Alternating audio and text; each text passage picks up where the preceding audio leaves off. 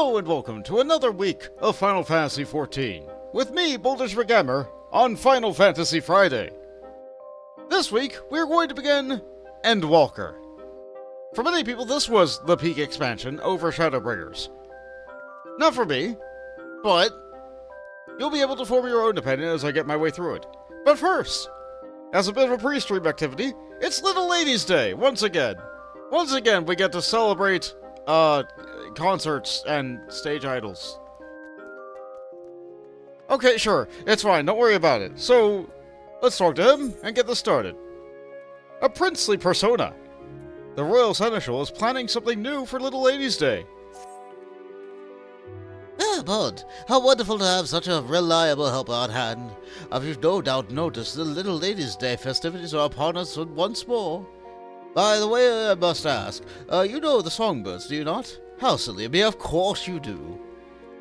The trio of princess-styled entertainers were relative unknowns when they first looked the stage, but they've since become Little Ladies' Day staple. Now we hope to introduce another such sensation, but this time the singer will be butler-themed. I've titled this new act the Seneschal Prince, a royal among servants, the loyal servant of his princess. The princess in question is scheduled to debut in the upcoming festival performance, but would seem our chosen star has yet to return from picking up his costume.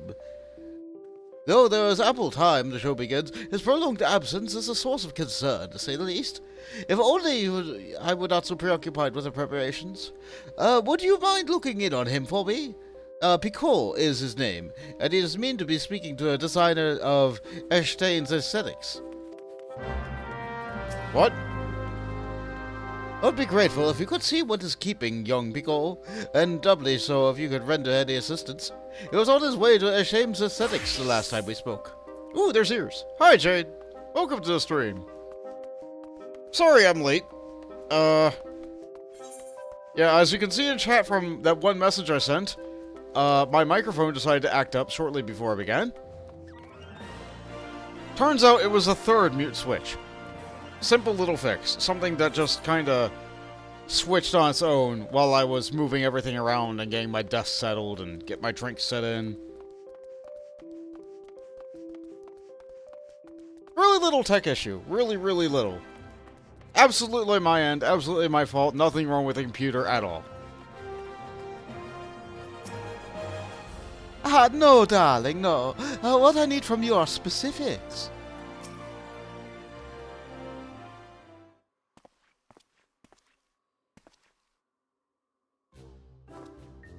It has to shine with a sharp, frozen brilliance, like a blizzard slicing through the darkest night, and it should dazzle like the serum flame, threatening to burn your fingers at a merest touch. Does that sound amazing? Wait, what do you want? A freezing blizzard or a burning flame? Maybe you can help. How can we create a silver costume that melts in the chaotic darkness? Shall I give up on the shiny element? Guy, I have no idea what you're talking about. An adventure. What can Maribel, famed designer of Esteem's aesthetics, do for you, darling? I'm here to help this guy get set up. I guess. Here at the Royal Seneschal's bidding, you say? Well, I could certainly use some guidance with this costume conundrum.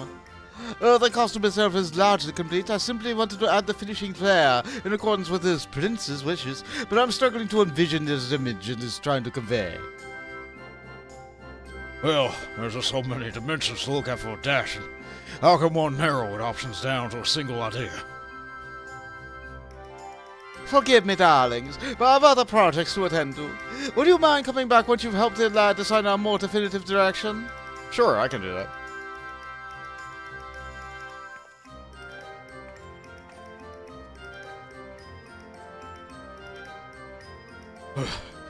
It's not going well. I couldn't ask for a better opportunity, and here I am ruining my own debut. What's wrong, guy? Oh, well, it was Paul again. I'm sorry to drag you into this dilemma of mine. Of all those who auditioned, they chose me to be a Seneschal Prince. My job now is to become a star performer, and creating a dashing and princely persona seems to be the best way to achieve that. I did my research into the subject, delving into books about the most gallant individuals, how to act, how to dress, that sort of thing. When I tried to explain, it all came out a jumbled mess. What makes a seneschal prince a prince among seneschals anyway? Come think of it, what exactly is a seneschal anyway? Let's see. An obtrusive servant who anticipates his master's needs. Yeah, that sounds right. I think we've learned that from previous Little Lady days. You're not late, Bolt. We're barely on the 10 mark. Why does the schedule say it starts at 6:15 Eastern, right? I think I did set that for the Teamwork Tuesday, but I'm not sure if I set that for Final Fantasy. Either way, I probably should. You're right. Yeah, I'm gonna say the first thing here.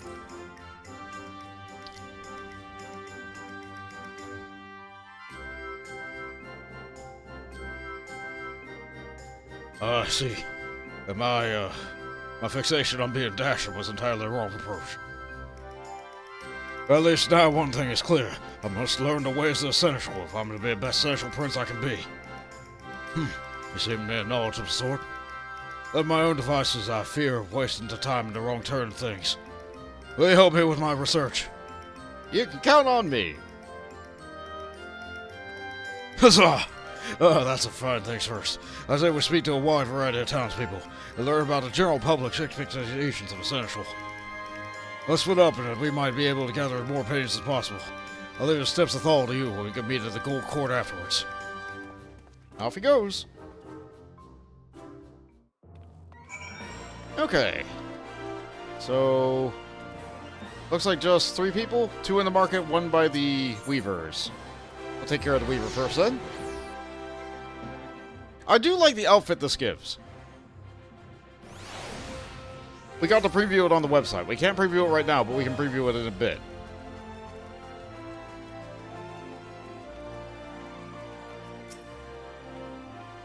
A seneschal? Why, yes, of course. I have one in my employ. The established ones from me foresee what must be done and act without need for instruction. Those who stand around awaiting orders have no business taking the position. A seneschal who cannot act on his own initiative is not worthy of the title. Fair. Ah, Seneschal. A word you had no idea existed until Vampire the Masquerade. I didn't know it existed until this game. Because on Little Ladies Day, all the girls get to be princesses and little ladies, and all the guys get to be servants. Little Ladies Day is represented in this game, but what is the opposite one? Like Boys Day? Yeah, that one's not represented. That one's not represented. Which is fine. Which is fine. This is popular, I guess. Like, this is fine. It's also filling a gap of holidays within the year. Hi-oh! Happy Friday! Happy Friday, Syndicate Master! Welcome to the stream! Oh, what does ever puts in mind the first royal seneschal himself? Sultan Baldric said that every year one girl was chosen from the townspeople by lot and would attend the lucky lass as a personal servant for the entire day. The festival is no longer about choosing a single princess, of course, but oh, how I still daydream about having an attentive seneschal at my beck and call. As a child, whenever Little Ladies' Day came around, I would always hold out to hope that this would be the year I was chosen. I'm rather taken with the Sultan Baldric seneschal for a day idea. Having someone devoted to your needs alone is like a dream come true, don't you agree? I suppose.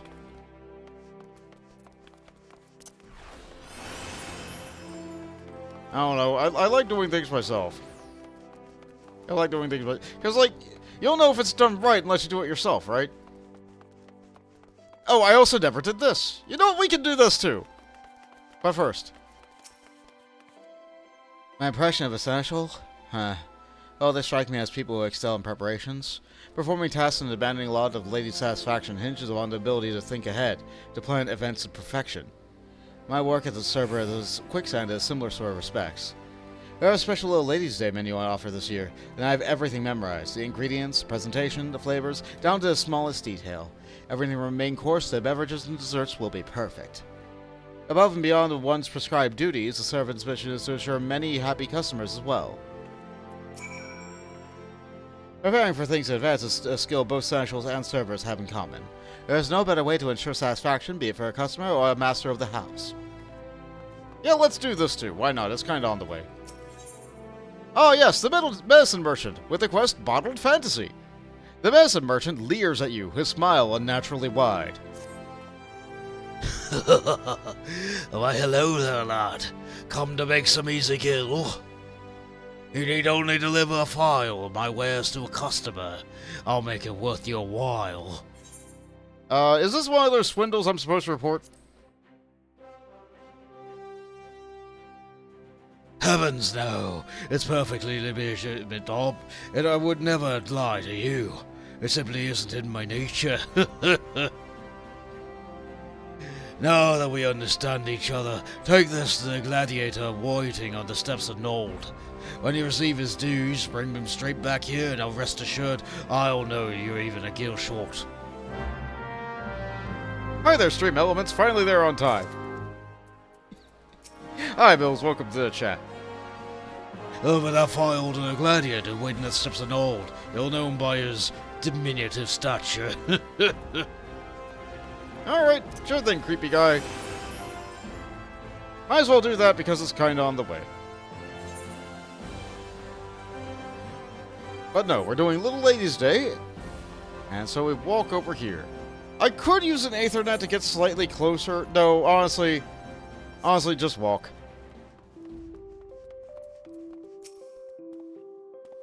Oh, guess what, Pond? I was asked about some essentials in Pearl Lane, and the merchant offered me an amazing bargain. He showed me a rare urn of incalculable worth. Even the heavily discounted price was far more corn than I could afford. Come to think of it, what does urns have to do with essentials anyway? Could it be that, you're a little too trusting? Oh, was I on the wrong track again? I could have sworn. It's about being a servant who does things ahead of time, like I told you the first time we talked. I see. So essential is someone who saves others, serves others even. Someone who anticipates what needs to be done, and prepares for those tasks in advance. In my case, then, I should be essential who serves his fans? Yeah, when I put it like that, it just feels right. I should be thinking of ways I can make the crowd happy. And that's exactly what I'll do. Now, if you could stick around a while longer, I appreciate some help from becoming the best essential I can be. Sure. A princely debut! Wow, that sure is a pose. Pico ponders over appropriate direction for his stage persona. We'll get a full outfit, including a head I can wear as a Viera. It's a streamer headset. It's a streamer headset. It's great. It's great. I look forward to this.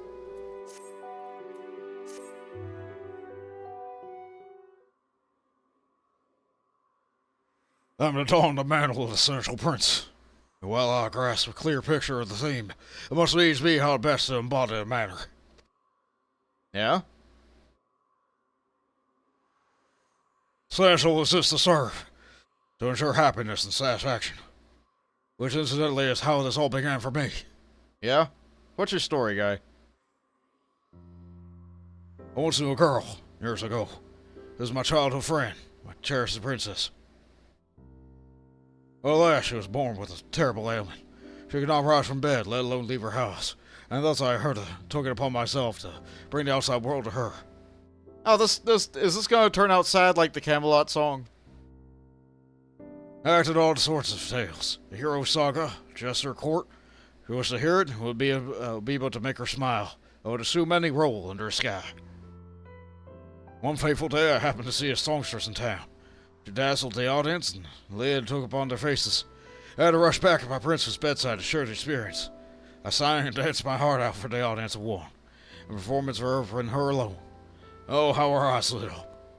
Her happiness was everything I wanted. It spurred me to practice day and night, and as I did, I began to feel I truly was a famous performer. And all too soon, the Thal colored to his somber halls. Oh no, not Thal's halls! Sorry, guy. Ever since, I dreamed of making a big name for myself as a singer. If I could perform upon some grand stage, then perhaps my voice would rise up to reach the ears once more. That's why I auditioned for the role of the Essential Prince. Well, I leapt for joy when I heard that I'd been chosen. And even though I began to this all for her, become every bit my own dream as well, I earned to sing for once the songstress did, and stir the hearts of the crowd. Alright, you go, guy. Let's make your dream come true. Thanks for listening, Bon. Long to someone helps put my thoughts in order. Right, back to the task at hand. Once I settled on how to best serve my audience, that I should have all the specifics Maribel needs to finish the costume. Let's head over to the Little Ladies' Day stage, shall we? With the better part of the preparation finished, like it's begun to draw a crowd. So I might inspire some ideas for a special debut.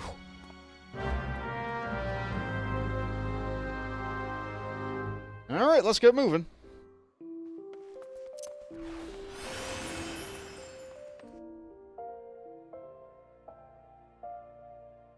Loading times are pretty good. Pretty good. But it has to load separate instances of costumes and stuff for the Little Ladies' Day event going on here. Oh, but who's this guy over here? Voltage looked into the oven. It's some kind of yellow casserole. It smells really good, but doesn't look appetizing at all. Wow, Uriel! Your luck is atrocious! Wow! Is that the 5th time in a row? No, you've gotten a couple of little cookies. You've gotten a couple single cookies, right? Still, wow, you seem to only get 2 things from that oven. This is taking forever. Maybe it really was too good to be true. Let's give you this mysterious liquid. This elegant glass bottle is generously filled to the top, though with what you couldn't say.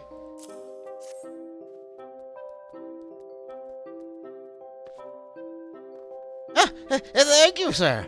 I've been waiting for what felt like an age, but finally it's here. My miracle draught. Yeah, what is this stuff? Oh, do you not know what this is? This, my friend, is a phial of the mysterious brew called Fantasia. Legend states that any who drink it before lying down in the evening awakens as a new man or woman. My Colosseum debut is coming up, and I'm terribly nervous, so I thought this medication might bestow upon me with some self-confidence I lack. And a chiseled, muscly body besides. I can't wait to show off with my subagar. What's going on? You got yellow casserole back to back and 2 single cookies in a row. No, yeah. Bills, you're right. You're right. This does... a vial of Fantasia does just kind of turn you into gender soup. It just... It's the mystery liquid. You never know what you're going to get. You never know what you're going to become. Take this to the medicine merchant with my compliments. Now if you'll excuse me, I'm off to make my dreams come true. Alright, have fun sleeping. And they're gone. What a lovely lady. Dancer outfits. Yo, Bills. Oh, Bills is rocking the outfit. Look how good it looks on a Hrothgar. Wow, that's real good. No, you.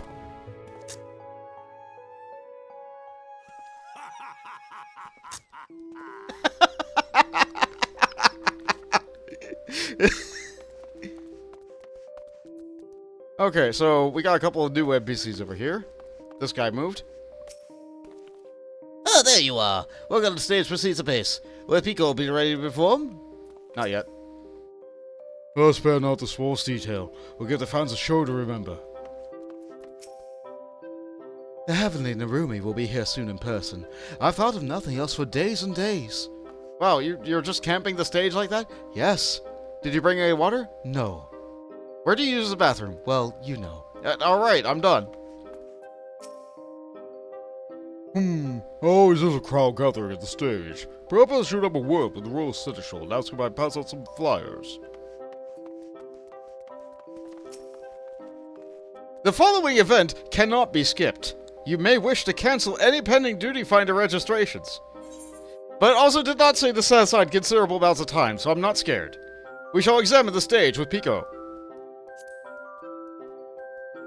Do you think they marinated it? I really hope not.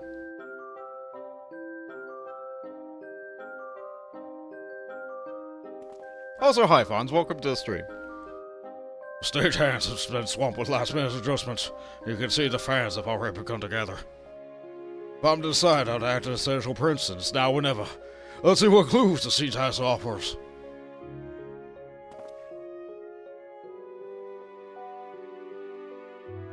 Oh, this is a little bit different. I don't think they've added... Yeah, they added this first in the current expansion, Dawn Trail. So let's take a look at Pico. How can I serve the crowd? Aside from the usual singing and dancing, there must be something I can do. At the Quicksand employee? An employee of the Quicksand. They not mention offered some exclusive menu over the course of the little lady's day. Beverages and dessert included. I was curious about that myself. Knowing such things is only available during the little lady's day makes it all the more tempting, doesn't it? I wonder whether they'll be willing to bring out a meal for the audience. Not only would it benefit the fans, but also be an excellent promotion for a Quicksand to sell. Take a look at the fans. See there? Particularly your Songbirds fan. Come early to ensure a front row experience, no doubt. Rather too early, in fact. My act is the first on program, so I'll be in for quite a long wait before idols come and take the stage. Maybe we can make them more comfortable? Bring them a bit to eat?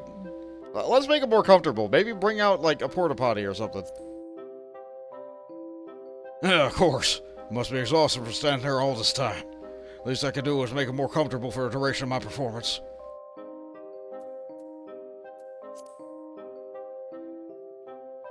Oh. You can click on the thing if you want to get the other thing. Yes, of course. Must be exhausting for standing there all this time. Alright, so it's the same dialogue no matter what you choose. Fair enough. Geralt adds, you don't have anything like that, I'm pretty sure. But we have Children's Day here. You don't get the day off from school, but there's usually a little party in your classroom or a school festival instead. Yeah, we had Kids Day when I was in school as well. But I think they divide it into, like, Boys and Girls Day over in Japan. And this is a Japanese-based game, so... It seems like it's easier to market for Little Girls Day, though. Just a little bit easier. Yes, of course. We're speaking of Seneschals. We should look no further than the Royal Seneschal himself. Such a courteous demeanor and so precise in his movements. Another thing, no matter what the work we do together, he's never less than thorough with his preparations. And I imagine he'd be more than willing to help us implement any new plan we might propose. I've been thinking about it. There's no rules which demands that people must stand for cheer to a performance, is there? Why not have the Quicksand deliver some light refreshments? Little Ladies' Day themed, of course. And aim for a more relaxed experience. I mean, it's hardly a novel concept. One often orders a meal when taken at a play, or has a flagon in hand when a minstrel storms at a tavern. It simply occurs the same idea.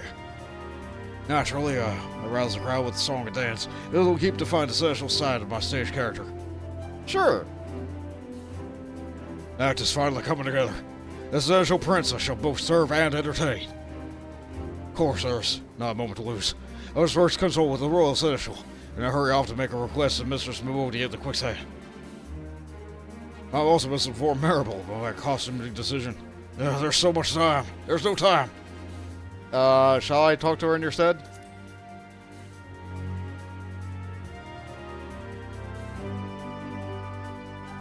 No, you did that for me? Oh, thank you, Paul. I'll be most grateful if you would explain the costume concept to Maribel for me. Yeah, you can count on me for that. You truly are my savior. I'll give you my word the show will be a great success. Please do be sure to attend. And off he goes in the... Oh wait, no, he's telling the Seneschal first. I was like, oh, he's going in the wrong direction. And they're gone. Never mind, they're back. I imagine the dialogue is the same as before. Nope. All the same. Alright, well, let's get moving. So I could use the Aethernet to go down towards Maribel fast. Because, yeah, she's right where we left her. But I also have to take a stop over in the Market District. And that's kind of on the way past an Aetherite to another Aetherite. It'll be fine. It'll be fine.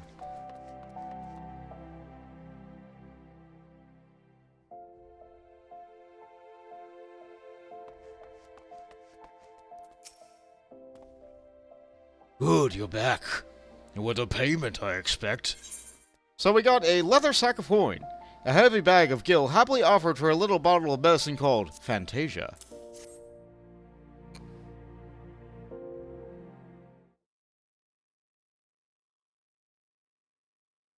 Every last skill accounted for. I know you'd be the right man for the job. Now to your payment.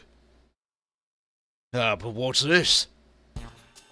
That attire looks familiar, but the person in it... Yeah, okay. They went from Lalafell to Highlander. Not a popular choice, but I guess it's good for him.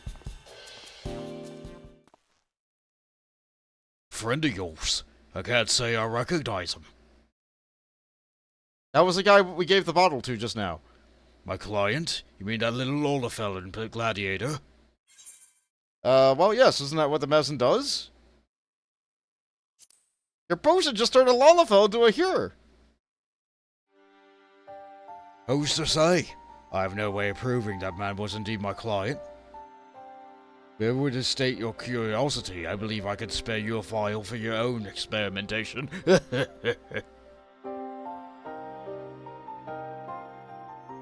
Now my business here is done. We'll meet again someday, and whether we recognize one another is the certain.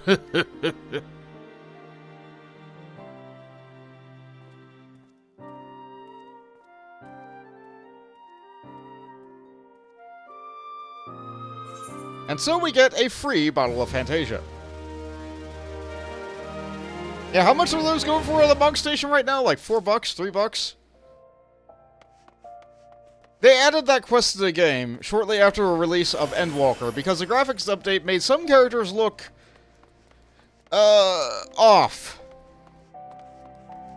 So they're like, here, why don't you just get a free change?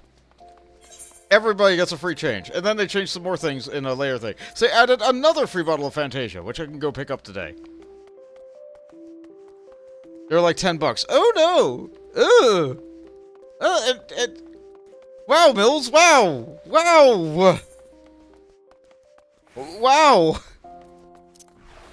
That's a lot! Especially given that someone can drink one of these like every hour? They're on sale. They do go on sale. Okay, fair enough. I think I only ever hear people buy them when they're on sale for like $3 or $5 or whatever. Or maybe they get a 4-pack and then they're $4 each or something. Bon, darling, how fares our princely seneschal? He wants to be a master servant. So the show will feature a healthy dash of hospitality, eh? Sounds fabulous, darling. A single with the seneschal's poise in princely style. Yes, darling, I know exactly what this costume needs. Leave it to me. Please let the royal seneschal know that I'll have the outfit ready in time for the performance. Sure thing. Ciao, darling. I don't think I did that Little Ladies' Day on Bont. I think that was a year before I started streaming.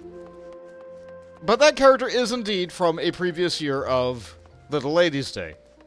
And she will recognize you if you did that year, because the game tracks it based on achievements. Easy flag to add to the dialogue tree.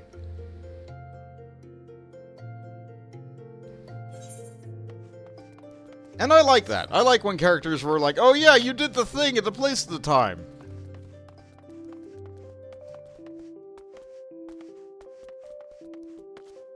Smells. There's a light.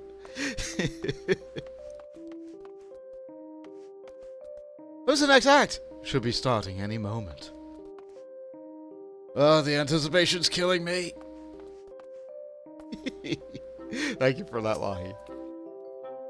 Oh, thank you for lending a hand to young Pico. It is good to know that the issue with this costume has been resolved. As I mentioned, the Seneschal Prince is to be the main new attraction for this year's Little Ladies' Day, and Pico himself is to give the show's opening address. I cannot imagine how events might have unfolded without your assistance. You will stay and watch the performance, yes? Sure. Note that it was night. But now in the cutscene, it's day. Because it just looks better with lighting, I guess. They can just turn on the sun.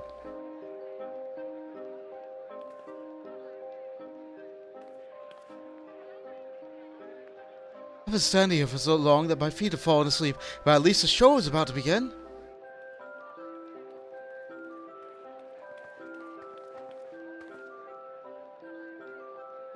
Should be starting any moment now. First act is a debut performance for a new singer, isn't it? The Seneschal, Prince? What are we Prince Essentials we like anyway? I have no idea what to expect.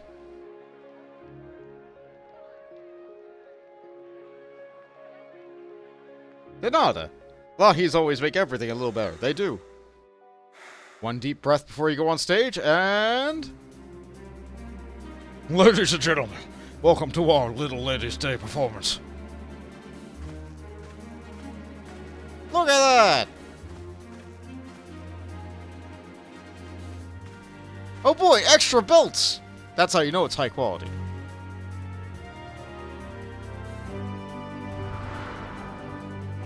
It is a good outfit.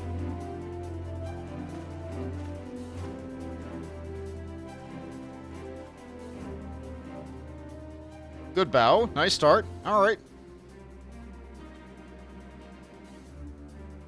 I'm Pico, the Celestial Prince, and I shall be your guide to an ephemeral world of wonder.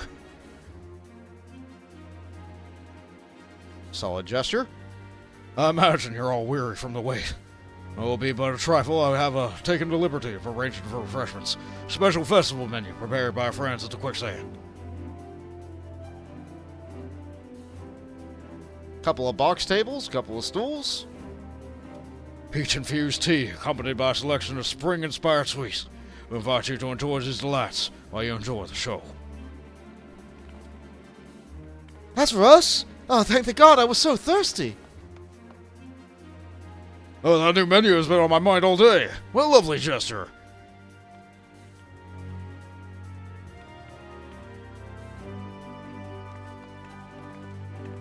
I'm overjoyed to see you thus pleased. There is a repast that make with your perfect approval. Pray consider a visit to Quicksand following the show. Good, you worked in the sponsorship deal. Excellent, good, well done. But now, I must ask that you all keep your eyes on me. For full attention, I'm one to grow jealous. Wow! He even got the man's heart!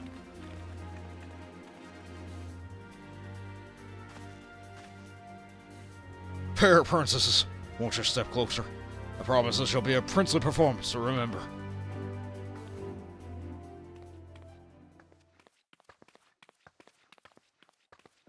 Settle in, my dear audience, and enjoy the spectacle of the Celestial Prince. Oh, I mean, he's got his act. And he's doing the songbird dance. He can't even invent his own original dance. He's doing the songbird dance. Great, sure. He not only entertained the song and dance, but also captures the crowd's hearts with the warm hospitality. A wonderful display. Yeah.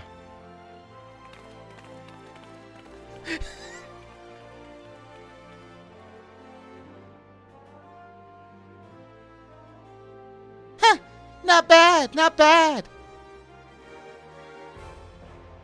It seems we have quite a show to follow. Her songbirds will deliver. They'll take the stage by storm after building excitement to a raging crescendo. Note her name, by the way. Masha Makaraka. You know, like the other Makaraka that we've met. The one from the Hildebrand questline.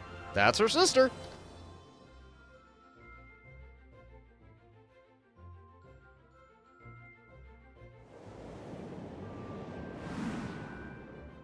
Well-timed wink!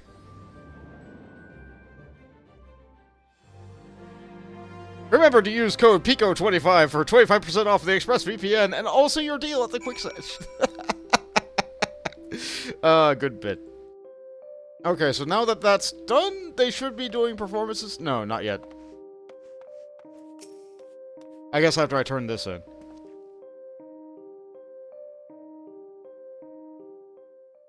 Oh, it's actually getting a little bit warm. Spring is definitely here. Paul, thank you again for coming to my performance. It was all so magical. To see such enjoyment upon each face of the crowd was an indescribable feeling. And you see how they responded at a touch of the hospitality? Your Quicksand server even came over to thank me for how quickly word spread about the festival menu. What a stunning debut as a Celestial Prince. I've already been swamped with demands to know when you'll be performing next. In fact, I'm thinking of setting up an encore performance while the festival is still ongoing. Is that so? Well then, I shan't disappoint my fans. I wonder if my dear friend was watching over me too, from Thal's distant halls. I'm sure they were. Thank you again for giving me this opportunity.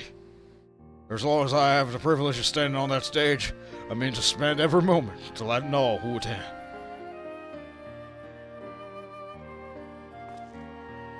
I almost forgot. I had Maribel craft you a matching costume.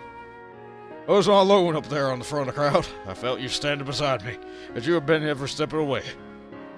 Given that you're part in all this, and never been a part of the special print yourself. So please, do me the honor of accepting this gift. Sure. Thanks, guy. Fancy outfits. It's the least I could offer for your patient assistance. I must be off to prepare for my next appearance.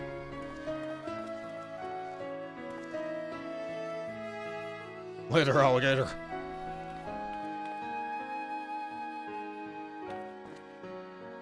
I too offer my sincerest gratitude for elevating our celebration to ever greater heights. Little Lady's Day festivities have only just begun, but I suggest that you go and enjoy them while they last. Which, by the way, they're only going on for like 2 more days. So if you haven't done this quest on all of your alts and you really want this outfit, now's the time. There is no time to wait. Unfortunately, this is the only wow, Jade looks stunning as ever. Look at her! She's not a little lady, but she's a little lady of my heart. With a magic parasol. Oh. Hi, Mills. Isn't she great? She's great. Thanks, Jade.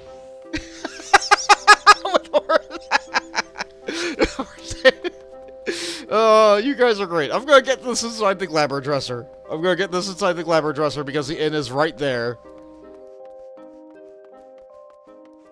It is a great outfit. Legitimately. I like... It looks kind of like... It almost makes me think of like a Warhammer 40k officer uniform. Just a little bit. It like... Maybe it's the golden buckles. Maybe it's the like extra little capey bit thing. Maybe it's the stompy boots. I'm not sure. But I feel like it does have like a bit of an officer uniform kind of deal. Even though it's supposed to be a princely butler. But I guess if you do that, like... A high-ranking servant... could just be a member of the military, because that's what that comes down to, right? So... Let's slap it here. Where does it go? There it is. Right next to the imp suit, because sure, why not? Yeah, let's slap that all on. Yeah, that looks good, unironically, like undyed and everything. But you know what, we can dye it, so we will. So let's make the pants black, because I like the pants to be black. Oh, it has 2 dye channels! Hold on. Dye channel 2! Oh, yeah. Alright, we got something going on here. Okay, so... Well, we want the primary color of the outfit to be. So, if I do it this way, but then invert it... That might be the trick. No, the black is a little bit too matchy. We need a different color other than the black. What we do for this? Woad? Woad. That might be the move. Okay, we'll try Woad. We'll try Woad in green. Okay, so... something like that? Yeah, this dye's really good!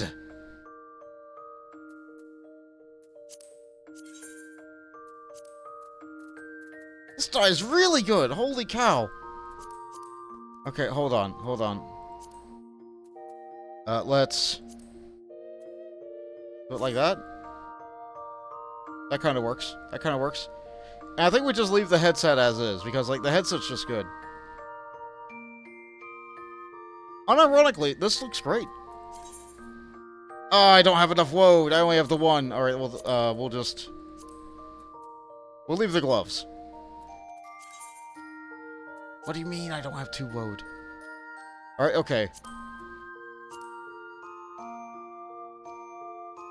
We'll fix the boots later. Or how about this? How about, green on the front, and then do I have a brown? I do. Okay, alright, we're doing this. Sorry. I don't have a brown. Darn it. Okay. We leave the boots for now. We'll fix it later. We'll fix it later. So, this is the outfit that Taro gave me years ago. And if I apply this... unironically great. Like, this is just good.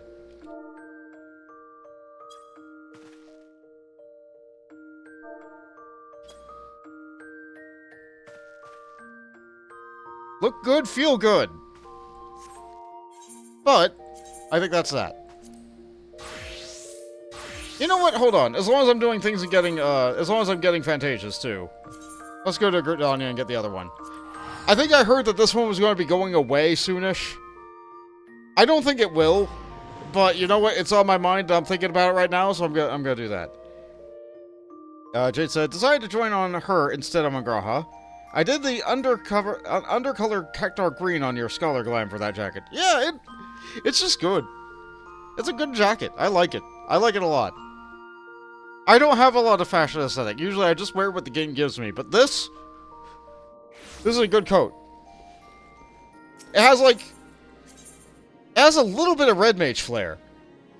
Just a little bit.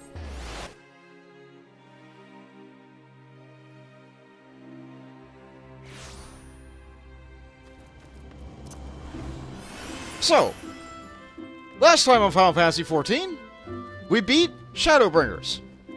We saw the moon. We looked at the moon. We posed in front of the moon. The moon was very bright. It beckoned us. This time, we began Endwalker, which means I'm not going to be doing a lot more Shadowbringer stuff, which means I'm not going to be working on these 5 million relic weapons I've got. So, let's just hide those. Here we go, Moogle. Oh, what's this? You're able to see me. What amazing Kubal. That we should meet would surely be no coincidence. And so, to mark this fateful occasion, I shall grant you a gift of a magical potion. Fantasias called.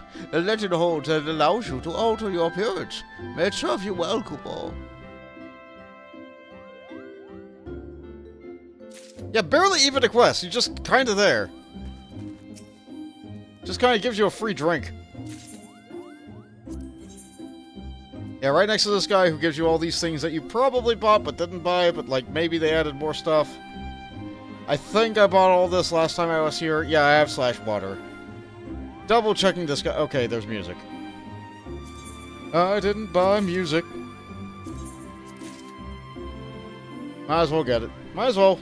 Stuff to do, stuff to get, stuff to read. Oh good, a Sundering of Light. I wonder what that's for.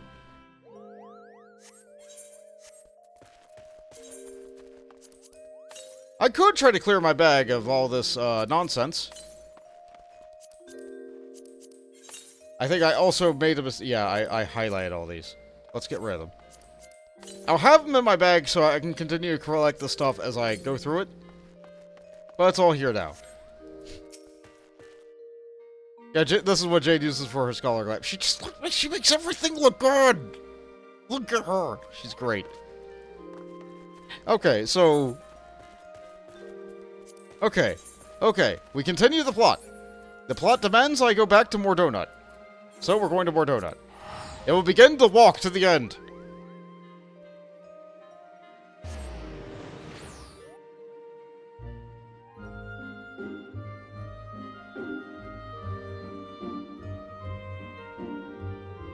Good seasonal event is a good way to start things off.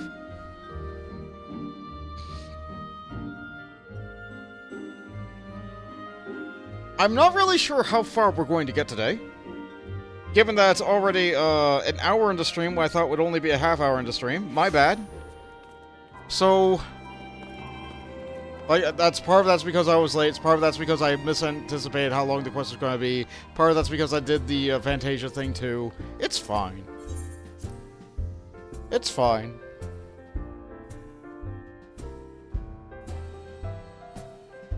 To remind people who might be looking at this in the future, my theme for doing expansions is I play the poster child class of the expansion. So, welcome to Endwalker. We're a paladin now.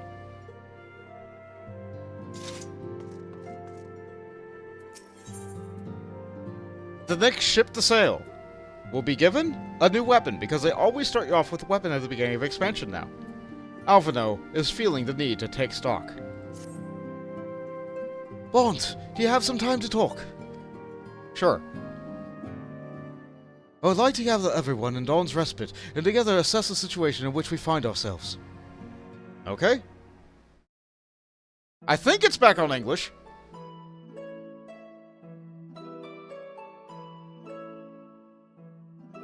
Let's take stock of the facts, shall we?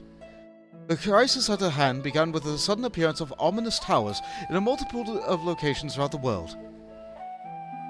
We have since learned that said structures were brought into being by an organization known as the Tolopholoi.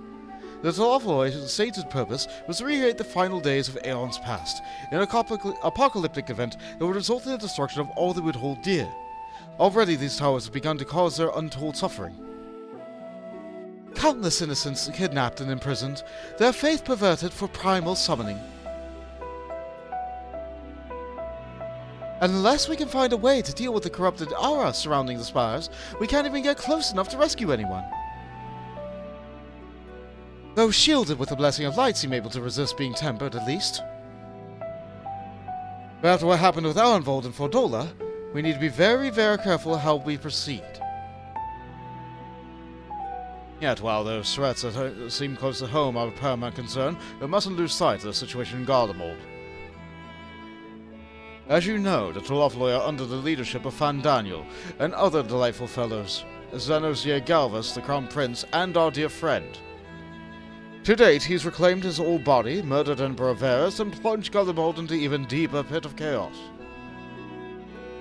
The capital has probably seen the worst of it. For a good while there, it saw the bloodiest fighting in the War of Secession, but that has since changed, and in troubling ways. Aye. During our reconnaissance, it was not at once rent the barking cannons of cries of discord. It was an eerie fog of silence, which did blanket the ruined city. The inhabitants appeared to have been tempered, and with nary a word spoken did they labor to transform the palace into a soaring edifice born of nightmares. If they were indeed made thralls, it seems safe to assume that these events were too orchestrated by the Tolopholoi. An army of primals is awful enough, but in light of recent developments, I fear it is only a prelude for our greatest catastrophe. We need to devise a means to counter this threat, and quickly, before our allies are overwhelmed.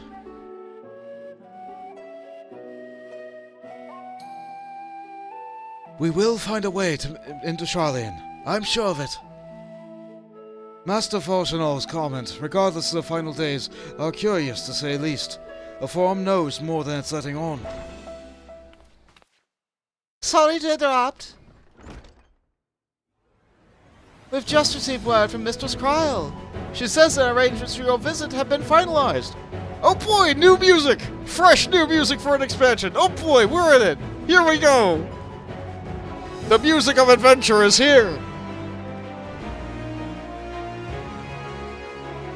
You're to head to Limsa to board the next ship to bound for Sharleyan. And on arrival, present yourselves as associates and students of Baldessian, come to assist with the Order's restoration.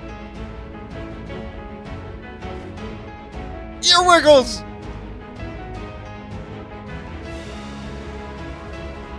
The arrangement may be settled, but what of your thoughts?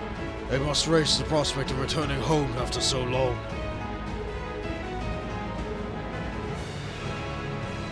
I'm eager to see it, of course. Of course. Shall we set off at once?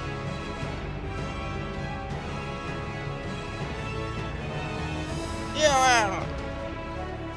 Then I'll accompany you to the docks. You need at least one person there to wave and cry if it wish you a safe journey.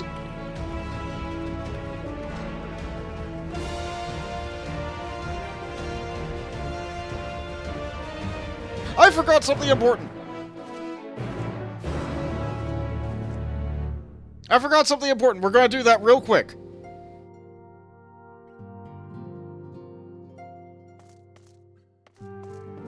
real quick. I'm gonna talk to everybody here, then I'm gonna leave this room, then I'm gonna log out.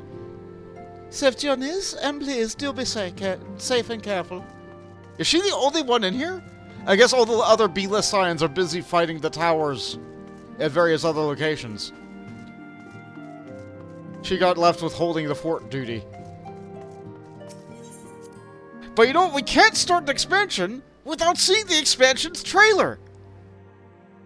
We can't. We have to. We need to see the trailer. Endwalker's trailer is so good.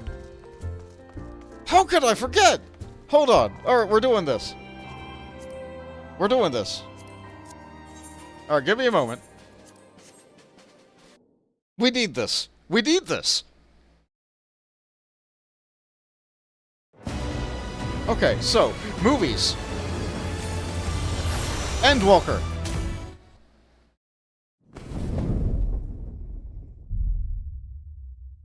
Music up.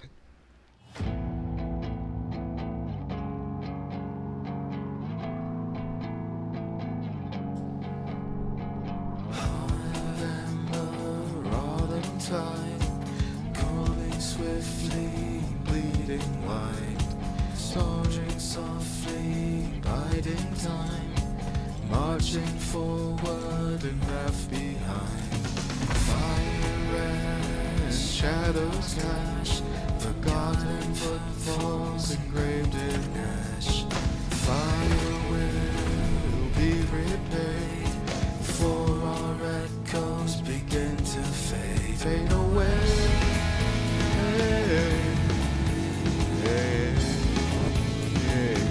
The final days were upon us. The fabric of the star had begun to fray, its land rent by tooth and claw. Hard and the autumn sun, burning brightly, hot and wide. Kindlets ever, never win. Sorrow, silence, we need not bear. But we're here! And the paladin! Yeah!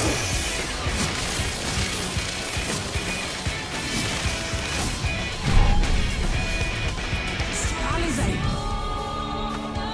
alright? I can look after myself, you know. Then why didn't you? And I've had enough of this rabble. Come on! Alright, let's fight the trash!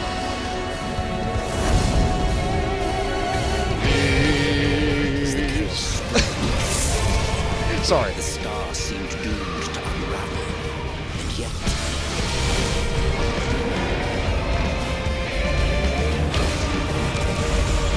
there were those who stood in defiance of that fate.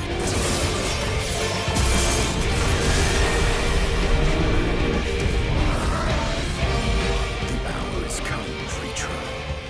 It's all or nothing. Blood, born from blood of our fallen brothers. Thunder seal, those fulfilled. Now we yearn for freedom.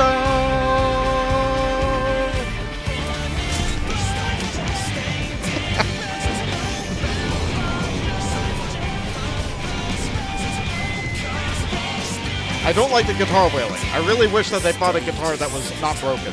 But will our heroes deign to play their part?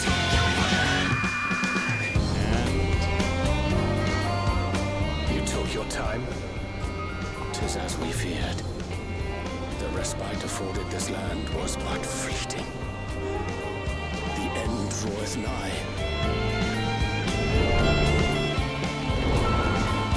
Up there! But back to the fire. But first, Sharleyan.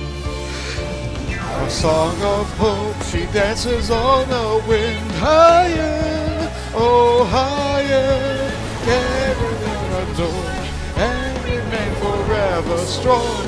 Standing tall in our hearts till we carry on. Our wings of hope, you rise up through the night. Higher, oh higher, carrying our song. And rise into our hearts. Yeah, it's chorus, but bring for all. Take care, my friend.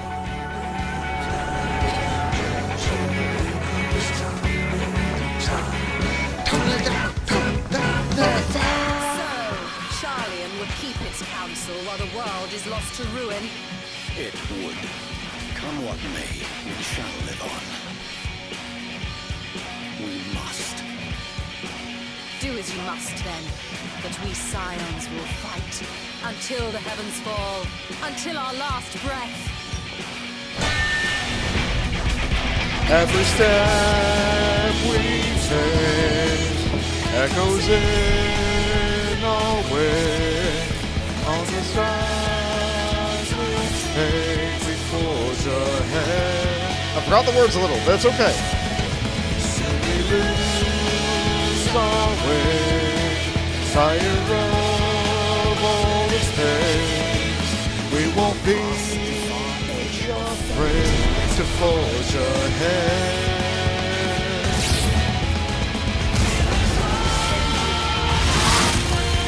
And the double lyrics!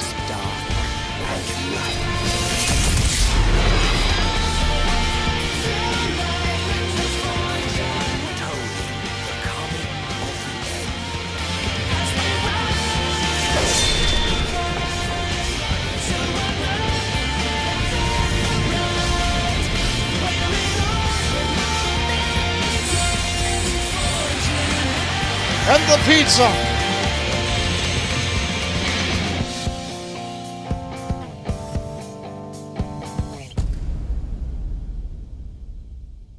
Ah! Yes!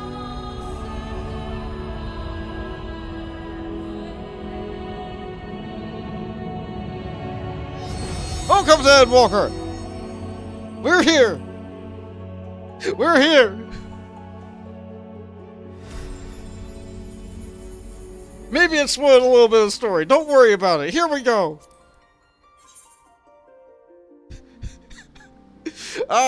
Sorry I was singing over the voiceover and such. I love that song. That's a good song. Ah. Ah. So while I'm logging in, Endwalker launch was really, really bad. Like, really bad. WoW was having, issues with its infrastructure at the time. And logging queues were really bad, because literally everybody from WoW wanted to play Final Fantasy XIV. Because WoW wasn't doing so good at the time. It's a little bit better now.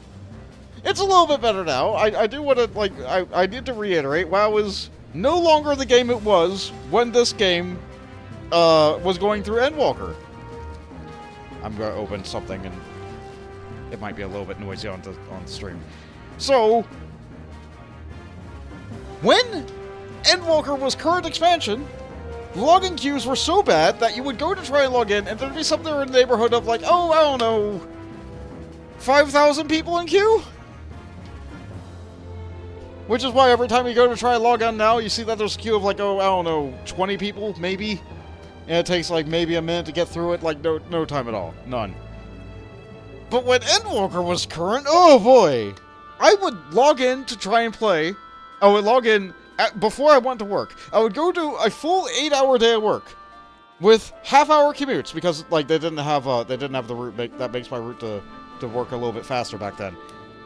And in that 9-hour span of time, I would get home, and my queue would have moved down to like maybe like 500 left.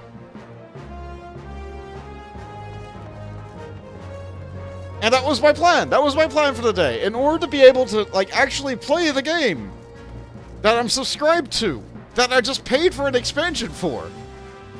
In order to actually play this game, I had to log in before going to work. And sometimes that would work. Sometimes that wouldn't work. Sometimes that would just, like, flop in my face. I'd go in, I'd have, like, a 2002 error or whatever. Yeah, by the way, the servers were also getting DDoS attacked at the time. So people were getting mass evicted from the servers. It was real bad.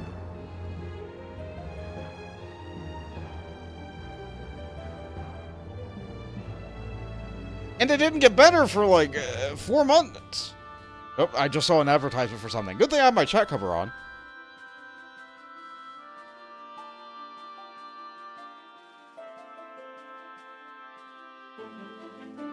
Yeah, it was pretty bad. So, they gave us probably a month of game time free because people were actually able to, like, still play in that time. And they did resolve to make a lot of issues with the servers better. That's when they made the instances happen. That's when they made, like, a whole extra data center for the United States. That's when they made all sorts of infrastructure changes to actually, like, let this game work. So, Endwalker. We are here. We're a paladin. We're walking to the end. Let's go. Let's go. We need to go to the docks.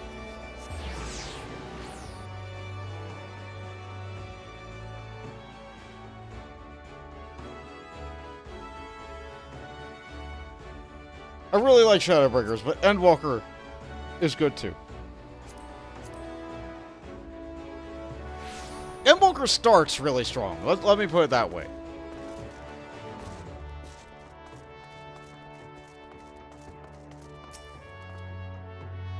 I never thought the day would come when I would be sailing home again. It always seemed so very far away. Sea travel can be tedious, but I don't mind it. It's a rare experience for most Ishgardians. Yeah, that's true. You guys travel by air. I shudder to think what manner of truth awaiteth us beyond the Indigo Deep. Still more do I dread the prospect of discussions long overdue. Oh, right, you have to go talk to your girlfriend's parents about the time that she died. Right, yeah, good luck with that, buddy. Contrary to what you might think, this will be most like going home for me as well. I may have learned how to survive in Limsa Laminsa, whereas in Sharleyan where I was taught, quite relentlessly, I might add, the skills to properly live. I think these people are getting ready for, yeah, these people are getting ready for a boat trip. Like, for fishing. I might have lived in Master Matoya's cave for a good part of my life, but even for me, the thought of returning to Sharleyan is quite exciting. I can hardly imagine how it is for the others who lived most of their lives there. Though part of me that looks towards returning home, I've not forgotten that my father stripped us of the privileges of a family name. I hope it doesn't cause trouble with the officials upon arrival. Well, grim reason for bringing you to Sharleyan. Not much of us to know about, I suppose. We would have liked to give you a grander tour under happier circumstances. Everyone's here, which is good, because I've already paid for your passage, and the fee is non-refundable. A ship for Sharleyan should be pulling into port soon, so please follow me, and have all your luggage close to hand. I think this cutscene should be voiced.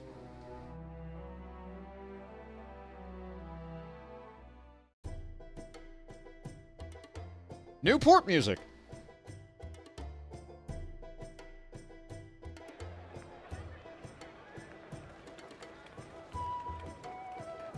Or at least I think it's new.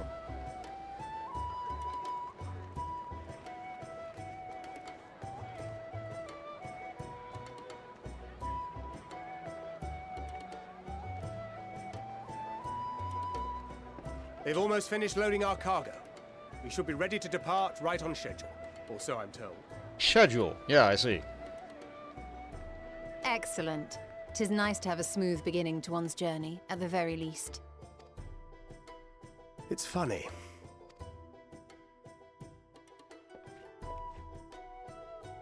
Master Louis Soir came here on a ship very much like this one. And now, years later, the street urchin he befriended that day is bound for his mentor's homeland. With his mentor's grandchildren, no less. Aye. 'Tis upon reflection that every twist of time's river and fate's whims are brought into sharp relief. Thou hast matured much in the intervening years. Wert thou not caught attempting to relieve Master Louis Soir of his purse scant moments after he made landfall upon this dock?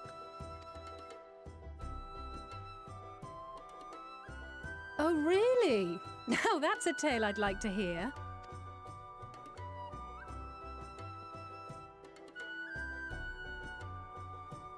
Will this be your first visit to Sharleyan, Sir Estinian? Sir Estinian? Are we strangers newly met? Why this stiff formality? I, merely meant it as a professional courtesy, since we are now colleagues in an official sense. I'd rather you dispense with the sirs, especially in private company. Or I'll be forced to respond in kind, little Lord Alphino. You've made your point, Estinian. Painfully well. He's a Dragoon. He loves making points.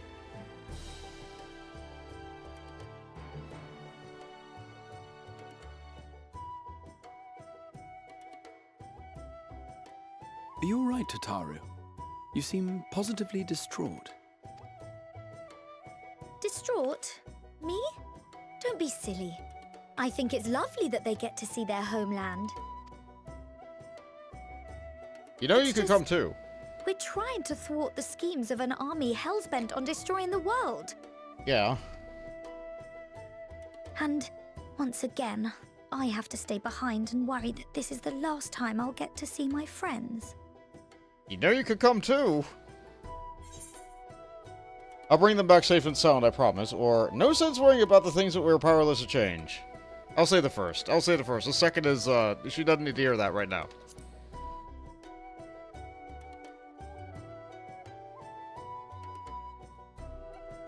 I'll hold you to that. Ah, good. You're still here. Hey, it's the B-listers! It's Hori, Boulder, and Coltonet. Hori! Coulternay! What brings you all this way? The B-listers needed to wait this long to have voice actors. We're to assist the Maelstrom and the Kobolds with a lunar primal operation, so we thought we'd see you off before heading to the tower. Flamine and the others wish you all a safe journey, and promise that they'll look after things here until you return. We will too, of course. Aye, we your fellow Scions of the Seventh Dawn will do our part to ensure the end of the world won't happen on our watch. Yeah. We're set to sail. All aboard for Sharleyan. Alright, looks like that's our call. All the little guys that lurks in the chat. I love it. It's time. Then we must delay no longer. We will contact you the moment we learn aught of value. Wish us luck. Thank you, Bills.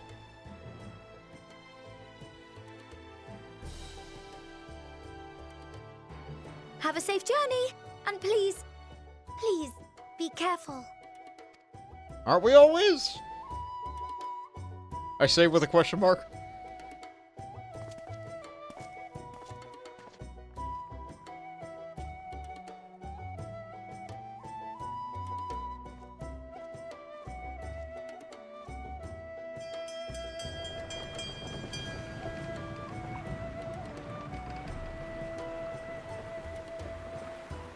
And so you venture forth unto the unknown. Now whose voice could that be? A fate beyond the horizon that cannot be divined. A future undefined and in flux. Sounds real familiar, doesn't it? In uncertain times, naught but the simplest words of wisdom will suffice.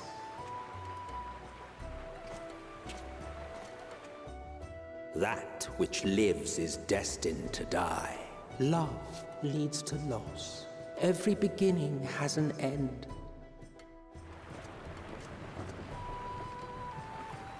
Treasure every moment, every step of your descent.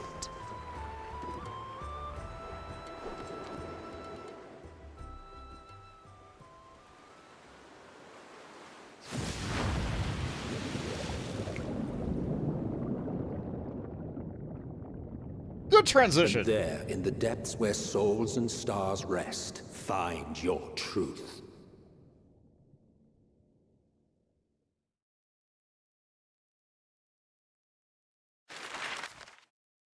Map.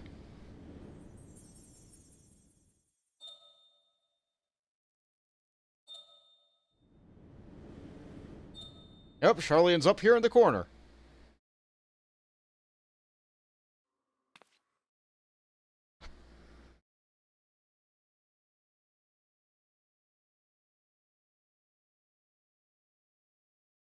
Oh boy, it's loading a new capital city.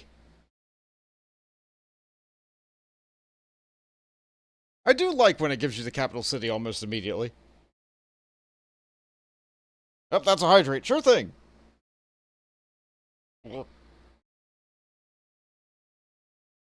Boltage looked in the oven. He found beef, tomato, and chicken. Roast. Ooh, meaty.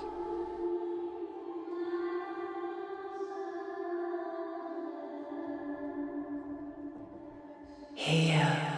Oh, hi there. It's been a while. Feel. Yeah, I remember those. I remember those. Think. Where'd that relax on a wall in a corner like this and not like a chair or a bed? The day has barely dawned, my fellow earlier riser. Though we're hardly alone in that. Yeah. Envious of those still sleeping soundly, no doubt.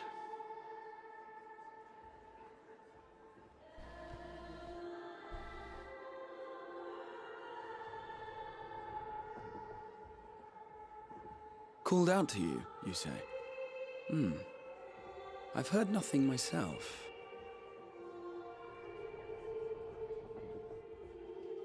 In any case, I dare say the sea air will do you good. Why not join the others on deck? Sharleyan should be coming into view at any moment. Alright, that sounds good. I still wish the Tara got us better passage, but I guess we can only afford economy.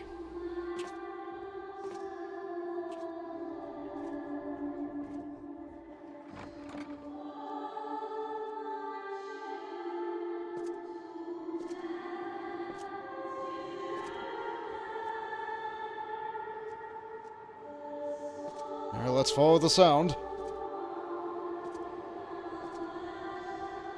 Let's find our answers.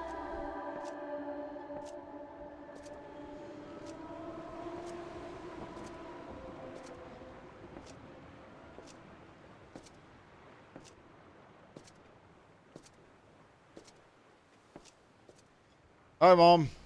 Not a crystal again, I see.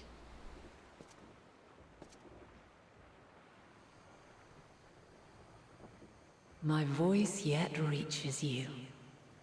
I am glad. Hear, feel, think. And thus do we meet face to face at last, my warrior of light, guided by the crystal.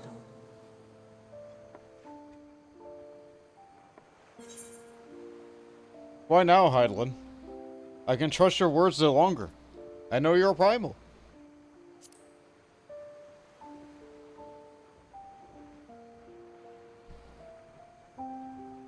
You have visited the first. You have every right to say that.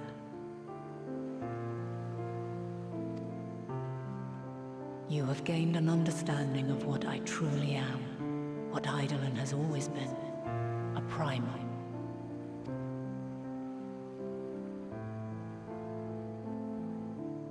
Zodiac was created to forestall the apocalypse which threatened the ancient world, and I was brought forth to bind him. Yet 7 times now, those who would orchestrate a return to that bygone era have rejoined a shard to the god I had sundered. The greater his strength grows, the swifter does mine own diminish. The power to draw your mind into the rift betwixt is no longer mine to wield. Yet though it taxes me sorely, I dare not leave these words unsaid. Yeah, let's say 'em. Even bereft of my guidance, you and your companions have accepted the burden of this star's troubled past. A conjunction has begun to form, an intertwining of your time and mine. My desk is fine. I leaned a little bit too far back. Wheels shudder and turn. Conflict looms. Monumental. Which will decide the fate of this world and all life upon it. Oh, good, thanks. When you truly understand what is at stake, and your journey has prepared you to surmount the insurmountable, then shall I honor the promise made in another time, another age. Cast your peepers to the fore, folks. Sharleyan's just over yonder. Not the aft. Got it. I will not keep you further. Your traveler's heart must yearn to behold this unfamiliar land. We shall meet again, and soon. Alright. Thanks for calling, Mom. Bye.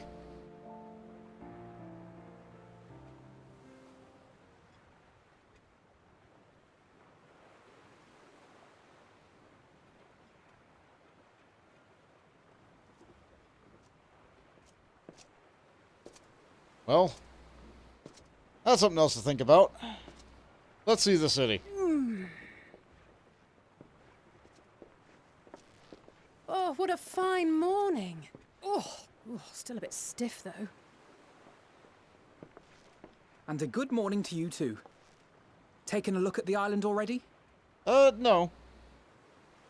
Then let's go. Let's go! Might still be room in the prow if we're lucky. By the way, except for that, since my dialogue choice, all the dialogue is advancing on its own. I'm not pressing any buttons.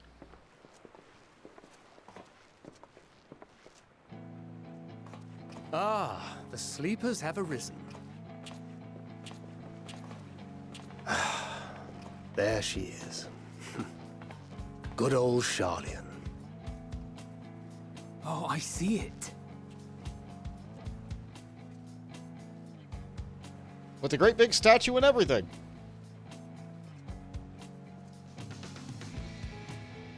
Home. Home at last. Well, maybe not in Father's eyes. But we'll manage on our own, if we must. You do know you're not alone in this, don't you? Indeed. 'Tis as Sir Estinian said. Forget not the comrades who boarded this ship at your side, I prithee.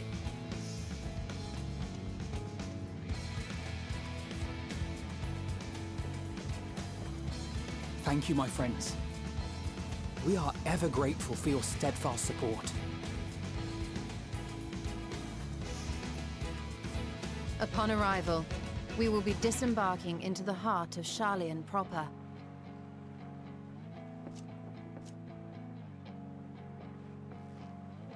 There is no greater concentration of wisdom in all the world. I am confident that somewhere within that center of knowledge and learning, we will find the answers we seek. Yeah, they probably have a book or two.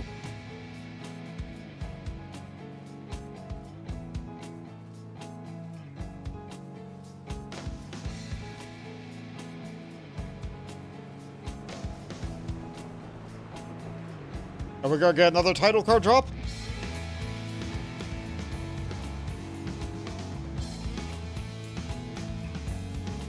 Well, oh good, the moon! You have to have the moon shot.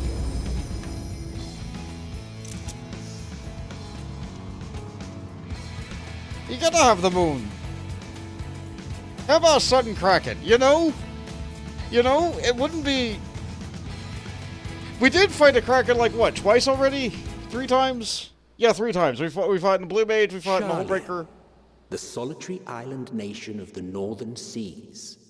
But yeah, that would be a good time for a kraken if the game had random Under encounters. the watchful gaze of Thaliak, patron deity of scholars, academics hoard all manner of knowledge and secrets. Once, they deigned to accept foreign students into a distant colony maintained in the Dravanian hinterlands. How swiftly they abandoned it once the first Garlean boot set hostile foot on Alamegan soil. So averse to the prosecution of war, these men of wisdom, your would-be allies. Look at the city, isn't it beautiful? Welcome to the Northern Empty, old Sharleyan. I thought they'd never let us off the ship. What's next then? Entry applications? Yeah, looks like it. Hopefully they find no cause to deny us.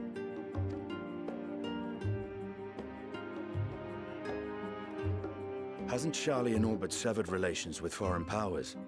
Those of us without direct ties, myself included, may be refused outright. 'Tis true that, as a nation, Sharleyan only forms trade agreements with a select few neutral countries.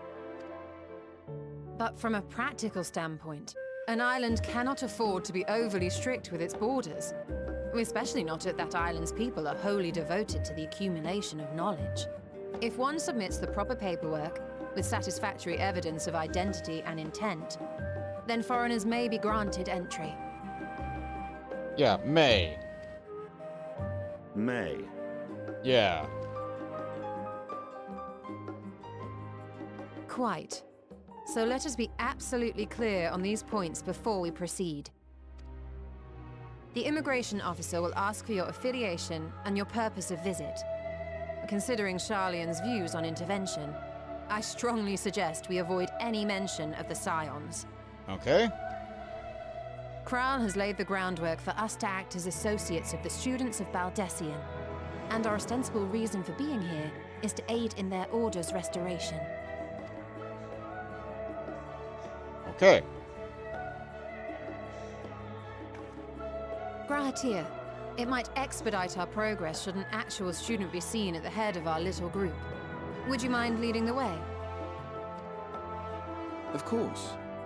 The immigration officers were this way, as I recall. Shall we? It's only been, like, what? Mentally over 100 years? Like, maybe 110 years since you've been here?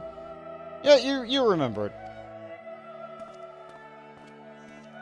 But then again, there's also only one direction for a dock to go, so...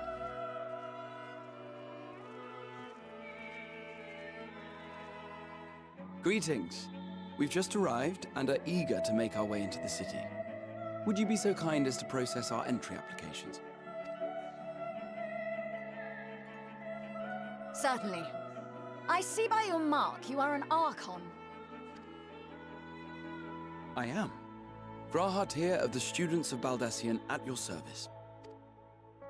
I was assigned to an Eorzean survey team, but have returned to assist with the reformation of my order. My associates here will provide additional support.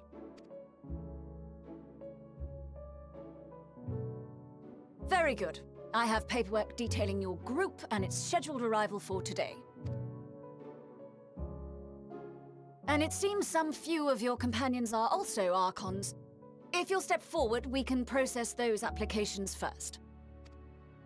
Yeah, get the easy, short ones out of the way. Less waiting time for everybody. I get it. Ishtola rule.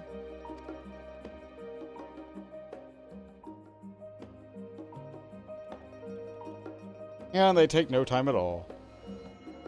Oh good, a magic book! Oh, that'll speed things along nicely. See how it glows? That list is etherically linked with a citizen registry kept in the main repository. Nice. It's like a computer. I've confirmed your status as Archons and amended your travel records accordingly. Welcome home. Now, who do we have here?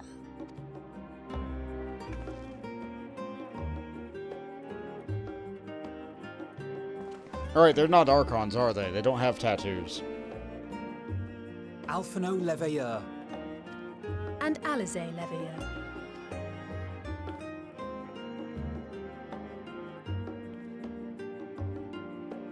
Your applications have also been approved. Having said that, the streets are abuzz with talk of how House Leveilleur's lord disowned his young progeny. Ah.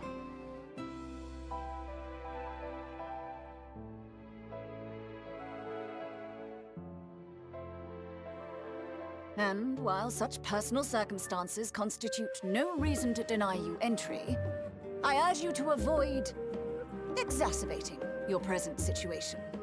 Times are quite troubled enough already. Really? Can you tell me more about that? We shall keep that in mind. I guess it's not my turn to talk. These last two are not Sharleyan natives, but you will find their credentials are in order. An application was made in advance. First up, is it me?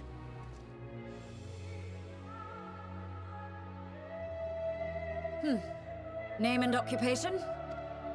Oh boy, do I get yes! Bont McGemmer, adventurer by trade, artisan, or champion of Eorzea. Given what we were told about this, I am an artisan. I can make some great sandwiches. Indeed. Your profile describes you as an adventurer, but one also trained in the rather more constructive pursuits of procurement and production. You may enter. Yeah! Yeah, my work credentials precede me. They want someone with my references and capabilities. Booyah! Booyah! Crafting! And Hand you, in land! sir? Estinian Valino, formerly of the Order of the Knights Dragoon in Ishgard. Only military. Formally, at least. And what, pray tell, is your profession now? Yeah, what job do you do, Estinian?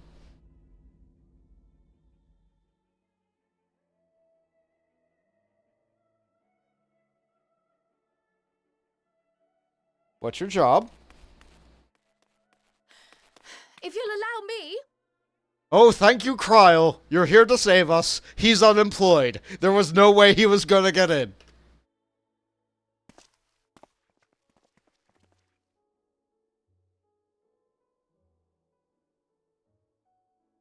My associate is a mercenary, hired for his strength at arms. Surely you are aware of the dangers we often face on our forays into the wilderness. Good excuse. Well done, Kryl. Mistress Baldessian, if you insist on sponsoring his entry, then so be it. But while I appreciate that desperate times call for desperate measures, I find your choice of company concerning. Be advised that even a single misstep may have severe repercussions for your organization. I have every confidence in my chosen company, dear and trusted comrades that they are. But I thank you for your concern.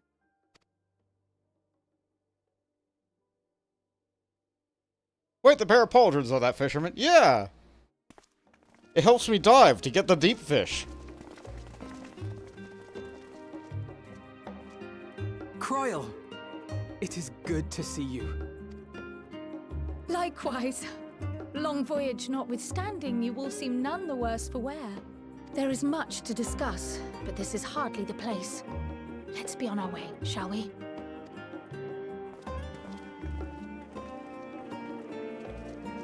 Well done, everyone. We defeated the Port Authority.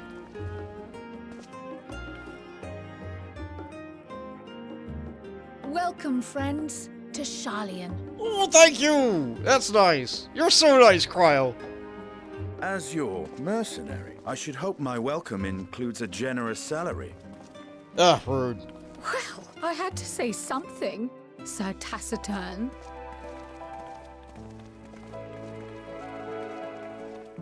Can't I breathe underwater? Yes! Yes, I can. That is still a thing I have. I still possess the Kojin Blessing, which allows me to breathe underwater. I'm fine. Everyone else, though, I think only Alizé also has that blessing?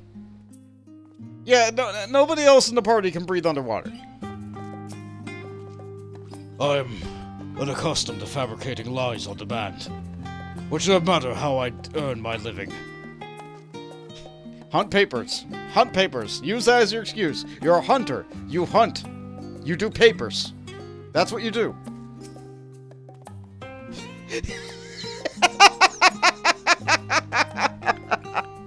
You guys are great. Here we are, at last. The great city of Sharleyan. You may have noticed some similarities with the Crystarium, yes? In fact, Oh, but we really should let Kryl have her say first. We can continue this conversation at another time. Oh, he wants to talk. Let's see. Jade is in her shiny yellow golden glam, and Mill's rocking his new seneschal outfit. You guys are great. You guys are great. With matching glow sticks, no less. I'm fine. Honestly. Better he waved us through with a stern warning than he denied entry, after all. Allow me to extend unto thee the warmest welcome, Bont. May the wisdom of my homeland aid us in this endeavor. I actually talked to him again. Even allowing that in the years I spent the first past here in the blink of an eye, the city feels untouched by time. You are doubtless eager to take in the sights. Not to worry, Bont, the city is not like to vanish before we finish our discussion. Unless the server goes down, which it did the first time I talked to you, so I'm glad that didn't happen again. That was about as awkward as expected. Still, we're here now, and that's all that matters.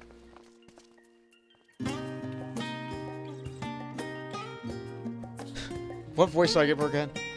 I'm glad I spotted your ship coming into port. The officers are born bureaucrats and sticklers for detail. In any case, you may relax and take a moment to get your land legs back. Great! Weapon, thank you. Old Sharleyan, new to you! Kryl sweeps the scions with a speculative look, and we get... chest gear, the most important piece of gear after the weapon.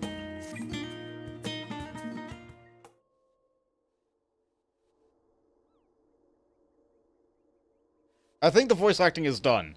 It's taking a break, so...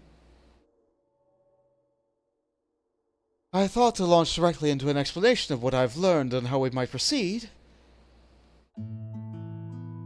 But this is Bont and Estinian's first time in Sharleyan, and for the rest of you, a homecoming that was long overdue.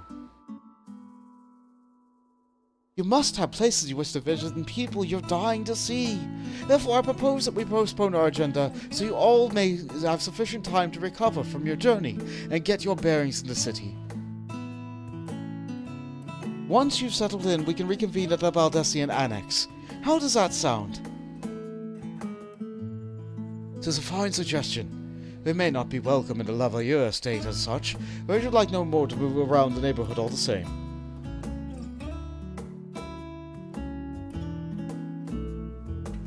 I'm equally untethered, as I want. There's no particular place that my kin call home. Still, I would not pass up an opportunity to reacquiesce myself with the city. Likewise, a quick tour of our old haunts might even yield some useful gossip. The annex was at West Aethra Plaza, wasn't it? I shall join you there anon. Yes, I'll see you there.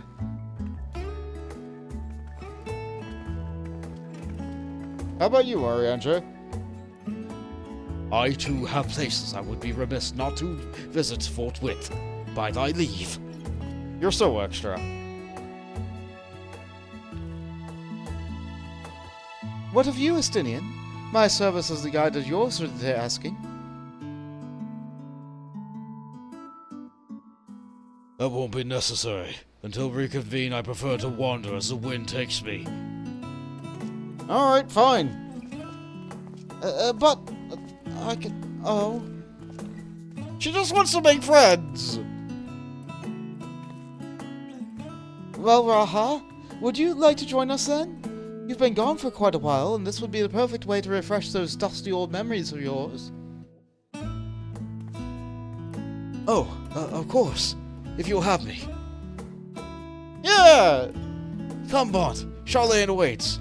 Yeah, let's hang out with the Scions who don't have white hair. You know, the cool ones.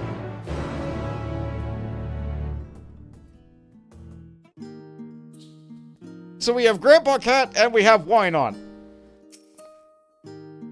Oh dear, his enthusiasm is infectious, isn't it? After you, my friend. I am more than content to follow your lead.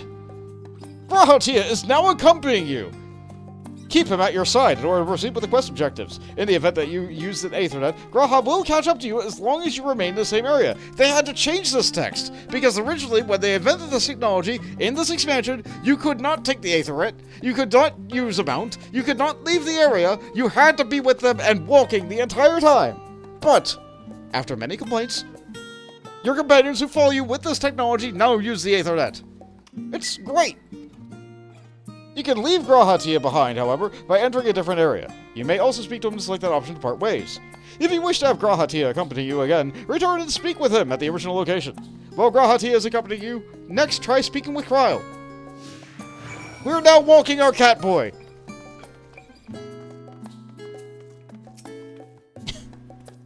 Bill said, we ended up with a rando cheering too. It's Monkey D. Luffy! All set? Now let's be on our way.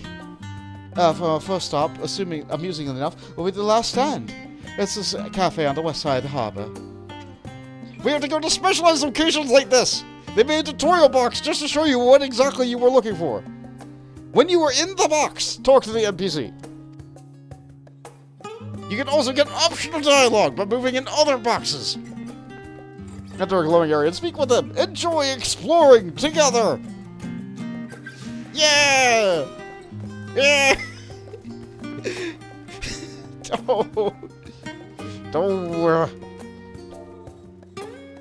Oh, you guys are too much.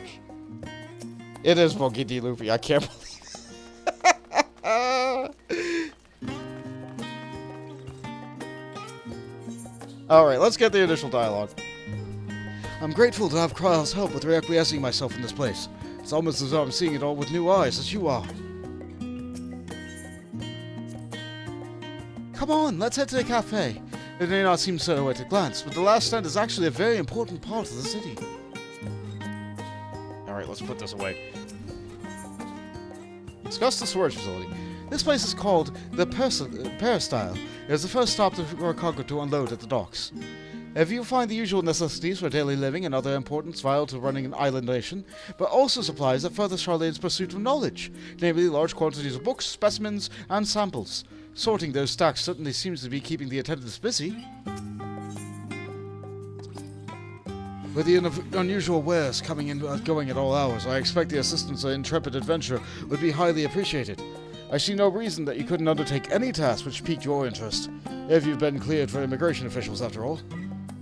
I look forward to the day your name is celebrated in Sharleyan the same way as it is in Eorzea. Yeah! We can't get jobs yet. We cannot yet apply for leaves out here. We have not taken leave to leave. Oh boy! Candy! Our favorite! Delicious! Did I pass by a rock already? No. This is the first rock. Okay. Also, the dialogue points are very clearly marked on the map, so it's very easy for me to not miss them. I love that.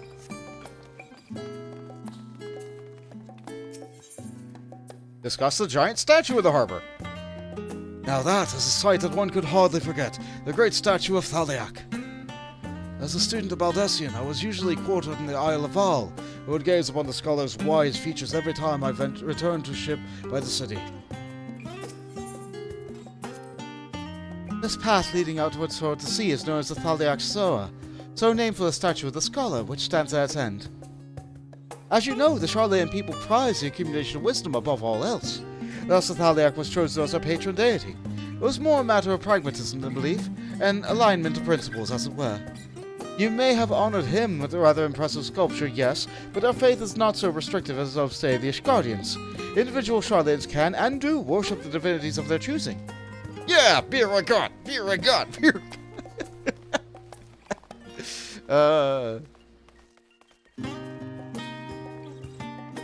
Oh, nothing beats a fresh brew from the last stand. Is that a coffee cup? He's just holding a paper bag in a fantasy setting. They're just holding paper bags.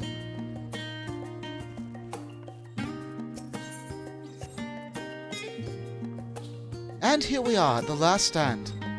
I may have mentioned it before, but although our research into nutrition and food preparation is quite extensive, the average Sharleyan tends to regard seasoning and flavor with a certain indifference. Yeah, like Archon loaf. How can I put this? The food is, it's bland. Encapsulated by our infamous Archon loaf, the prevailing sentiment towards cuisine is dietary value first and taste a distant second. There was only one pupil in Studium, however, who could stomach the scholars' insipid meals no longer, so he quit his lessons and poured all of his savings into building a proper eatery.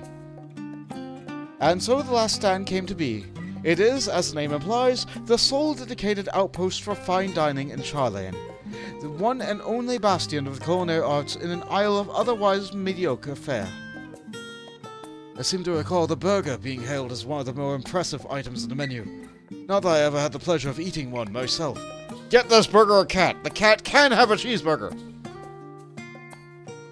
Because you were a typical Sharleyan when it came to cheap and convenience, Raha. But surely Tataru has since taught you how to appreciate a well-prepared dish. We should all stop in for time permits and sample the cafe's delights. Shall we press on? The stairs to the side of the cafe there will take us up to the Aetherite Plaza. Now for the biggest crime of the expansion, you cannot actually get food at the last stand. We cannot actually order food here. There is no shop. Welcome to the last stand. As the final, and some say only bastion of fine dining in Sharleyan, we guarantee a quality culinary experience found nowhere else in the city. Yeah, if only we could actually get a seat or a table. Real shame. Real shame. Missed opportunity. Ah well, what can you do? Oh boy, the Aetherite Plaza! Magic rock, magic rock, magic rock! Actually, this is a really unique design that I think another game may have tried to copy a little bit too closely. So we attune. We're going to be coming here a lot, so we're going to register this as a favorite destination? No. We register this as the security token free destination instead of Walker's Reach.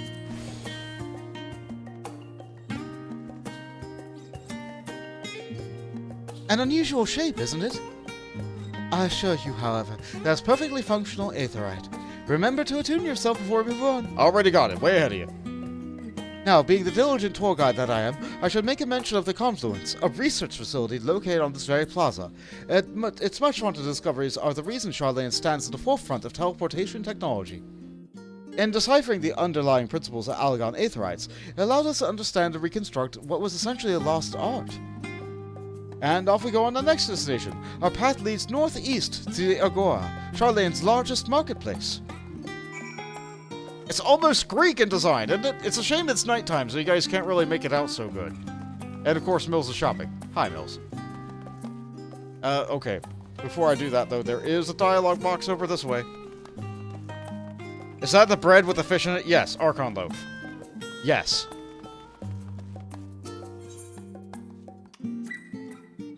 Speaking of aetherites, those teleporting fees do add up after a while, which is why I tended to rely on the far cheaper ferry services. I was pleasantly surprised when Mr. Sataru informed me that the Scions are reimbursed for transportation costs as part of our duties, but I find old habits hard to break. That, and I'd rather not be bothered filing out the necessary paperwork. Alright. That's the entrance to the Confluence. I have no doubt that their expertise will prove useful at some point, so I suggest that you remember the way here. Yeah, we'll probably go in there eventually, for some reason.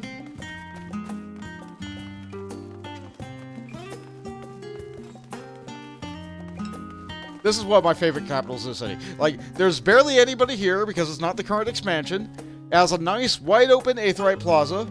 The market board is right there, right next to it, with the summoning bell right next to it. It's a little bit further than it is for Limsa, but you know what? It's not nearly as crowded as Limsa. This is Limsa 2. The only problem with this city, and the only reason that Limsa would probably still be more popular than this, aside from the fact that Limsa's a starting city that anybody who boots up the game can get to, is that you cannot world or data center travel from here. If they did that, I would probably never leave this city. This would be my main city. I love this town.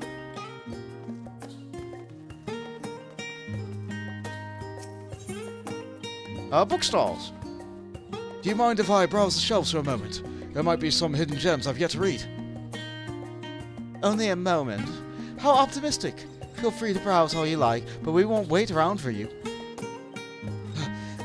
Perhaps I'll return here later then. Is that the same dialogue for both of them? No, it was different. These little open-air bookstalls are so uniquely Sharleyan. I've always thought them a common sight until I visited other nations. Yeah, it's just books. You want to get books? They sell books. They have a nice little paper person hat, and they have nice little breezy outfits. It's good. It's good. Sharleyan's great. I love this town. Okay, so they have a full plate armor vendor. So you can buy any equipment that you may need to buy, which is good. And they sell tools in case you need to get caught up on your crafters and gatherers. Need some little advancements as you're going through. Good old mender. You know what? My gear's probably broken. Fix it. Thank you. What else we got here? Materia vendors. Potions. Potions. A guy with a unique apple emote. We love it, Seed. We love it. Yeah, how's my stocks looking? You know what? I'll buy some X potions. Never know when I'm going to do a leveling roulette and need some of those. Weird crafting components. Unique fishing lures.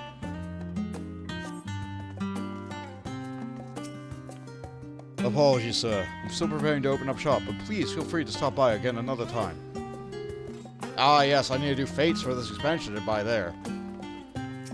And you can move your retainer here only after, but only if I'm on my home world. But that's fine.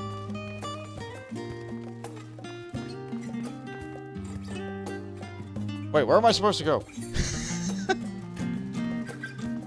Everything's so clearly marked, I said, as where am I going? Game help. Ah, it is this way. Welcome to the Agora, where you can find wares made in Sharleyan as well as a wide selection of imported goods. They also used to sell questionable prototypes from the various research institutes, but I think that practice has thankfully died out, for the most part. Otherwise, I can think of no better place to stock up before your next big adventure. Well ahead of you. Bought many potions. Am I overselling it? On a more serious note, next stop on our tours, which has particular relevance to our ultimate purpose here. We must head back to Aetherite Plaza, follow the path north, and then climb the stairs to the imposing building to the very top. Or we can just jump off this cliff. Okay, this makes me mad. I'm gonna point out this NPC right here. When we sit on an edge like that, we don't sit. We don't do a proper sit like that. That person gets a chair sit on a ledge, which we can't as players do. That makes me mad. Even if it would have weird clipping issues at some points, I wish we could have chair sit as well as ground sit. In addition to a normal sit that's contextual.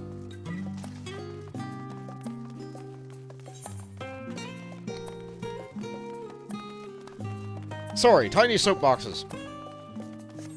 Good fountains. I thought there was something clickable in there. Is this optional?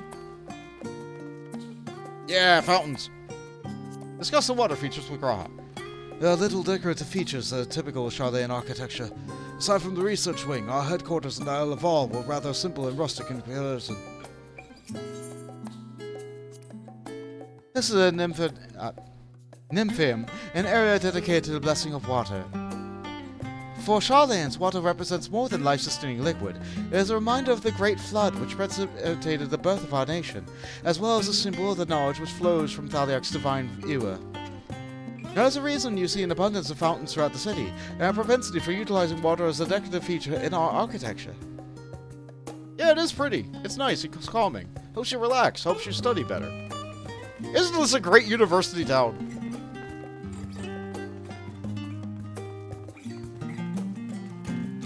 It's a little bit cold up here, though. And that's fine by me. I like it that way.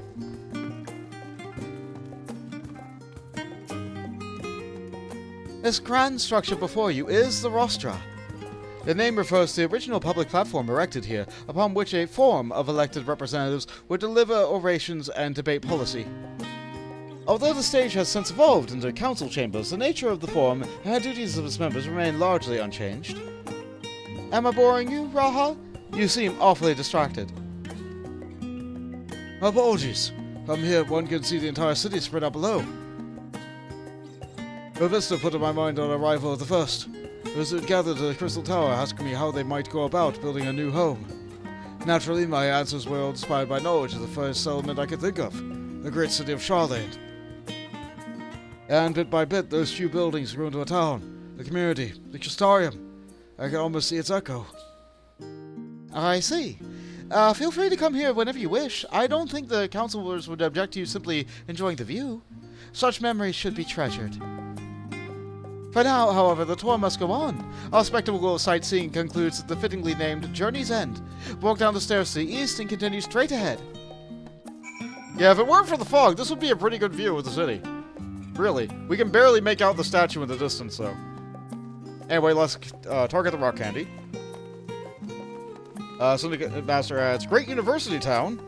I think Sharleyan is missing more eating options. What do they do for snacks during the all-nighters? Archon loaf? No thanks. Actually, yes. And they all like it, apparently. It is their favorite thing. Disappointment. Unfortunately, that's the way it is. They're so learned that they want the perfect meal that gives them all their dietary needs in the least amount of time, so that they can spend more time studying. I know, in a world where people are starved for knowledge and hoard knowledge, they want to spend 100% of their time doing knowledge.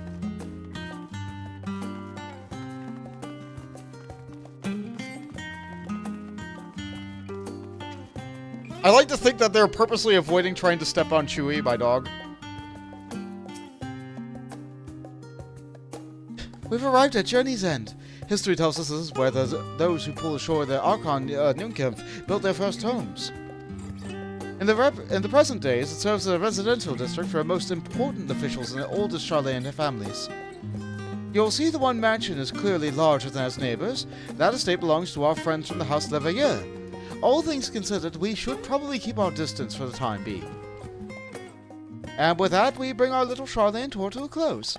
I hope it has proven to be an entertaining and enlightening experience. Now, shall we head directly to the Baldesion Annex?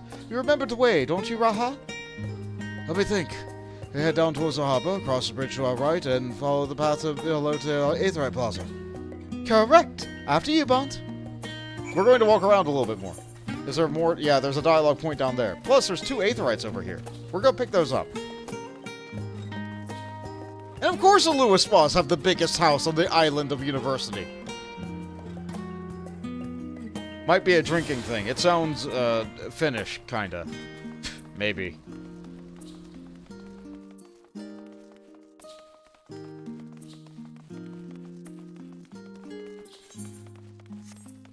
Yeah, I don't know what the purpose of this Aetherite down here is, though. Like, I don't remember ever coming down here.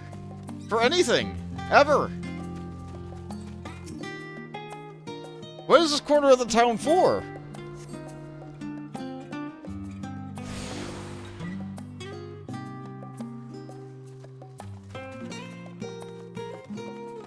I don't know. Oh well. Sometimes a part of the town just exists for the sake of the town.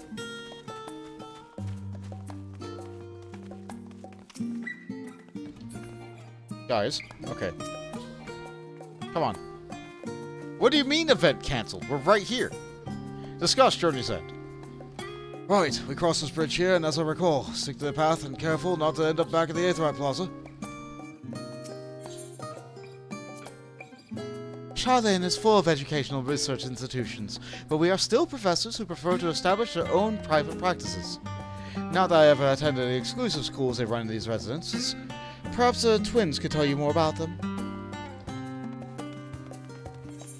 Yeah, we could have just taken the Aethernet over towards the Aethernet Plaza and then, like, bopped over that way, but, you know.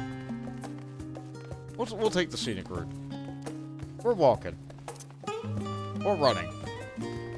Oh, Cryo has to keep up the big strides on the little legs.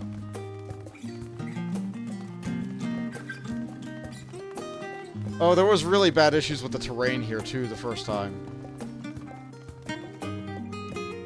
And so ends our walk with Graha and Cryo. This joyous look on Raha's face has undoubtedly informed you this is the Baldessian Annex. If you continue up the hill, you'll arrive on the doorstep of the phenomenon, but I think we explored enough for one day.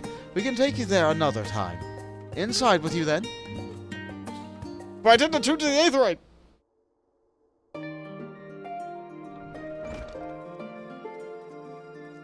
This music sounds real familiar. I'm back. I brought Bond and Raha with me. Ah, you were right about the ship then. Hello, Graha. It's nice to see you again. And it's a pleasure to finally meet you, Bond. I've heard many a tale of your exploits. Ojika! Ojika Sunjika! It's been an age.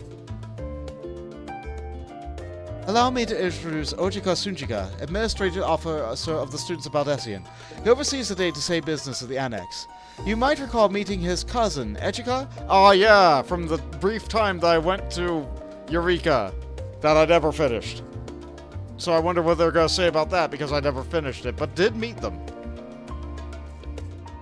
Oh yes, Eureka. I've read the initial reports. Quite a shock to hear what's become of the Isle. Do take care if you have the opportunity to rejoin the expedition. Yeah. I don't think I'm going back.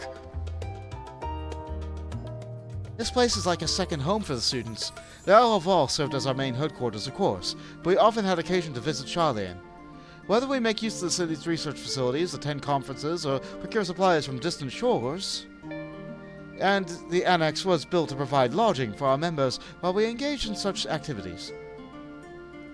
Ever since the former headquarters, along with the Isle itself, vanished, the Annex has served as our base of operations.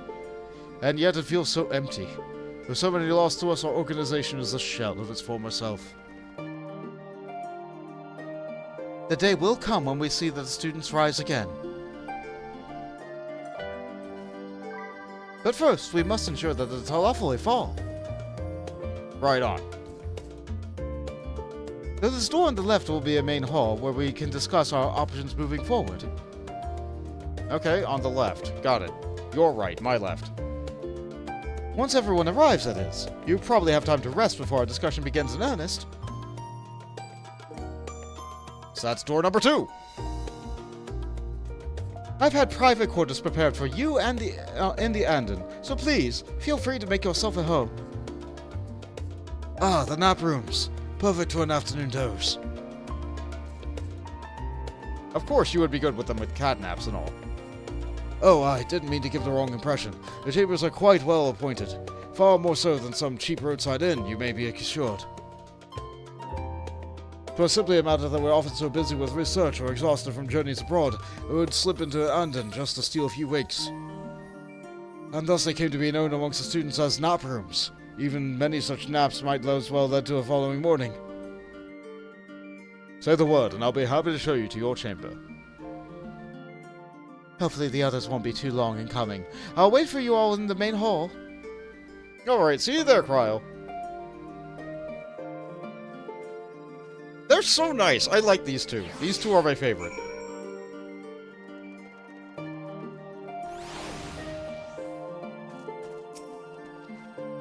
You have papers pasted on the wall in your room. It's not unusual for occupants to pin up notes or documents or such, and then forget to take them down when they went on their merry way. Sometimes it was quite deliberate, though. You might see complaints addressed to other members, or a thank you card for engrossing literature someone left behind. Beloved traditions that I should know better than to dwell upon. If we are to create a future for the students of Baldesion and so many others, we must look to the days ahead. Oh, you're allowed to reminisce and think about the good times, my guy.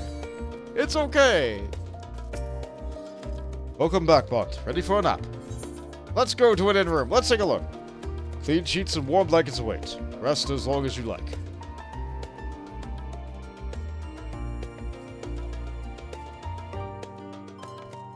Alright, so of course it has all the amenities of an inn room, including the toy chest, the summoning bell, the crystal bell so you can get a haircut, unlike the first. Because the esthetician doesn't exist on the first. Has an orchestra to listen to your music, crystals and chalkboards and everything. Even the ever-important glamour dresser, but also this! Amazing art of Ifrit! It's like, what the... Who drew that? Good stuff! Real good! And I guess that's a picture of a behemoth. Yeah, good for them. I like... Don't get me wrong, that's good art too, but like... Drawing a behemoth is one thing, drawing a primal and living to tell the tale is another thing. Not everybody has the Echo, you know. They even have a big ladder so you can get at the big books that they have stored up these are good inn rooms. Now, I'm guessing that's supposed to be a window, maybe? Or a closet door? I don't know. I don't know. Good inn.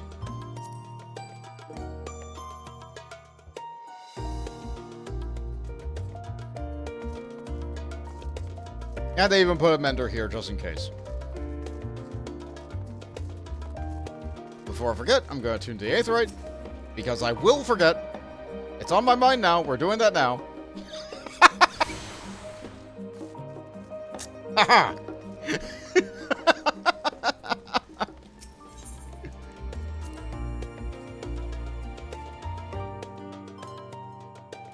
Alright, and the other hall has much more wide open space, a couple of desks, good old globe. That's it. If I look at the globe, it's empty. Like, what is the purpose of this globe? It doesn't show anything. Is it a star globe? Is it constellations? That's what it looks like. Ah. Alright, there's that great big Allegon pylon thing from the cart, no flats. They just got art. That's a picture of... Is that Garuda? Yeah, there's more primal art. Sure, why not? Why not? Map of Eorzea. Not sure what that map up there is. Not really. Hold on. Like, what's that? Wait, are these the sky items of the diadem? That might be what that is. Yeah, I think that's what that is. And what's this map? Looks like yeah, it's that star globe. Alright, that's fine. And then here's the more... Yeah, that's the old Eorzea map. This is the new Eorzea map that we have now. Which is everything except for the things that were unveiled in Dawn Trail. Anyway, let's proceed with the main story. Let's see. I think that Mender is the only one in the city. At least, I've forgotten where another one is. I think there's another one over by the markets. Feeling refreshed and alert? Our colleagues should be wandering in soon, so I suggest we stay here and wait for them to join us. And the Astrologian questline does say something about astrology does come from Sharleyan. Yes, I do recall that. So, yeah, I guess they would have Starglow. It's so silly. Astrology comes from Sharleyan, but you learn it in Ishgard because you learn... Not Ishgard, you learn Sharleyan astrology at Ishgard, but they have another healing art that's exclusive to here that comes... That is... sagacity? What do they call it again? Somnotics? Somnicanthics? I don't know. So Sharleyan invented 2 extra types of being able to heal. Of being able to heal. Good for them, I guess. Why did they need 2 types of healer? Oh well, whatever. Right, so we begin. Right, I pushed the button. Right, where was I? Sorry, my brain went sideways. I don't think this is voiced either.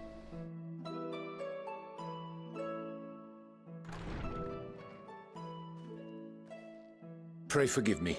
I was delayed. I was wrong. It's fine, Urianger. We're all here now.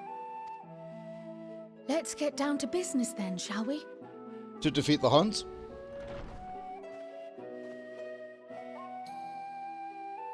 Come what may, we must prevent the Telophoroi's plans from coming to fruition. At present, I see two paths for gathering the information which may aid us in achieving that goal. Oh good, Star of an Expansion, 2 separate quest lines to go to 2 separate areas, got it.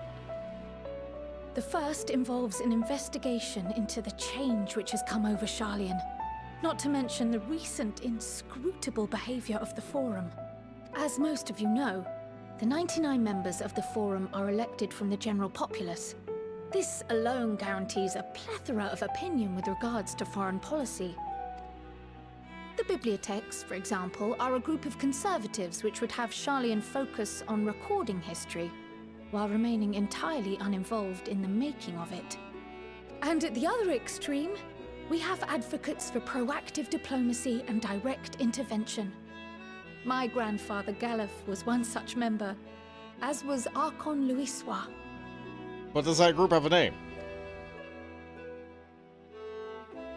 Yet despite our diverse factions and philosophies, the recent vote to deny Eorzea's request for assistance was unanimous. Oh. Even more concerning was the fact that many cited other, more pressing duties as justification for their recalcitrance. Fortuno's refusal in Gridania had those same undertones. 'Twas as if, having stared unblinking into the face of impending doom, he had simply turned away to pursue something more important. But what could that possibly be? Going back to the previous paragraph, recalcitrance. Good word. A mystery indeed, and one which I ask for your help to solve. Our future may depend on it. As for our second potential path, it concerns a request made directly to the students of Baldesion. Ooh. Our organization was founded primarily to study strange and unexplained phenomena the world over.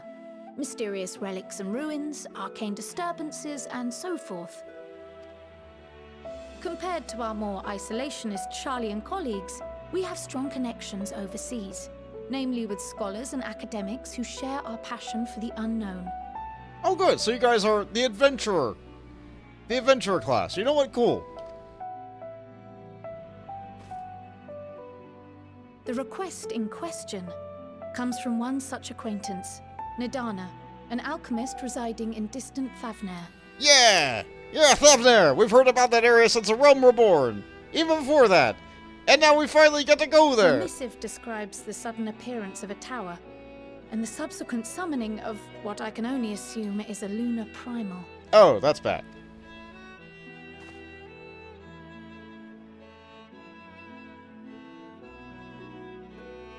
In response to this threat, the satrap of Radzat-Han, the individual who governs the city-state, has instructed the alchemists to find a means to deal with the spire. The artisans of that land are heirs to an ancient tradition, one rather unlike that of their Uldan counterparts. It is possible, nay, probable, that they have gleaned truths unattainable by Eorzea or her Far Eastern allies. They do, in fact, appear to have a strategy in mind, though it will require further research. To that end, they have requested an introduction to a capable warrior shielded by the blessing of light. So you! Assuming we divide our forces to pursue both of Kral's lines of inquiry, then having you join the group heading to Thavnair would seem the obvious choice. But the investigation in Sharleyan is of vital importance as well. Equal, I think, to the Thavnairian one, given that the fate of the world may hinge on the results of both. Yes, it is quite the quandary. Though it is a great imposition and an altogether too common one, our efforts would be more likely to succeed were you to lead the charge on both fronts. Good. Okay, so it's not that do one of these quests. No, you still have to do both. You can count on me. I'll hit these quests like they're rocks. You are indeed our Very champion. hard.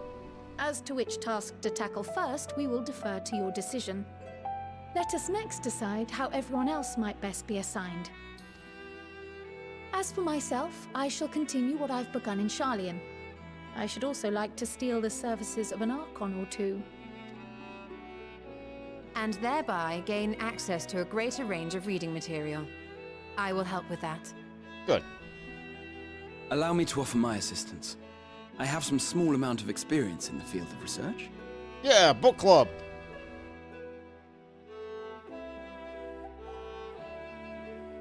Alize and I would also like to help, if you would have us. Anything to understand even a fraction of what our father and the Forum might be thinking.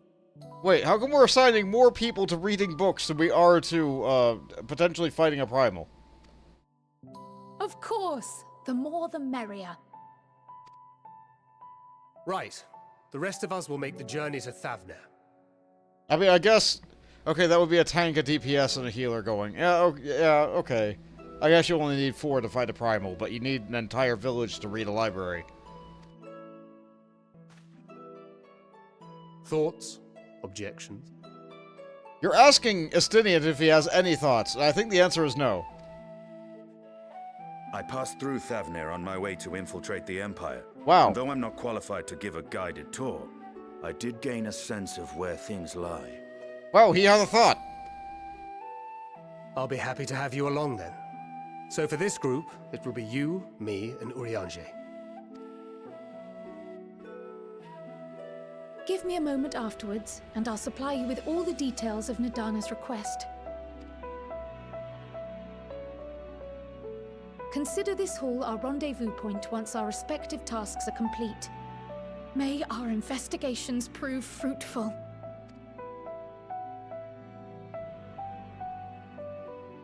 Okay, so what do we do first? What are you thinking? Do we read books or do we go fight things? I think we're going to fight things even if we read books, because that's just the way things work out, but you know.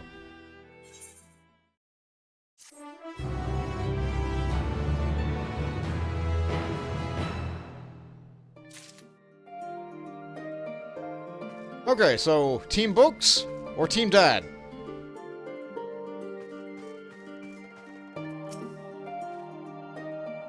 A tour of the city was a pleasant distraction. I feel more than ready now to tackle the challenge of the day. If the Forum is more intent on concealing its intentions, then a cursory investigation will avail us little, I suspect. We need to dig deeper, with the greatest of care. I still don't understand how the vote will be unanimous. What could possibly convince them all to turn their backs on Eorzea? A process by which the Forum members are elected is fair and equitable. Neither wealth nor social standing or any other advantages to a prospective candidate. But fairly elected or not, Master Matoya still found them all to be insufferable. Yeah, fair. She just doesn't like politicians, which, fair. So it's back to Thavner. Had I known earlier, I would have considered more suitable attire. Though I have read much on the subject of Razat Han, this visit shall be my first. 'Twill be interesting to see how the Hunnish mean to conduct with the tower, different as their magical and technological disciples are. I think... Given that chat didn't move, I think we're gonna go with Team Books first, so we can stay on this side of the world a little bit longer before we can jump to another side of the world. Because looking at where we are... Let's see, we're over there, in the corner, and Razat Han is all the way over there. So, let's not go on a world journey yet. Let's read books. Hitting the books. Kryle is intent on uncovering the reason behind the Forum's inexplicable behavior. An unsettling change has come over Sharleyan, but together we will divine the underlying cause for the Forum's callousness. As I mentioned before, however, questioning the councillors directly is a fruitless endeavour. They seem to have already come to a consensus as to what or how little they are willing to divulge. Which is why I begin by scouring Sharleyan's archive of historical records for any hint of a connection to the final days. Suffice to say that progress has been slow, and there are only so many dusty pages one can skim in a day. But now that I have this band of willing reinforcements, the search should proceed all the swifter. Let's reconvene outside the Numenon, shall we? Exit the annex to the right, and you will find the archives on the western edge of the woods.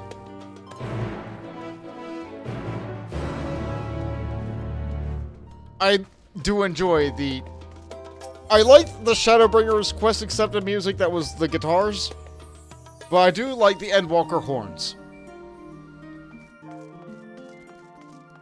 A lot. Okay, so we follow the road, and we go this way. That's a player. Cross the bridge, go into the woods, to the academy. If I remember right, there should be a small pond very soon in the woods. Yep, there it is. Yep, and that's the pond that people hit level 90 fishing on. Unironically. First thing they did, they went to town, they went to that pond, they fished. Oh wow, that's a nice gazebo.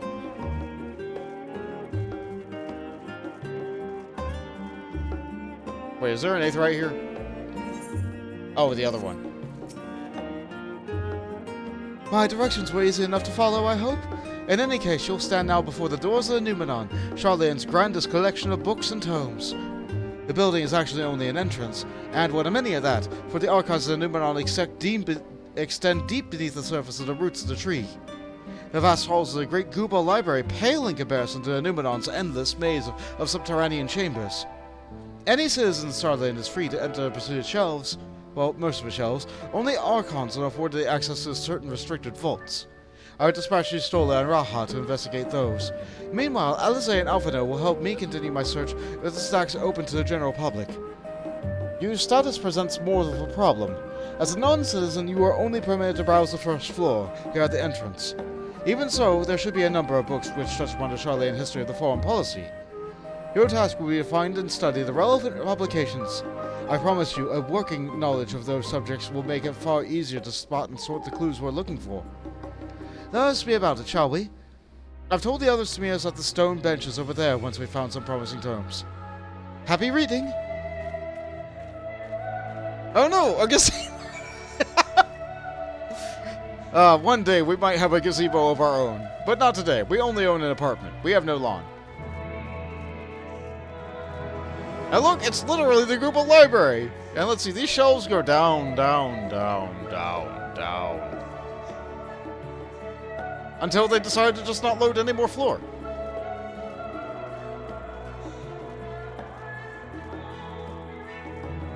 Alright, let's see. Brightly colored book. The Story of the Sharleyan. Read the book? Sure! Oh boy! Story time! Long, long ago, on an island in the northern sea, there lived a Rogadan man by the name of Noonkrip. Noonkrip was a student of astrology, and he divined that a flood of terrifying proportions would soon sweep over the lands of Eorzea. So it was that he built a gigantic ship, assembled a crew, and set sail for that imperiled realm. The flood arrived as foretold, and to their horror, the strangely charting waters drove the people towards the ocean. It was there, however, that Noonkrip's crew hauled them aboard his ark, but the danger had not passed. A towering wave approached, threatening to smash the vessel to pieces. With only moments to spare, Noonkrip wove a mighty spell of teleportation and shifted the entire ship to safety atop the Abalathia's spine. Refugees from the surrounding regions huddled there alongside him, but it was not long before disputes over the dwindling supply of food led to violence and bloodshed. Saddened by the sight, Noonkrip gathered him to his crew and granted passengers and abandoned the ark for those reddened peaks. They journeyed to the coast where they built a new ship, intent upon returning to the northern seas. They landed on a beach of an island and settled upon the very spot. The settlement prospered and grew, and in time it became the city of Sharleyan that we live on to this day. Wow! Amazing! To be so powerful as to teleport a boat on top of a mountain. Red cover book. Let's see. Roads of Old, the colony. Sure. Many years ago, on the banks of Thaliak in the Dravanian hinterlands, a Sharleyan colony once thrived. This settlement was originally established as a mere outpost to study the ethereal sea in the year 1311 of the Sixth Astral Era. Scholars dispatched to Eorzea found the facilities wanting, and their demands encouraged a gradual expansion in structures and services. As rumors spread of a growing community of academics, the area was further inundated with Eorzean students hoping to share the renowned wisdom of Sharlayans. 50 years later, the Forum passed a motion to reorganize what had become a flourishing town as an official Sharleyan colony. Eorzean residents took the colony itself Sharleyan, which led to no small amount of confusion when discussion turned onto the subject of the motherland. In response, some Sharleyan inhabitants, if pressed for a name, would simply refer to it as Emporium. Following the Exodus, however, goblins and treasure hunters claimed to themselves a corner of the abandoned colony and gave it yet another name, Idleshire. The following chapters go on to introduce the most prominent features of Idleshire. The book does not appear to contain additional information on the Forum or cover the history of Sharleyan Motherland in greater detail. That's unfortunate.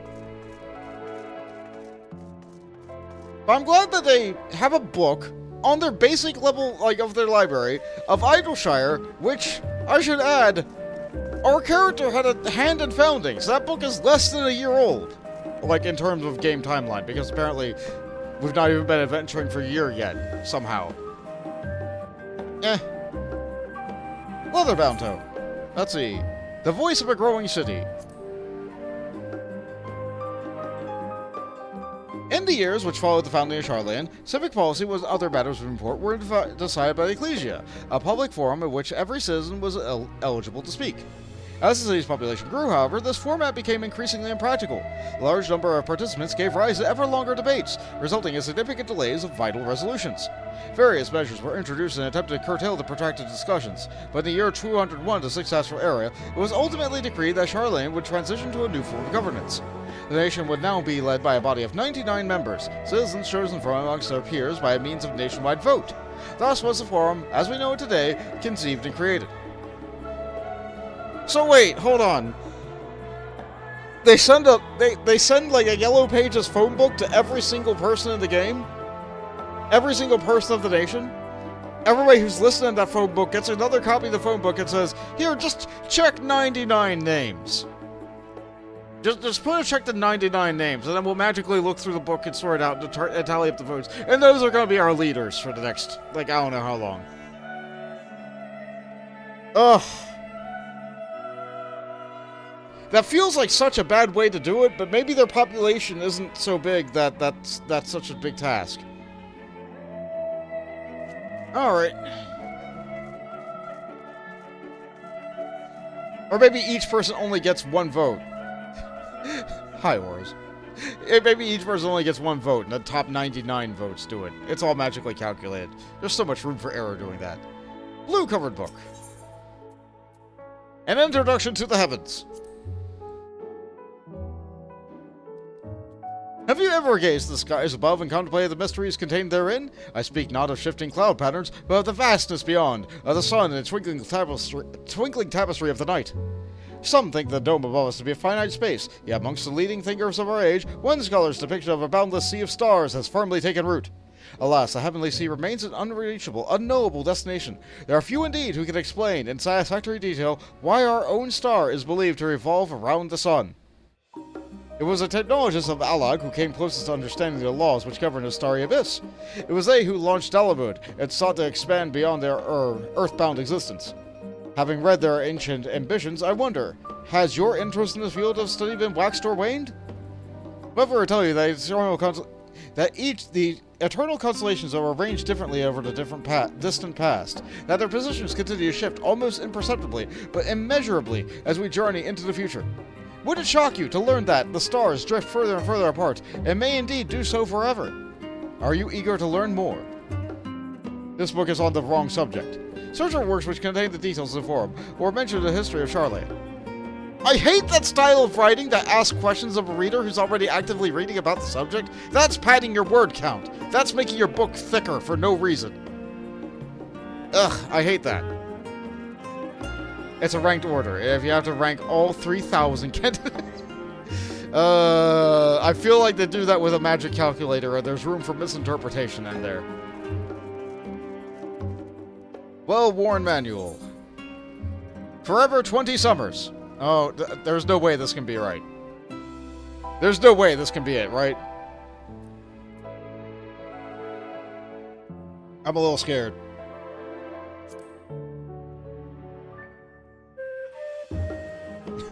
Tefanian adds, I hate when all my books are covered in blue. Sitting at Masters says, that's where Sharleyan figured it would be good to be wearing Sharleyan gear. Fair! You do look like a sage, that's good. My beloved seekers of knowledge, have you ever put to learning before your health and neglected to feed on the rest of your body as you should? I too once engaged in such foolish practices, but one night, engrossed in philosophical study, I had an epiphany. For all the world's mysteries that drive us reckless abandon, have we so very few years in life in which to achieve our goals? Thus do I share with you this mantra, I am forever 20 summers young. The number itself is unimportant. You could be 19, or 23, or 40. Whatever age you are when you discover this manual, let that be the age that you aspire to remain. Through mindful, healthy living, with the extended time available to spend upon your chosen research, another day, another moon, another summer to grasp the greater truth you pursue. In the pages that follow, we will explore the secrets of maintaining one's physical condition from biological, aetherological, and arcane viewpoint. This book is on the wrong subject. Search for books which contain details of the forum or mention the history of Sharleyan. So, it's a health book. Alright, that's fine. That's fine, that's good. Good job. Good job, book. It makes sense that that's so well worn. That seems like a subject that many people would want. Let's see, we have the time-worn tome. Are there other books that are over here? There probably are. No, it looks like this is the last book. I have officially read all the books before reading them all. Good. Stewards of Wisdom. Live, laugh, love. You're not wrong. During the chaos of the Sixth Umbral Calamity, Archon Nyunkev, founder of Sharleyan, bore witness to the madness and savagery of men brought to the brink of despair. Upon raising a settlement on an island in northern Empty, he instructed his people thus: renounce the ways of war, and pursue enlightenment through knowledge and reason. The Sharlayans took to heart the words of their savior, and thenceforth served as stewards of wisdom. Upon a foundation of accumulated learning, they built a homeland unlike any other, a nation born from the strength of minds rather than the strength of arms. With knowledge and economics came shrewd trading. With knowledge of agriculture came bountiful crops. Engineering brought wells and sewers, ending squabbles over water. Wealth of expertise could be bartered for wealth of coin, and more wisdom spread throughout the world, the more mankind as a whole would thrive. And so it was that no matter the trials and tribulations of the age, the citizens of Sharleyan would live by their founder's teachings. For the sake of a better tomorrow, for the sake of a brighter star, they would eschew the tools of war, and with knowledge deliver the world. You have gained a fundamental understanding of Sharleyan history and the foundation of the forum. Head outside the rendezvous point and await your companions.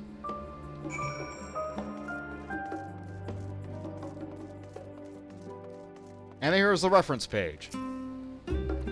We apologize for the inconvenience, but the reference desk is currently experiencing an unusually high volume of requests. Please stand by until this issue is resolved.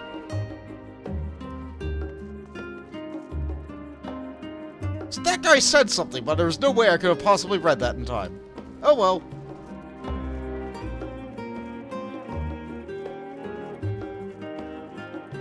Well, back to the gazebo.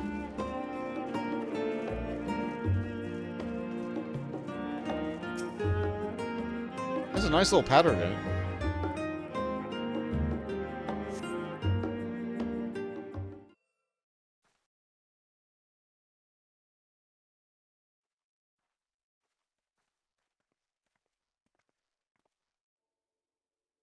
Sorry, were you waiting long? No, not really. I wanted to make sure I'd borrowed at least a few promising volumes. Alphino and Cryle should be along shortly. I was delayed by a similar fashion. As far as I could see, no titles in the Archon's text mentioned the final day specifically, so I have no choice but to start with the tangentially relevant tomes, if they're even that. At present, the plan is to skim through as quickly as we dare, and share our discoveries as we make them. It would have been nice to invite everyone to the estate. Plenty of comfortable places to read, and a ready supply of hot tea. Oh, I was always quite fond of reading outside. But it's not about little pleasures, is it? You miss your home? It's been difficult. After our arrival, we managed to speak with one of the family servants and ask how things were. It seems our dear father has instructed his staff that even if Alphino and I were to return to Sharleyan, we are not to be allowed to cross the threshold. Oh, that's terrible. Not even to see your mum? A harsh measure indeed. I hope that our efforts to understand his position and that reform will perhaps lead to reconciliation. We'll mend this rift one day, I'm certain of it. And what of you, Graha? Have you been around to visit your family? Or do they not live here in the city?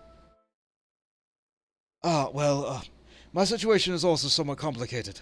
I was raised in Sharleyan, yes, but I was born rather further away. Oh no! You get your own thing! Oh, of course you get the Eternal Wind. The southern reaches of Ilzabad, in fact. For generations, my people have dwelt on Corvos, the coastal region opposite the Isle of Thavner. The Argons founded our city in the fertile land, and by ship brought the subjugated tribes of Mikote to serve as laborers. Of course, the massive earthquakes, the fourth double calamity, brought an end to the Empire's reign. When the fifth calamity froze the sea solid, many of my tribes still living in Corvos braved their journey back to the Eorzea. My ancestors, however, chose to remain, we might prevent the remnants of Elegon technology from being misused. Isn't Corvus under Garlean rule? For the past 50 years, yes. Some semblance of local culture remains, as is the case for most imperial provinces, but Garlemald remained the regent Locus Ammonius. When I was a boy, a nearby town came under the jurisdiction of an illustrious imperial family, the nobles of House Darnus.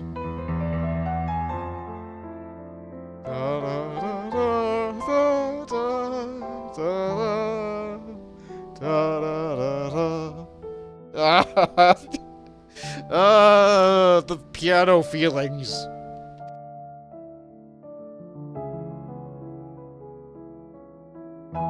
House Darnus demonstrated a singular interest in Allegan civilization, and so my tribe was forced to consider a plan of action.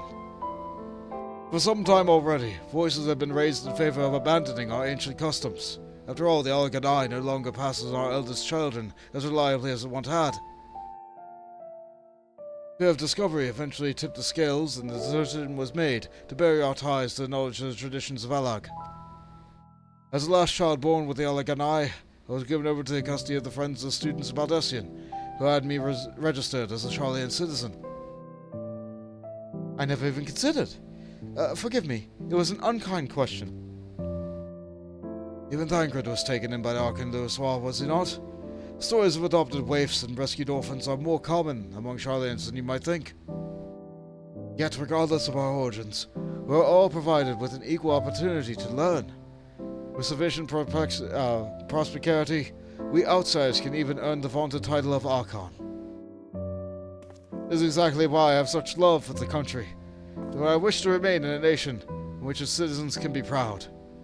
Good ear wiggles! Yeah! Here. Another good reason to get to the bottom of the form's stubbornness, aside from a trifling matter of our impending doom. Excuse us while we try and make some headway in these books, Bond. More company should be arriving any moment now. Wow, you guys talked for like a whole 8 hours. Oh good, we get to wait some more. But others better suited to poring over old history books, so I thought I'd try my luck with more recent events. If I can't find anything better informed of Form's baffling behavior. What else do I know of Corvus? Precious little, I'm afraid.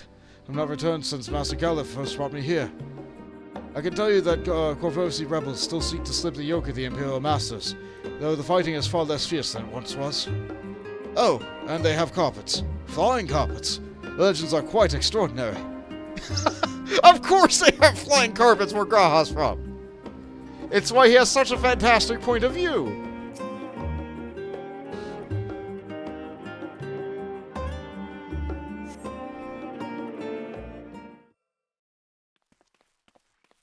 Oh good, I'm glad it's you two. Hi. We've returned with our selections. Although I must say, the pickings were quite slim indeed. Mrs. Cryle had already flicked through every history book devoted to disasters, and more than a few which barely made mention of them. As such, we'll be looking into research papers on the Umbral calamities, as well as articles written by preeminent forum members. Perhaps their knowledge of the final days comes from an unexpected source. Speaking of which, might I ask you a few questions related to the final days? I'm the only one here who didn't witness the events in Amarat firsthand, and fear I may be overlooking critical details. Alright, you can count on me. Ask away. My thanks. Now, where to begin? First things first. What did the ancients encounter when the final days drew nigh? A complex destabilization of creation magics. Primals of unrivaled power were summoned from the aether, and the worst kind of phenomena you can imagine. That one's very nondescript. We're going to say the first one, because she needs details.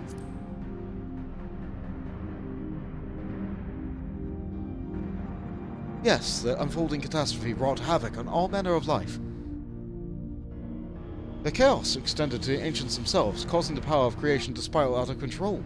Fear and despair manifested in terrible, tangible fashion, meteors raining from the sky, fire erupting from the ground, indescribable abominations prowling the streets. That sounds more or less aligns with my understanding. If only the art of creation had survived to the present day, we might have had something substantial to analyze. To the best of our knowledge, however, those techniques were not preserved or passed on. Your soul surmises that the closest known magic is that of the summoning rituals promulgated by the Asians. Was there aught else of note which heralded the approach of the final days? The entire star was engulfed by a disaster all at once. They say it began with a keening sound from the land itself, or... Alvino, you can answer... It began with a keening sound from the land itself. We're gonna say that. Ah, yes, the Alma-team spoke of it, didn't they? We never did hear this sound ourselves, of course, just as we were into the midst of the madness. But it seems that each and every one of the catastrophes was preceded by this ominous noise. Eventually it resounded all the way across the star, and not even Omerot was spared. So the ground was crying out, you say? To be considered the harbinger of doom, it must have been quite distinctive, and probably quite loud. I'll have to speak with one of the Numenon's mammoths and ask if there's any books which make mention of such a sound. Last but not least, would you describe how the ancients sought to quell this unprecedented calamity? What definitive action did they take? They summoned Zodiac, they summoned Hydaelyn, they knocked Dalamud from the sky. No. Dalamud... I want to say they summoned Zodiac to stop it, yeah. That was their answer. Yes, with Elizabeth serving as his heart. So many gave themselves as sacrifice to bring him into being. We do not know exactly how Zodiac came to brought salvation to the star, only that by his godlike will, as the laws of nature set aright. Then, once balance was redressed, the ancients offered up further sacrifices to heal the ravages of the final days. Lives sprouted anew. It was these fledgling souls that were intended to render unto Zodiac a trade that would have allowed them to resurrect the shades of the loved ones absorbed by the primal. Or might have, had Venat followers not manifested their opposition in the form of Hydaelyn. Thank you, both of you, for the detailed review. I feel much more confident in my understanding of the events. With all that freshly in mind, it does make me wonder what the Telophile truly mean when they speak of bringing back the final days. We've seen that they are doing with the towers theirs is forcing people to summon primals, a kind of catalyst. Are they attempting to mirror the conditions which caused the unstable creation of magics? Or are they simply using the final days as a figure of speech? A convenient metaphor for the scale of destruction they plan to unleash. But this is all just so pointless conjecture in the stage. Let's return to our attention to the forum, shall we? We should keep an eye out for Y'shtola, but this time we began studying these research papers. And so they assemble on the right. Let's see, Jade rocking her borrowed... No, that's her Dark Knight glam with the Fairy King sword. With Horus standing under a tree to not get sunburned. Good job.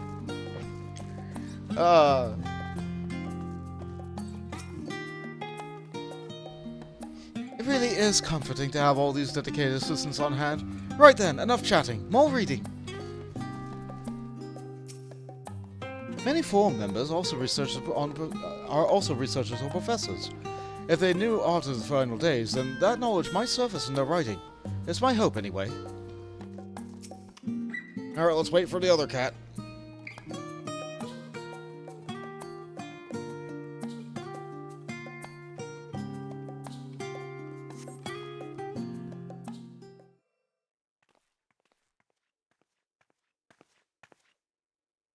I'm the last, am I?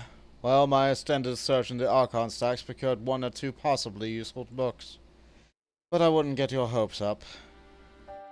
If you recall, Uyanja learned the source's reflections from the Gurren oracles. For its potential to cause panic and confusion, the tome was deemed apocrypha and sealed away from the Great Google Library. It is even less likely that knowledge of the undersundered world, not to mention the horrors of the final days, would be left sitting on a shelf for any curious scholar to find. It stands to reason, then, that my colleagues, be they Archon or Counselor, should perforce be largely ignorant of the subject. Yet when you confronted Master Fortunal with knowledge of the Telophoroi and their machinations, he scoffed at the suggestion that they posed a threat. He seemed adamant that the Forum would know if the final days was truly upon us. Which only supports the conclusion that whatever privileged wisdom is guiding the Forum's behavior, it is best keep a secret from the rest of the relation.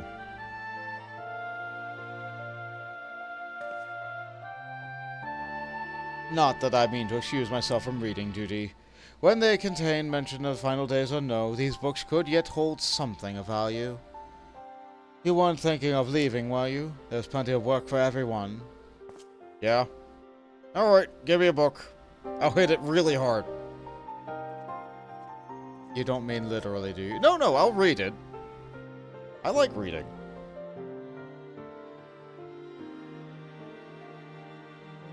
You labor for what feels like an age, and you're still Love's research assistant.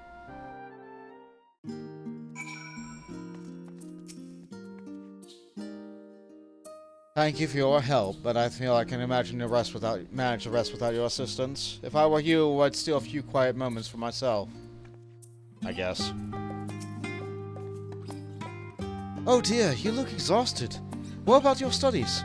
Were you able to find any books on a subject I mentioned? A few. A day is well spent. Should you wish to read them again, a mammoth at the research reference desk will point you to the right direction. For a moment, though, I suggest you take a well-deserved rest, or might be occupied with our research for quite some time. Who gives the next quest? Oh, Alize, good. Well, I did find one paper focused on the world before the advent of the first tumble calamity, but it reads more like a work of fanciful fiction than an actual academic supposition. That's a partial stretch and hydrate, sure thing!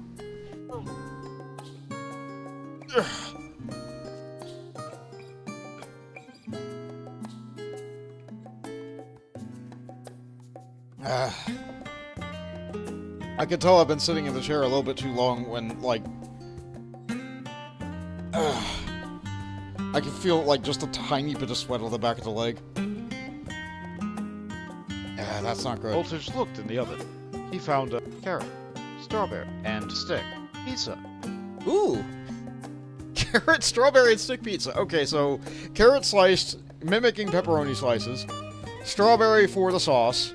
What's the stick on this pizza? I don't think cinnamon would be so good on it. Are we really putting butter on the pizza? What other stick can we put on this pizza?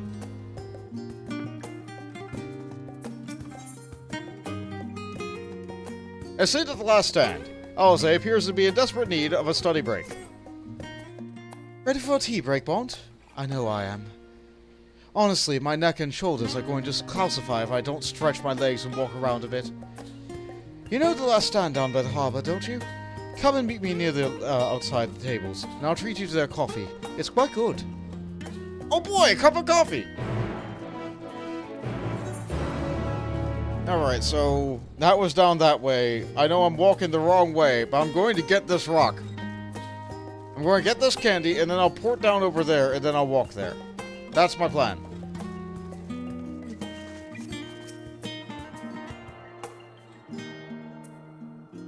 A stick of pepperoni? Maybe. I've attuned to all the Aethernet shards of old Sharleyan. But we can't use the Aethernet to teleport anywhere yet. I see this quest here, the hunt for specimens. We'll do that first.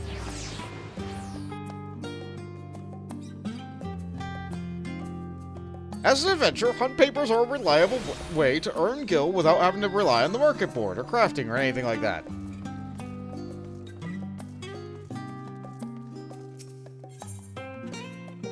The diminutive gleaner is on the lookout for an able-bodied adventurer. Ah yes, a gleaner. You know what a gleaner is when you see this outfit here. What does that actually mean? We'll find out later. Surprised to see me, are you Pomp McGemma? Yep, that's me. I am the warrior of crafting. Well, as I live and breathe, it is you. Huh, I knew I'd be the first to track you down. Who's the guild ship's top hunter now, eh? Wait, you have heard of the guild ship hunts, yes? You're not so different from the hunts you are familiar with in Eorzea, as I understand it. I wish they're more challenging, but an adventure of your caliber would never turn down a challenge, would you? No, you would not. Pray speak to Northana at the pedestal to register your interest at earliest convenience. Alright. Quick little one and done quest to unlock a feature. It's important. Maybe.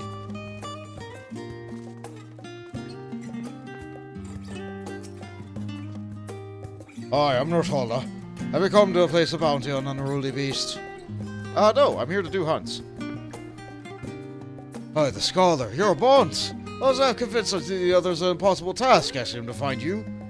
The Gleaner's Guild ship has begun posting hunt bills, you see. Their hopes that capable individuals will take up arms to lighten our ever-increasing load. Unfortunately, capable individuals remain the sticking point. Few hunt ailing from beyond our fair ports are willing to take up arms, let alone lend their hands against a stand against most fearsome specimens. You, however, have the experience and grit that we need. When I heard that you had arrived at our shores, it was music to my ears. You needn't work for free, of course. We have done our research. The reward we offer you is as fine as any you'll find abroad. The currency you employ is a relic of the time when Gleaner was a great deal less figurative, so you might find it somewhat eccentric, but it's as good as a guild here.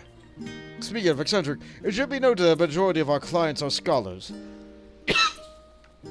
You probably won't have heard of half the creatures they send you after, but I find it's best not to worry about that overmuch. Slay beasts, collect samples, try not to think about the long-term effects of touching said samples, and get paid. Simple, no? That being said, I wouldn't dream of throwing you into the deep end just yet. Let's have you start off with some junior marks so you can get your feet wet. Alright. Every expansion you start at the lowest tier of hunts. This is how it is. New expansion, new hunts, new papers. And you can find these hunt boards in Rods at Han, too. I look forward to that. Defeat monsters, get money. Alright, give me these hunts. Give me my papers. Okay, so... looked into the oven. Is it? Can it be? It's the power croissant! Yes! One bite and you can lift anything. The power to hunt from a croissant. So, caribou in Labyrinthos. Pisaka, which looks like lizard men from Thevner. Luncheon toads from Labyrinthos. What is... Alright, let's look at this. Let's sit down. Here we go. Vajral Angula. Varalangula. Weird. Sure, that is word soup. That's letter soup. Okay, Varalangula. Sure. And Ilzabardi and Tarsus. Oh boys, we get hunts in Garlemald! Oh boy, aren't you glad we finally get to go to Garlemald? Eventually?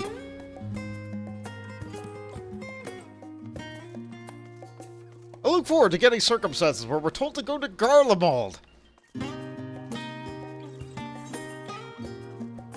Alright.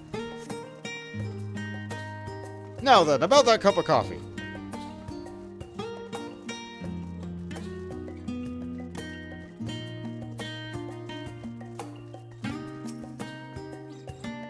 As busy as ever, I see. How very Sharleyan that no other gourmet cafe has sprung up to compete with our customers.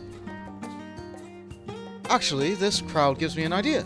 Before we place an order, why don't we ask a few questions and gauge the mood of the city? Isn't that really rude to just, like, go up and talk to random people who are just enjoying their food? I don't know. To me, it seems a little bit rude. Maybe that's too doming of me. I'm interested to hear what the average citizen has to say about the Tulafloy. We might even learn something new. Worth a try, don't you think? Alze is now accompanying you. Keep her at your side in order to proceed with the quest objectives. We now walk the girl. What is this? Can a man not enjoy a moment of private respite? If you're looking to share a table, then I respectfully request that you look elsewhere. You misunderstand, sir. We were simply wondering if you knew of the Tulafloy, the enemies of peace that promised no end to holy ordeal, and... Right, you're at that house of a year ago, aren't you? And this man with you is obviously a foreigner. I've heard you were disowned for helping outside indulge your barbaric whims, and here you are giving truth to rumor. I'll thank you to leave me be. I've not to say to the likes of you. Well, I must apologize. It was foolish of me to expect an ounce of sympathy from one so enlightened. Come, Bont. Okay. So, as long as she's with me, it doesn't seem like this is gonna work.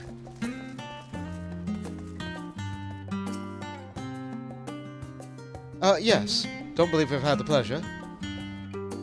Pray excuse the interruption. We were hoping you might share your thoughts on Tulafloy and their unconscionable plans. Ah, my goodness, if it isn't that young Miss Leveilleur. My apologies, but I work in the offices of Forum, and word has reached Master Fortunal that I was hoping you... I see. I'm sorry to have bothered you. I do not wish to give offense, but your companion is a well-known figure in the city, and you never know who might be watching. Yeah. I kind of figured it was going to go this way.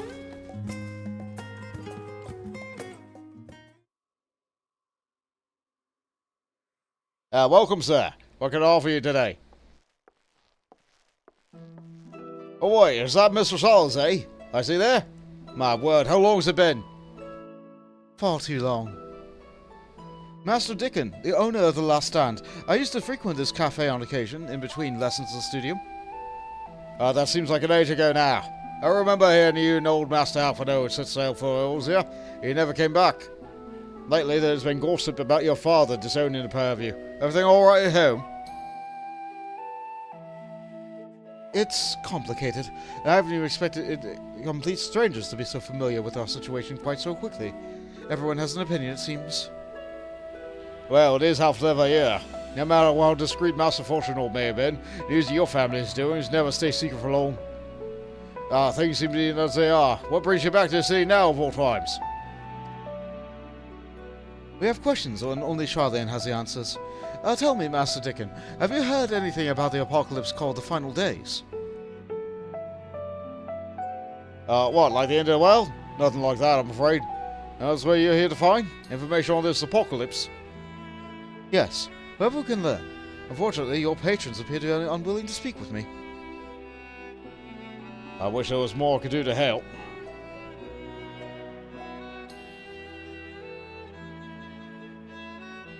But maybe there is. You're a visitor, Sharleyan, aren't you?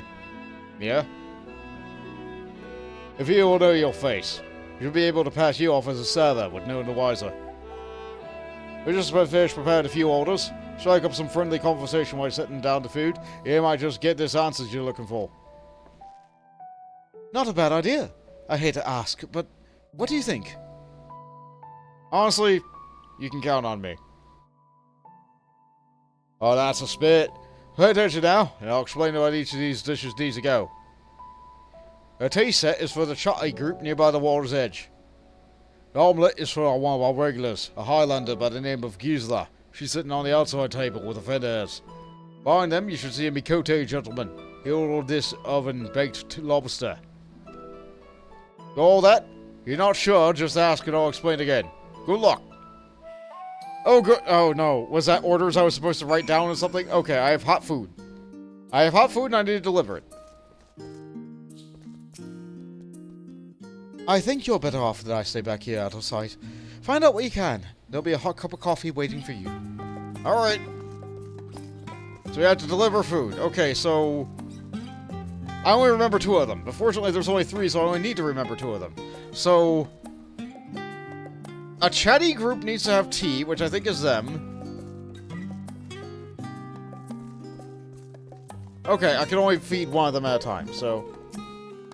You'll work here, don't you? I'm still waiting on that charming little tea set. Thank you for letting me know what you needed. We can... Do we make mistakes on purpose?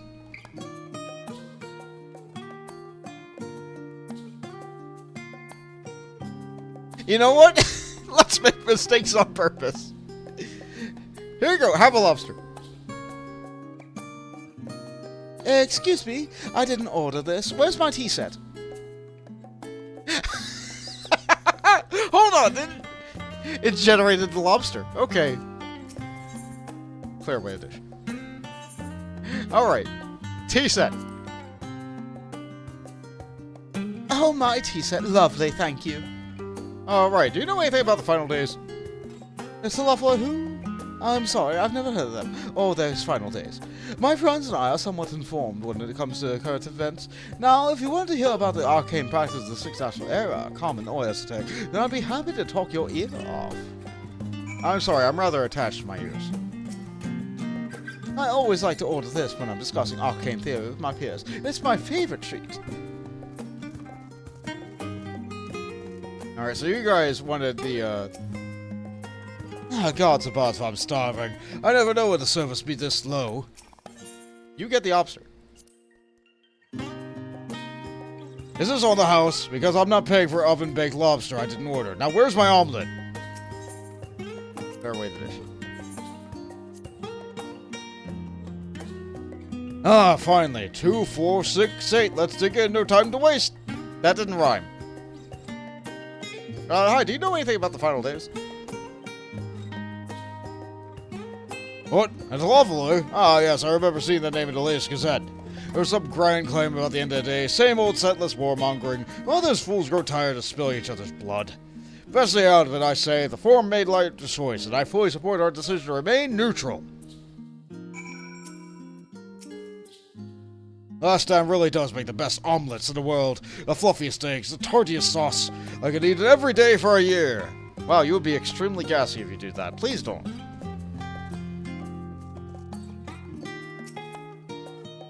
Oh, it's the anticipation. I've heard it melts your mouth like the most succulent roast ever made. Let's give... Urbane Banter with a smile.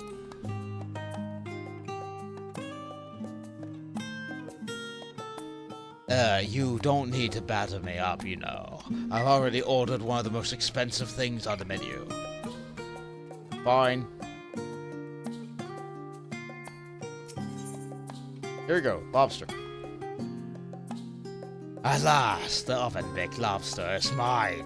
You have no idea how long I've scrimped and saved and suffered to afford this heavenly dish. Do you know anything about the underworld? Final days? The first I've heard of it. Although that would explain why my friend has been rushed off his feet. It must be a busy time to be a gleaner. What's a gleaner? You don't know what a gleaner is. They're collectors of a sort. Travel the world procuring things that we haven't got here in Sharleyan. Priceless books, unusual live specimens, and so forth. The name for these folks is a trail after reapers in the fields, pick up every grain of which was missed. Aye, by all counts, gleaning is a most meticulous and demanding profession. If those Loveloy make good on their audacious threats, then many uncatalogued rarities could be lost forever. Why else would the gleaners be buzzing about in such a frenzy? Watch the harbor and you'll see what I mean. They're carting in loads from off the docks all day. They've never been this hectic before, not like this. I've wanted to try this meal ever since I saw it served at another table. Ah, the aroma alone was worth every gill I scraped together. Alright, so let's take a good look. So, omelet. Looks like it has something poured on it. Good for them. Lobster. Stevie. Good. And tea. With what looks like a tiny little cake. I think the tea is from like an earlier expansion, maybe. Huh. I don't know, but the cake looks like maybe it had like pineapple on the bottom of it. Okay.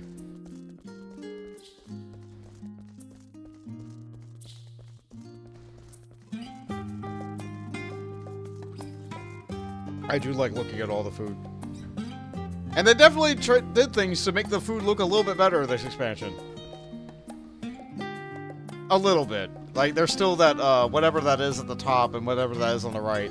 On the left, that looks like it could be celery. The middle looks like it could be carrots. Yeah, we just don't know. We just don't know. Some food came from previous expansions, like whatever the white bean stuff is. And, I think that's supposed to be butter on the broccoli? I don't know. I don't know. Like, it's still a step up of what it was in The Realm Reborn, that's to be sure. But, like, this is still the limitations of Final Fantasy XIV. Have you and Master Salazar got what you needed? She's be fond of you, eh? I never know to bring anyone to the cafe before.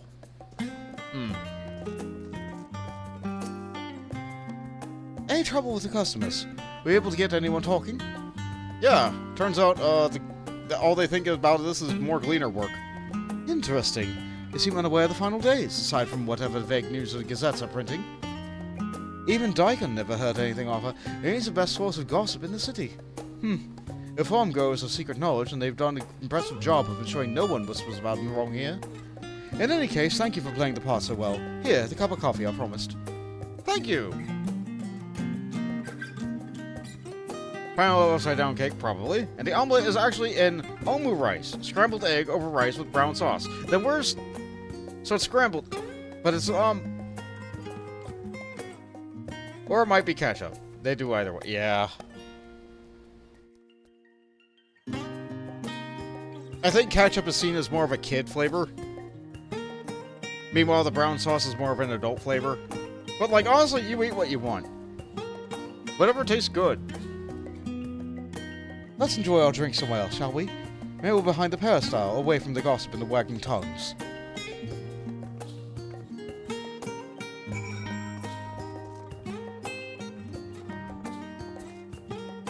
If it were better lighting... I don't even think with better lighting I'd be able to read this. I think my texture resolution is just too low.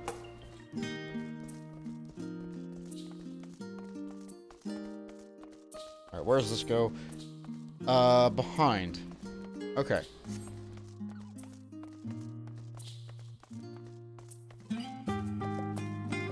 Yep, boats going inside the harbor of the city underground. Yes, this should do nicely. Out of the wind and out of sight.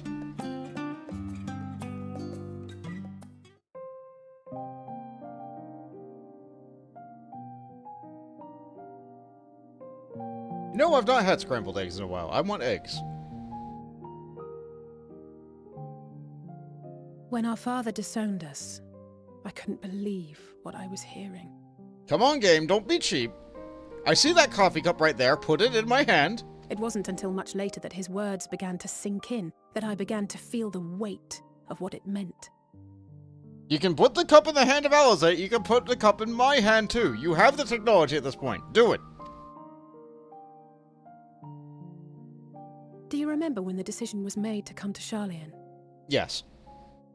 Graham said that the Forum was determined to keep us in the dark, and that Father's venomous performance was part of that strategy, to keep us at arm's length. Perhaps it was. Father argued with Grandfather on many occasions, but never with such dismissive contempt. And when he demanded what justifies the sacrifices we make in war, I honestly didn't know what to say. Neither did Alpha know, I know, but never for one moment did I believe we had made the wrong choice. So all I could do was fume silently. It was only afterwards that I realized how childish I had been. How being stubborn and self-righteous must run in the family. If I could have just mustered a civil response, then things might have turned out differently.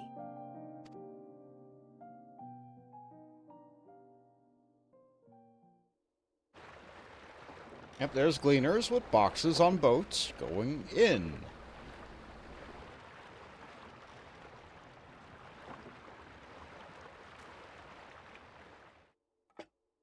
They must be ferrying goods to Labyrinthos. Yeah, Labyrinthos. Where's that? A vast complex beneath the island.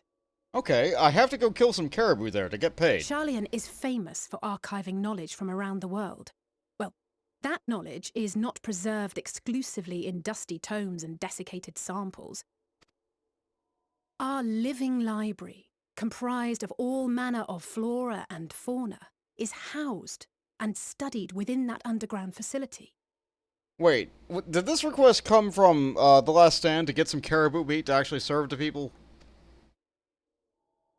Still, that did seem to be an unusually large shipment.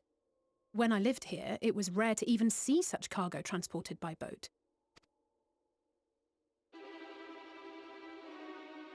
Wait!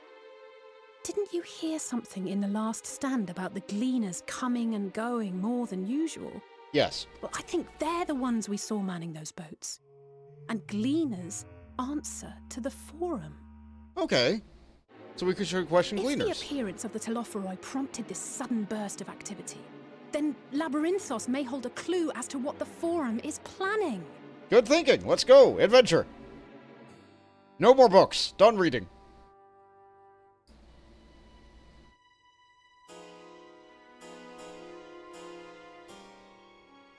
Rally ho! We earn money, we get experience.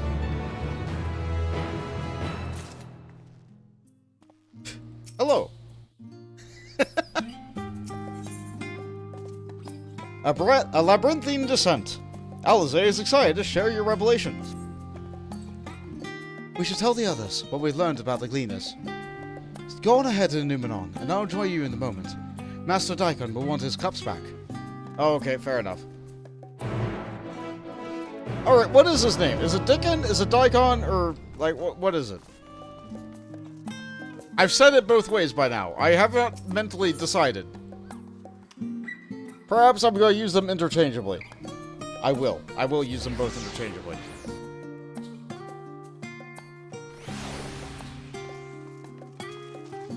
Hello. As I go through these woods every time, I'm going to continue to see you guys.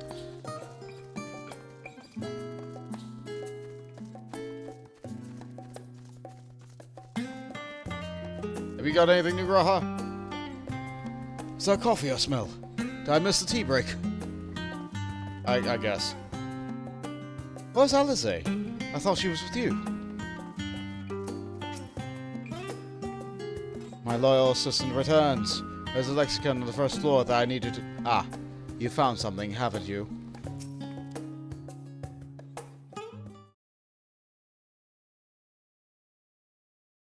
Welcome back, Mont. Been for a walk and cleared your head, have you? Not exactly. There was some impromptu investigating and turned up information on the Gleaners. Right, so we need to go into Labyrinthos to, like, talk to Gleaners, because they might know more than anybody else in town.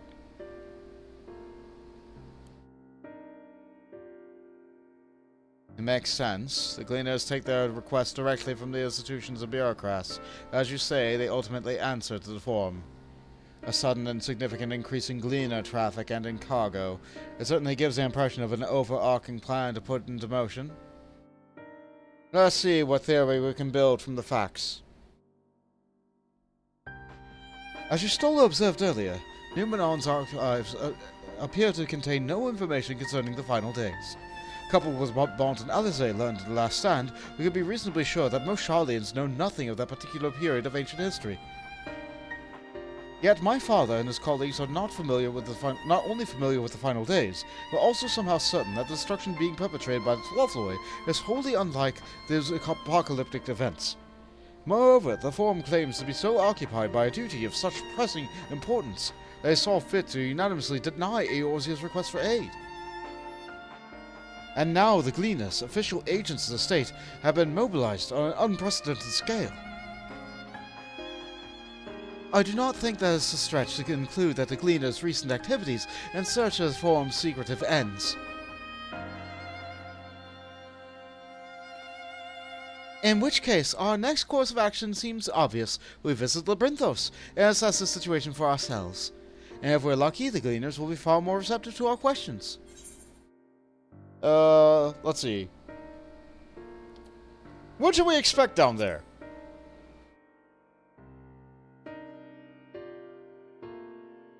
Oh, I would hate to spoil the surprise. Come on! As for myself, there are a few more subjects I should like to research. I may join you later, but feel free to leave behind your borrowed books and be on your way. I'll see that each is returned to its proper place. That would be a great help. Thank you, Raha.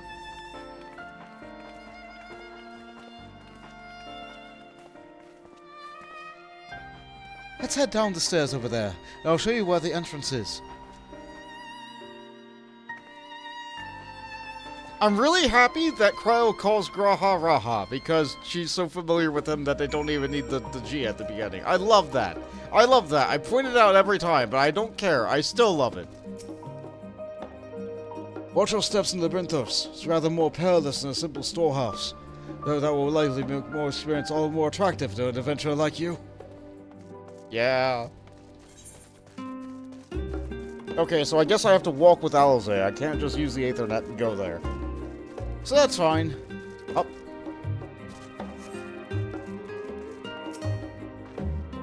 Ready? Labyrinthos is not too far from here, but you may find the path a bit disorienting. I'll take the lead, so stay close. Follow Alizé and try not to fall behind. Alright, let's make this ready. Off we go, then.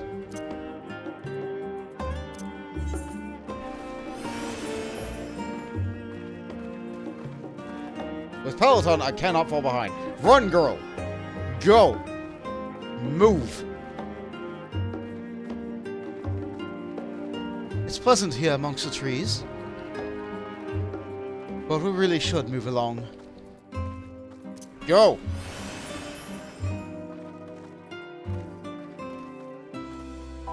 Escort quest! Now we run. Try to keep up.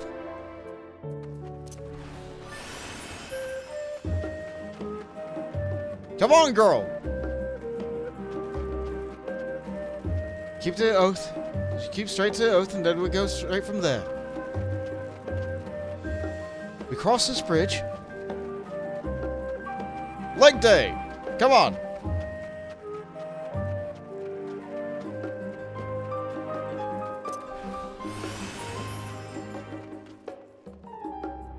Up here.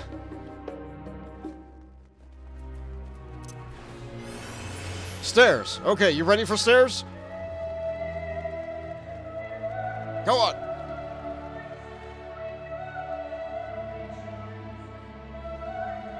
The rostra. Not far now. Come on. Move. I thought you were supposed to be the athletic one. Come on.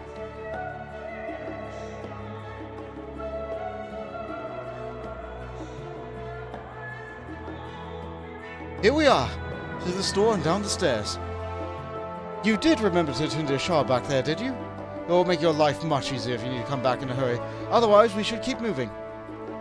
I did attune to it. Alright, back to Paladin.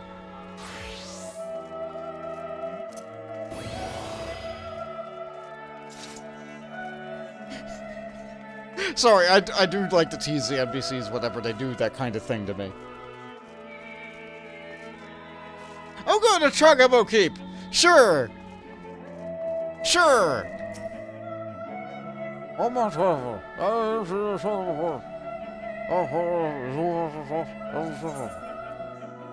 Thank you.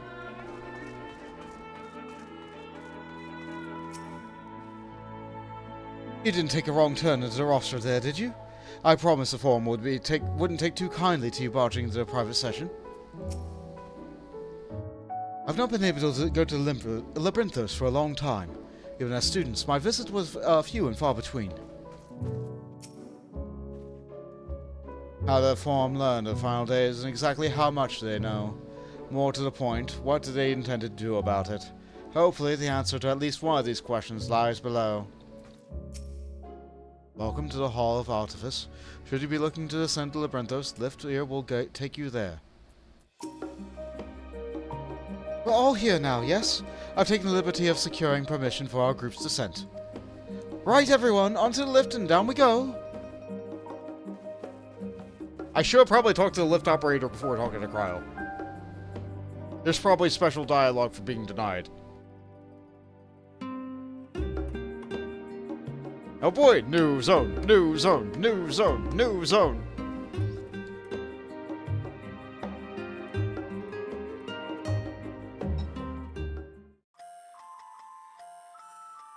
There's the artificial sun. Deep beneath the scholar's city shines a false sun within a fabricated sky. In any age exist those who consider the floor an extension of their bookshelves, and this vault's architects surely belonged to that special breed.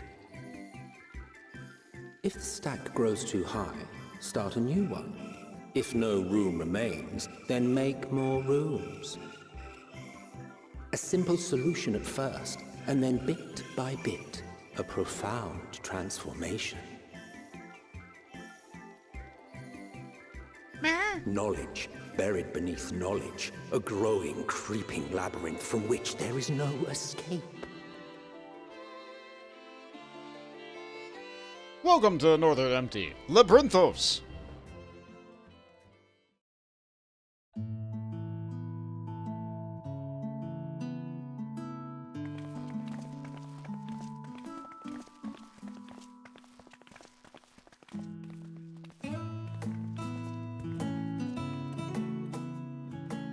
Not what you expected. I must admit, the artifice is very convincing. Yeah, when you call an area Labyrinthos, I don't expect, like, an outdoor farm or anything like that, much less caribou. The paper's kind of spoiled it for me. I was expecting, like, you know, a great big Minotaur maze kind of deal.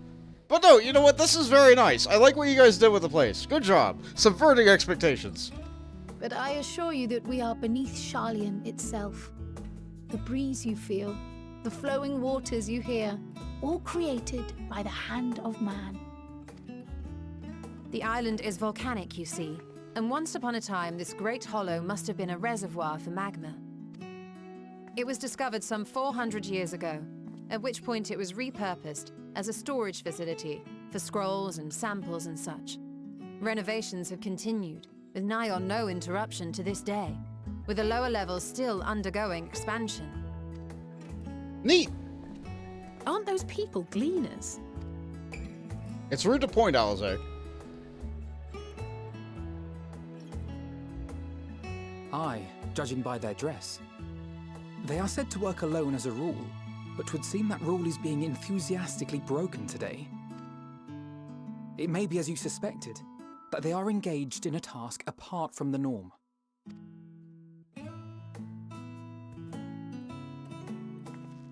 Let's spread out and get some answers then.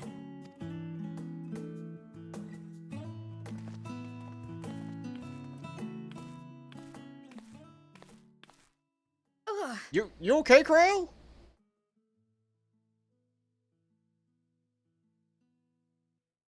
I know you don't get out much, but like... Did you call to me just now?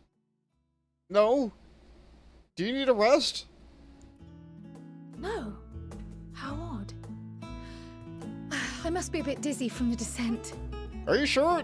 Maybe have a little sit. Maybe get a cup of water. I'll be fine, I'm sure. Let's get to work, shall we? Okay.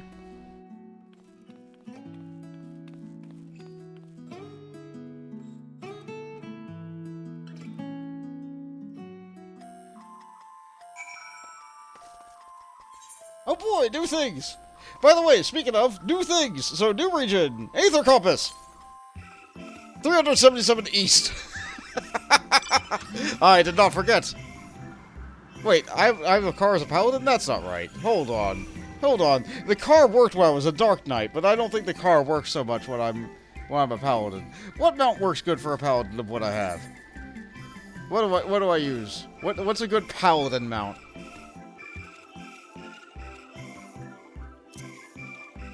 I do have a bird. Bird doesn't feel very paladin. Torgal might be the closest thing I have to a good paladin mount. We ride Torgal. Dog.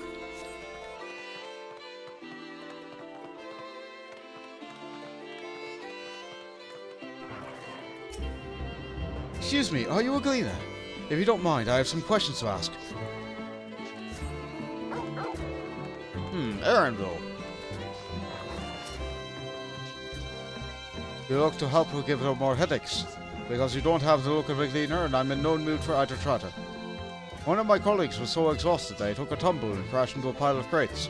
Now I have to pick up on marmots running loose.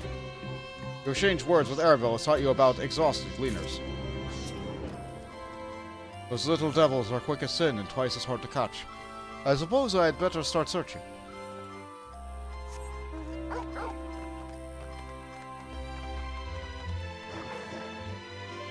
Oh good, Junkmonger Mender to fix your stuff.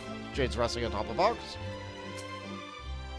Let me think. The Ray Seed should be item 1058, Cumin Seed should be 1059, Snurbbleberry 1060, and were they 1061? My head feels like it's stuffed with muckle grass. What loads to take out and carry in? Why do all this at once and risk mixing it up? Why can someone mistake corn and carrots and get abundant carrots? What then?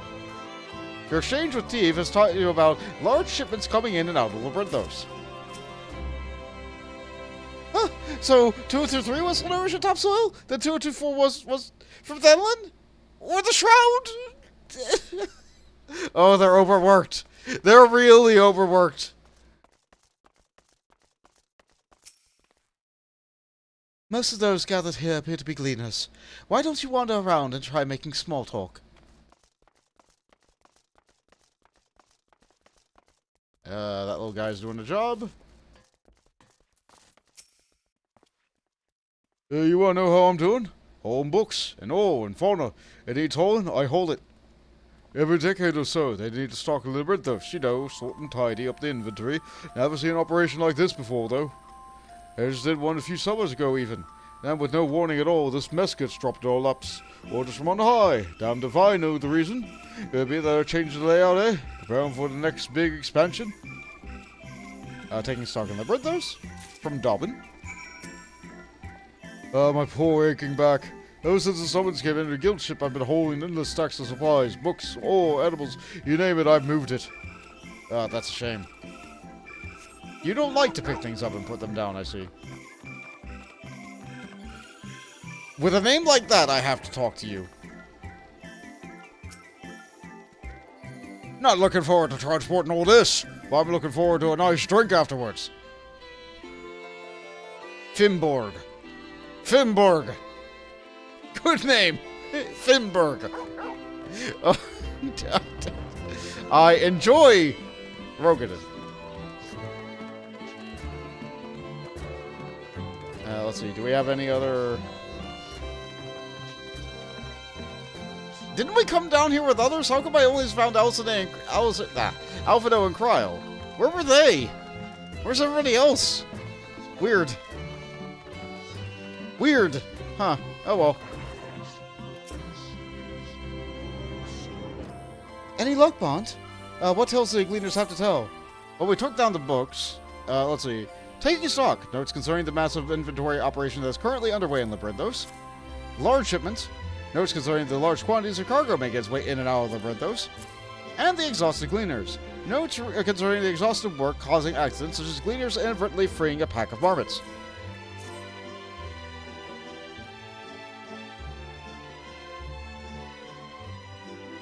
So this grand operation began without warning.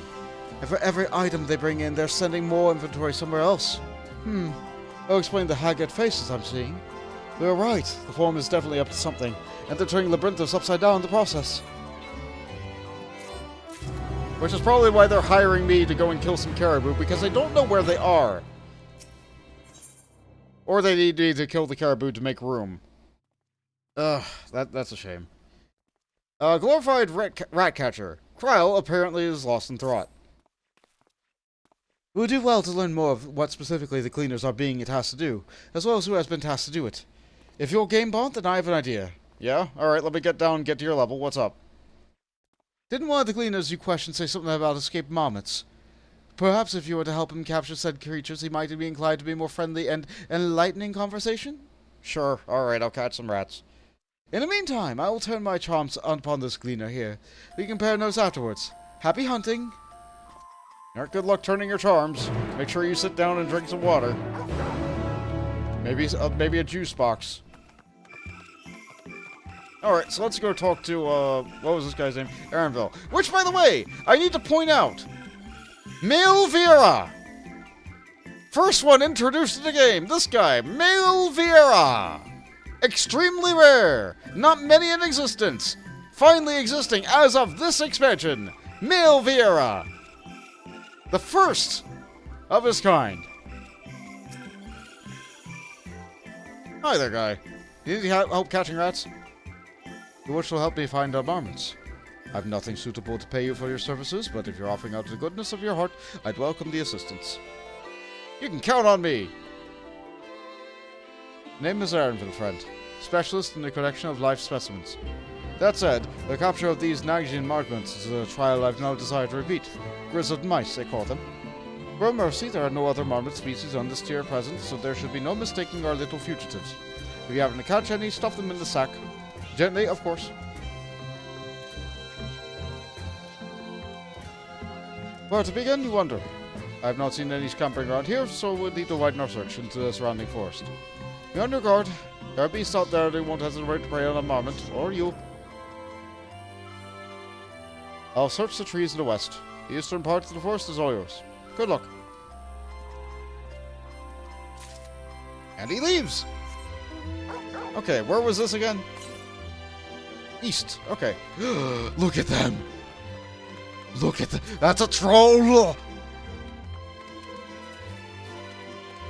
Look at them! He's glorious!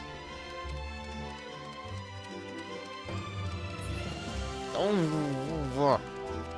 And look, they're just spraying mist down here to make sure that the area stays nice and hydrated and nice and water vapor, restoring the ethereal balance. Ah!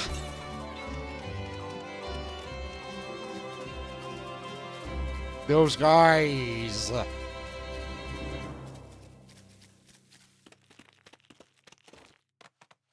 Okay, so where is the marmot? I want to say it's going to be on top of the cliff.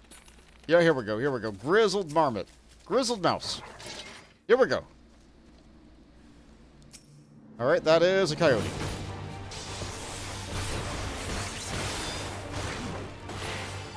I went to my burst rotation. Oh, more.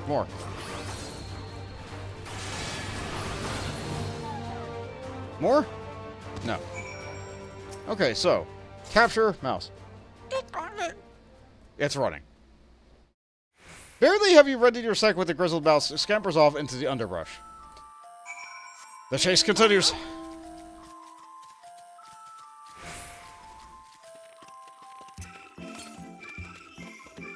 75 east, we'll get that later. Get them.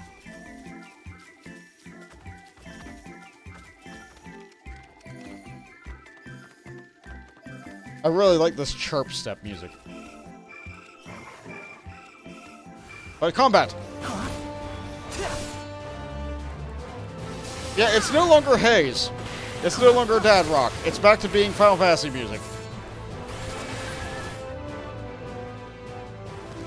Oh, a troll! Sword! Alright. Into the back. Okay, here we go. Rat sack. A sturdy sack, supposedly large enough to hold one or more squirming marmots. Here you go, into the bag. And the rodent nimbly evades your grasp once more before disappearing into the trees. Okay.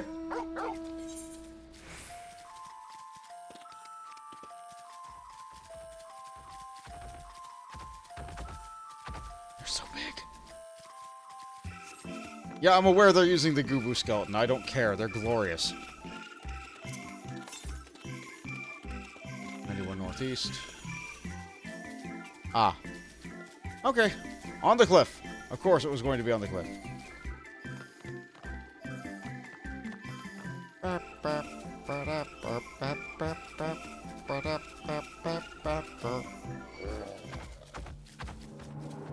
There it goes! He can't get me, but like... he can try. Like something out of a particular storybook. They look real familiar and fluffy. We love them.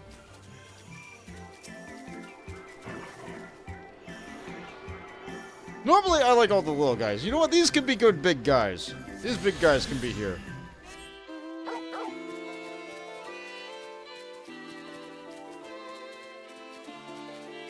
There it is. Into the bag.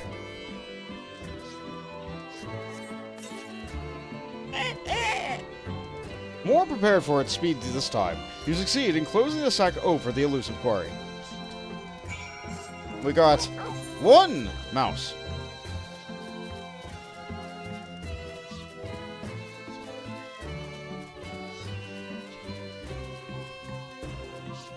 Is it making screaming noises?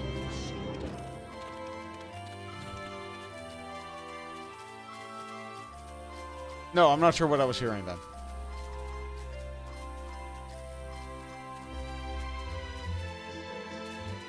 Oh, it's some extra little, like, crunch in the music.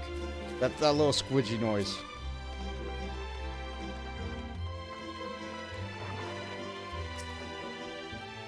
How did you fare? I tracked down 3 of the pack, which leaves 1 unaccounted for. Here you go. That's a hydrate imposter, so think straight.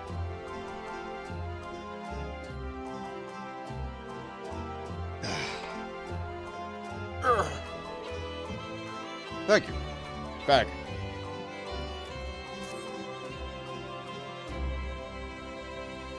Oh, there's the bombardment out. Wait here a moment while I put our friends in a holding cage.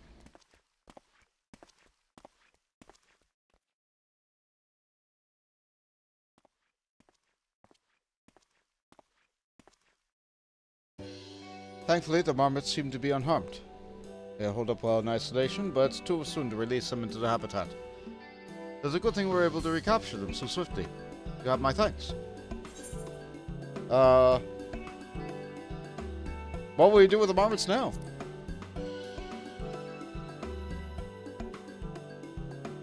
That's for the forum to decide. We're a guiding authority behind the Labyrinthos, after all, and this job was but one small part of their great inventory of theirs. Suitable for consumption and easy to breed, there's the 2 conditions I was given for the stock I was instructed to preserve. I see. I see. So, small, suitable for consumption, easy to breed. So that way you can have a ready supply of food. Okay, fine, fair enough. I don't know if the forum has planned for these creatures, but at the very least, I doubt they'll be served for dinner today or tomorrow.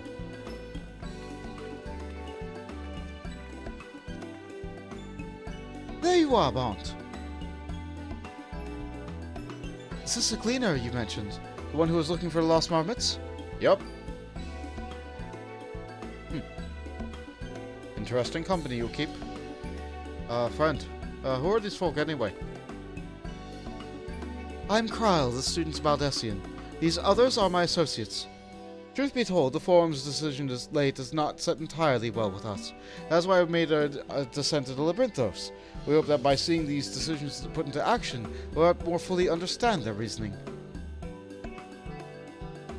Wise and practical. Never hurts to try and gain a broader perspective, does it? Anyway, duty calls. Other animals to capture and the closure's empty. Once again, I'm sorry that I can't offer you any more of my services.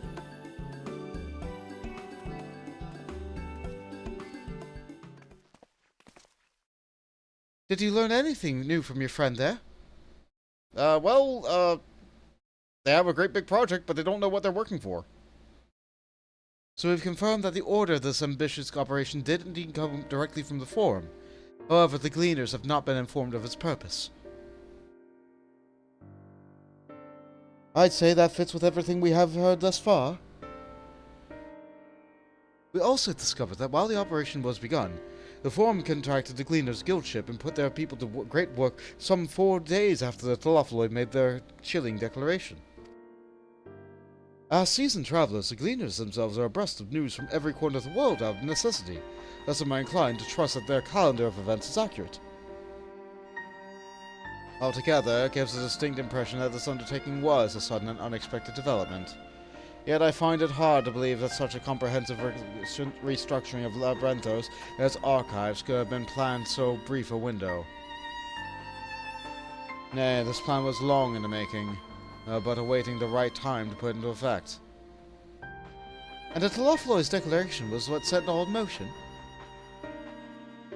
It seems likely, but let us not leap to conclusions just yet. For a moment, I suggest we conduct a wider investigation of Labrenthos. The more facilities we visit, the more piece of the puzzle we stand to find.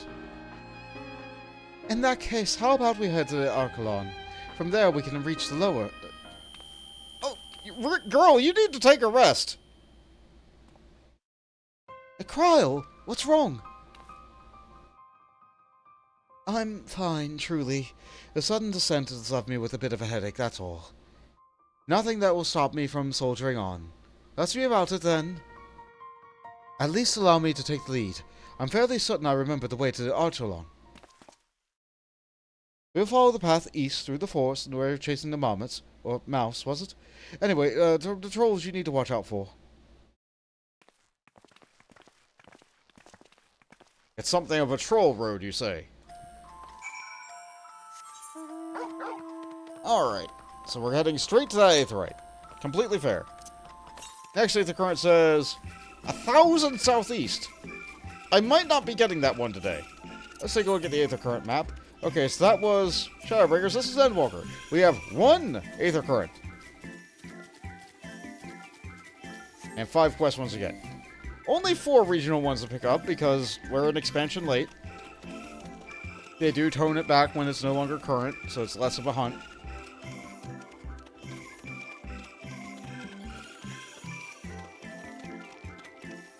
To think this is all artificial, made out of a hollowed out volcano. I think it's great. I think it's great. Well, and there's Jade atop her troll mount. Look at it. With those eyes. Oh, he's so good. Jade's real good. Unfortunately, I think that thing is ludicrously expensive, so I will not be getting that on Bond. Very unfortunately. Don't worry about me. I'm hale and healthy. In fact, I'm beginning to suspect that... Nay, let's discuss this later. The investigation demands our undivided attention. Were you caught in the midst of your way here? The sprayers keep the air humid, so the habitat feels as close as possible to its natural forest. The foremost material archive in Sharleyan. Would love to explore its treasured shelf on shelf, but I fear there'll be little time for such indulgence. Behold, the Archelon. As Numenon serves as Sharleyan's literary archive, so does this structure store the city's wealth of material data. The architecture, too, is similarly. The building you see is merely the upper entrance, an access point to the vaults carved into the cliffside itself. Within those vast rooms are stored countless samples and specimens, as well as the detailed records of such which describe them. In a manner of speaking, Archelon contains the physical history of Sharleyan's unwavering dedication to the accumulation of knowledge. Neat! Deeper into the maze. Alpha was gazing into Archelon with an appraised look. Well, we won't learn anything from value standing out here. Let's proceed into the main building and speak with the custodian.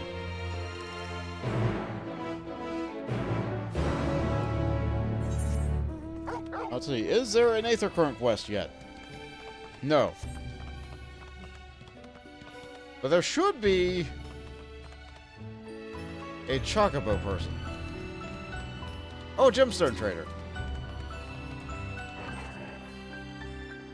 Phase Bros. In the market for something on the rare side.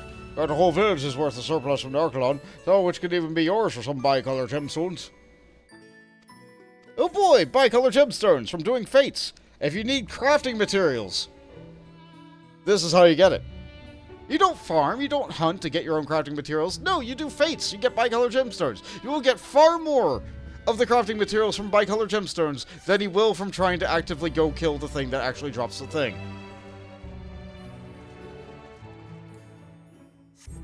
Did I attune to this aetherite? Okay, Sharleyan. Mistake. Why, when we teleport in, do we get our feet wet immediately? Is it because you don't want, like, foreign soils or whatever? So, like, you give our feet a little bit of a wash before, like, every time we teleport in, we get wet. And then we have to walk out. Assuming that we'll just dry ourselves off from, like, doing anything. I don't think that's great. I don't like that so much.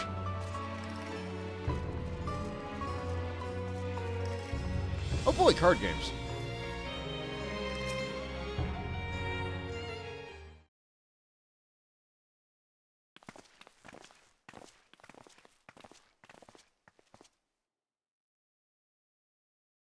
Greetings. We're here to peruse the Archelon's vaults.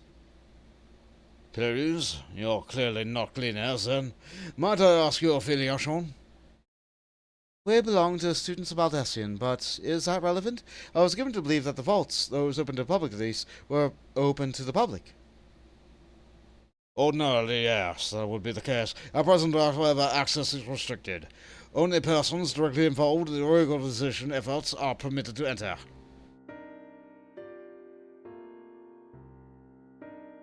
Not us, then. I suppose we had better move along to another facility.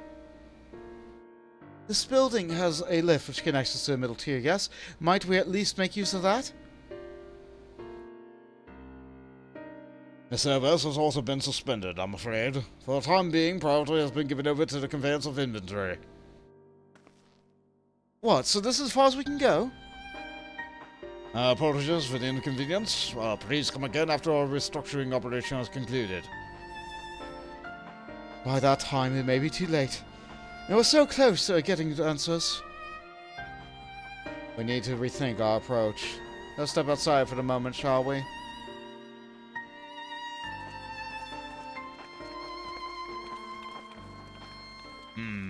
I do not like them.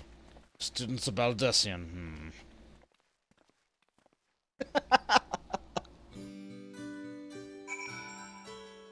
Something tells me he could have just denied us without, like, any overarching reason. Just for the sake of denying us because he didn't like the way that we looked, or we bothered him on a bad day. Labyrinthos is constructed in the shape of a mortar. The upper level is called the outer circuit, and the medial circuit lies on the tier below us. Okay, fair. If they're going to close off our facilities, they might as well announce it. And students must be furious. The Forum must be aware of the exposure indeed to so heavily restrict the use of public infrastructure. We're at an impasse. We have no other leads. I should like to pursue this one further. But I doubt that our stone-faced custodian will be swayed by our heartfelt pleas. We must seek another means to access the lower levels. We could jump off a cliff. It's likely that the people of the area are involved in the restructuring in one way or another. If we were to ingratiate ourselves, they might allow us to accompany them on the lift. Let's ask around. Surely someone is in need of a few strong backs to lighten the load. Alright. We talk to the locals and solve their problems, just like always. Oh boy, a great big red circle appeared on my minimap. Here we go.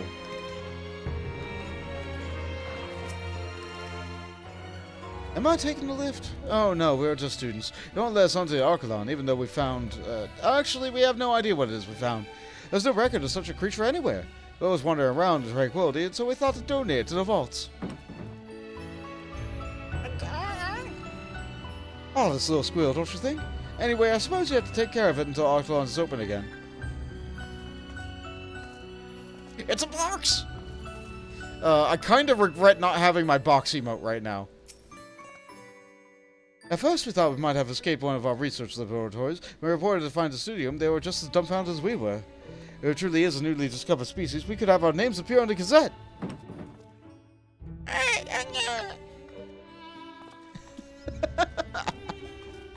Oh. Okay, there's the chocobo key. Hi, guy.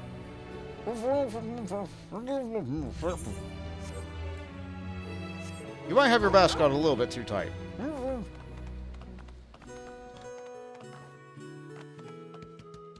How many more we need to talk to? One!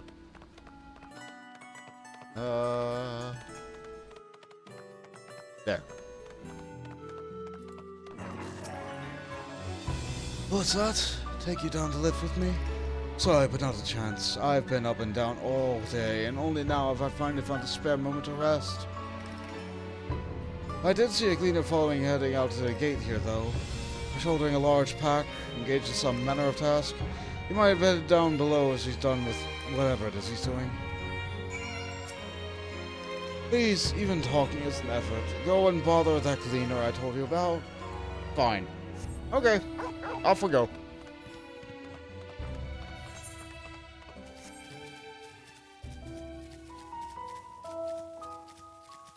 Nighttime Labyrinthos. Just piano.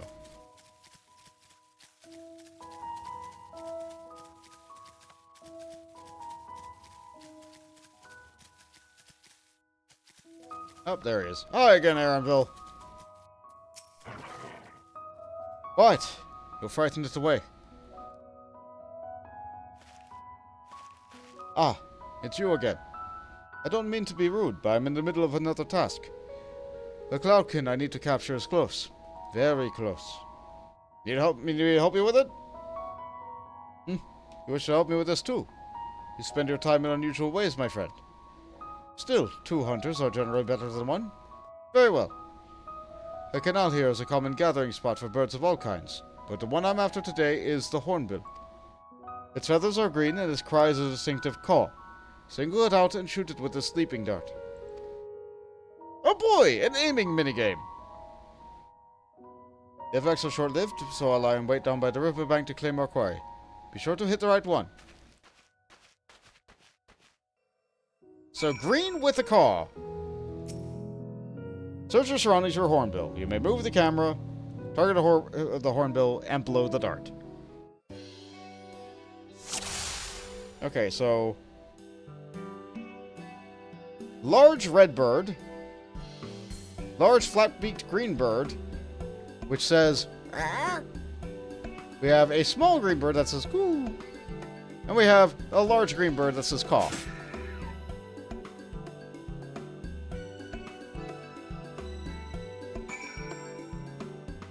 Right on. I'm glad that I have perfect accuracy in one game. Aside from the time I shot the Exarch's hood.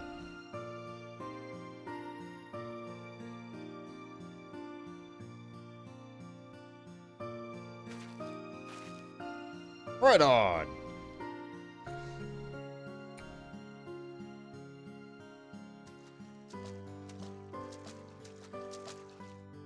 A fair shot.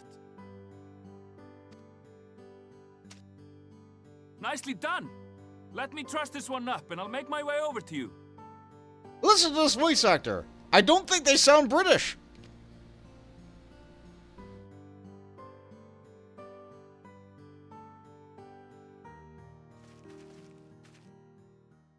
Which, like, I don't think that's a first. I think we've had a couple of French voice actors. But, you know, a lot of voice actors here are British. There you are. Any new revelations? Maybe. Met my friend again. So you met with that gleaner again, this time to capture a hornbill. I understand catching and bringing in creatures from the outside, but what's the point of chasing after ones already here? Oh, it's a simple thing, really. Occasionally, we remove specimens no longer needed for study, or those we've had difficulty raising. But we can't simply turn them loose. Safely returning such creatures to their native habitats is another facet of a cleaner's duties. But not in this case, I'm afraid. I've been asked to bring the bird below.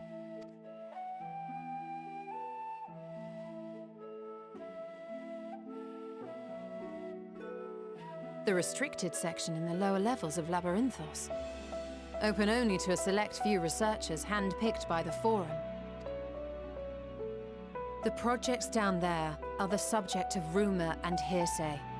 Forbidden magics. Advanced technologies that can never be allowed to fall into outside hands. Even Archons are not privy to the truth. Those who are, the researchers involved in this secretive work, are not permitted to walk freely in the city, and are instead required to live in isolated quarters. Prisoners of research and work. What could a facility subject to such strict security protocols possibly need with a hornbill? An experiment? Possibly. I wasn't afforded an explanation. But judging by the requisition list given to me and my colleagues, I doubt it's for any kind of advanced research. I'd be more inclined to believe we were making preparations to migrate to the south. Mericidia or thereabouts. What? Why would you say that? Much of the flora and fauna we were asked to procure could serve as reliable sources of sustenance.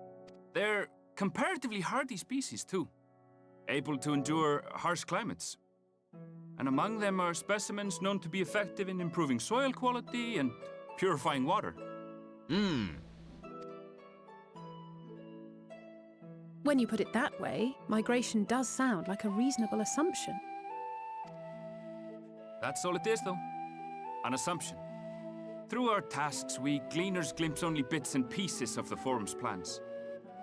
I really like Erenville. He's the guy who put all of their skill ranks into handle animal and knowledge nature and geography. He's doing good stuff. He's giving us information that is well beyond the purview of the rest of the Scions. Our prime concern is that our requisitions, be they living or otherwise, are properly preserved for the knowledge of future generations. Now, I really must be going.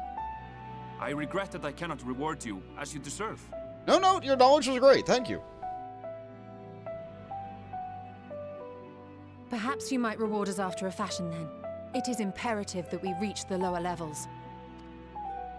And seeing as you are already set to descend with your assigned cargo, mayhap we could accompany you as your assistants. I'm afraid that won't be possible. Once the animals have been prepared for transport, we send them down separately via the lift. I will of course follow after to make my report, but I can hardly pass you off as porters when there's nothing left to carry. Indeed. Pray forget I said anything.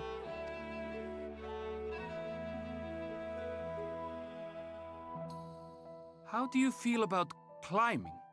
If you've strength and the courage to brave it, then there is another way down. This path leads to the 33rd facet, a mineshaft excavated during one of our expansions of Labyrinthos. While I cannot guarantee that the passage is safe to traverse, it should provide access to the medial circuit below. I never even knew such a place existed. Thank you. This is the perfect solution. You're quite welcome, but consider yourselves warned. If the going proves too treacherous, you do well to turn back. I bid you good day. Yeah, good day, guy. Is it Greek? A little bit. Oh, his accent? Turning No back idea. is hardly an option, not when we've come this far. Let's go and take a look at this mine shaft.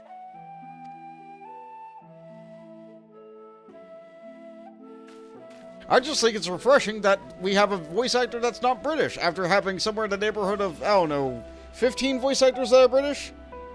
It's nice to have variety. Let's put it that way. I like hearing variety. If you can't tell from the way I do so many different voices, even when I read anything.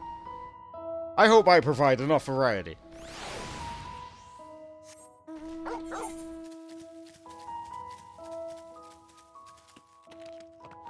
Alright, so now we're moving.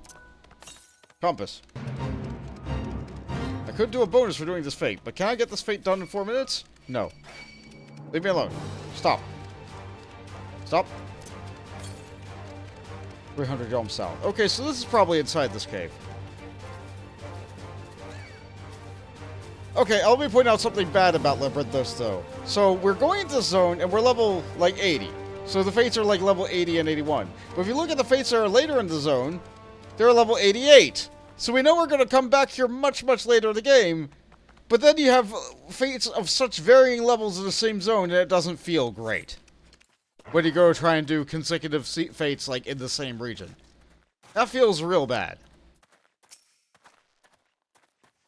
I took a quick peek inside, and it's awfully dark in there. It's okay, just cast fire. I never would have noticed this cave on my own. Thank that scholar that Erenville knew of it, and you were there to persuade him to share. The medial circuit, which Erenville mentioned, is a tier directly below us. Unlike the lowest levels of Labyrinthos, with its rigid security, one can usually roam the middle layer quite freely. Let's see what we might find. Okay. But before I do that, I need to demonstrate. My initial assumption was to just jump. No. The game has put invisible walls. You cannot just jump to the lower levels. I did try. I did try. My first time I was here, and this time that I'm here. This must be the entrance to the mineshaft. 'Tis faint, but I hear something moving within. Creatures owned by the research, what do you think? Well, slavening beasts aside, we'll need to watch our footing. We should tighten our straps and such before we continue. Yeah, tie your shoes before you go into a dangerous mineshaft.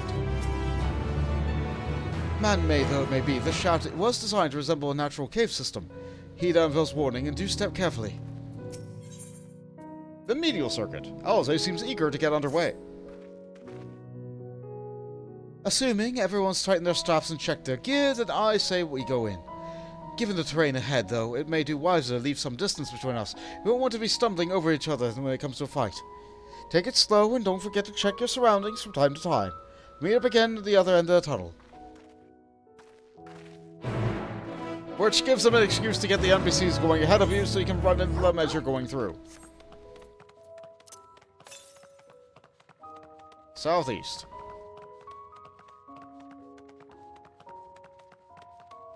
Is it just goblins and goblins and such? Mithril cap. Okay, so it's a weird fungus frog. Okay, so I'm required to fight in here. Fair enough. I could bring out Medley. Come on, Medley.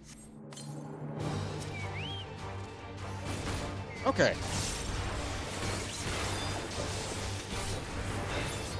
Yeah, okay.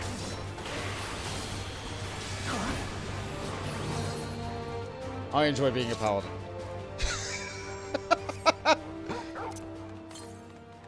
Southwest. It is very dark. I know you guys can't see a lot. Either can I.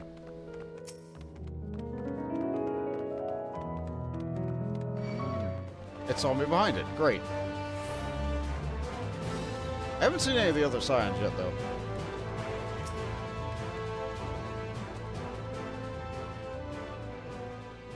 Another fight.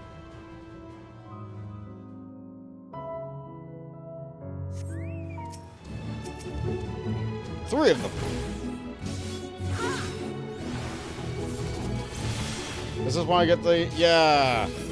I now do magic when I do my AoE.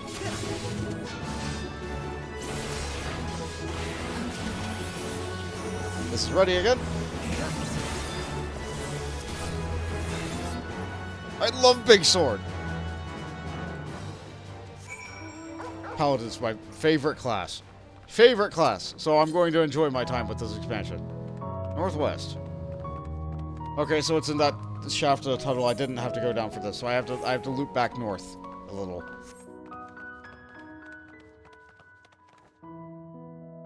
I have to go out of the way a little bit in order to get flight, because flight will be important.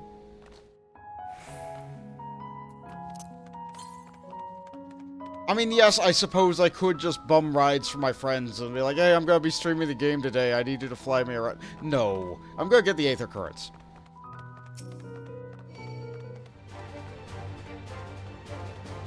Gotta be a responsible Final Fantasy XIV player and get the Aether Currents while I'm going through the story. It's not that hard. You just pop a compass every now and again. I'll get the gas.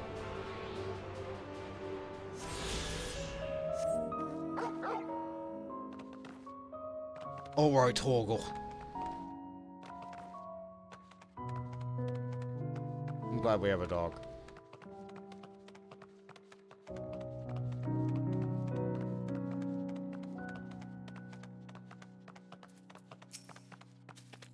Okay. Hiya, Shaw. The mine shaft was infested with mithril caps. Some sort of research project, I wonder. I suppose they are most unusual creatures. Why to develop such long limbs when all they do is shuffle about narrow tunnels? Maybe to stretch out over the tunnels? Torgal really is the goodest boy. Truly. Genuinely. A Bont! Did you know Kryle almost took a tumble back there? She can't possibly be dizzy from the lift. Still. I was being careful, I swear. The slope was steeper than I thought. I lost my footing for a moment, that's all. I'm not injured, if you don't count my pride. Oh, you're fine, Kryle. Just take a drink and sit down. Everyone seems to have made it through without incident. Nothing of consequence, at least. And as promised, the tunnel has delivered us to the medial circuit. As I recall, this tier is where they kept a wide variety of samples for agricultural preparation. If Anvil's assumption holds true, that specimens are being collected as a preparation for a great migration, we should see evidence of such a plans in areas of research projects. Let's follow the path to the nearest arming facility and see what we see. Of course we'll take a look. My memories of this place are a touch hazy, but if we keep to the path heading north, we should eventually arrive at the farm of some kind. We've also not been here for years, right?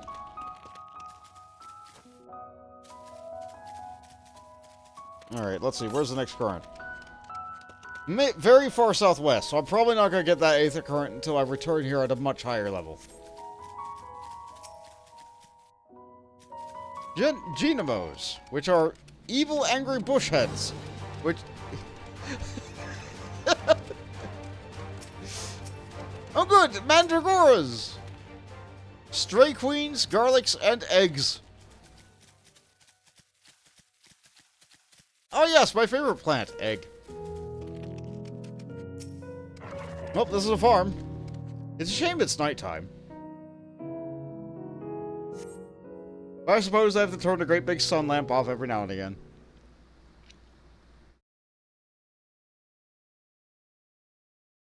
Oh god, the Squapes! They're here, the legendary Squapes!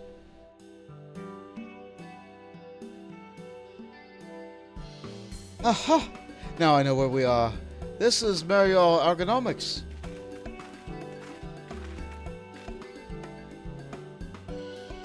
The Brinthos is host to a wide variety of vegetation, which allows us to conduct studies on cultivation methods utilized in foreign lands. And in this facility, which many coordinate and oversee these efforts. The fruits of their research go to feed the Brinthos colleagues, or so I hear. More notable successes might make it Agora. Food so exotic you'd be hard-pressed to guess their origin, let alone how they might taste. Indeed.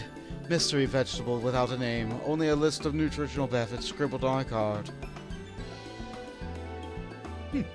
I see no gleaner hereabouts, yet these workers seem to share the sense of urgency. 'Tis possible they know something of the forum's plans and their underlying motivations. Worth looking into, wouldn't you say? Sure. Let's talk to farmers. See what you can coax from the workers. The rest of us will do the same of the cast useful clues.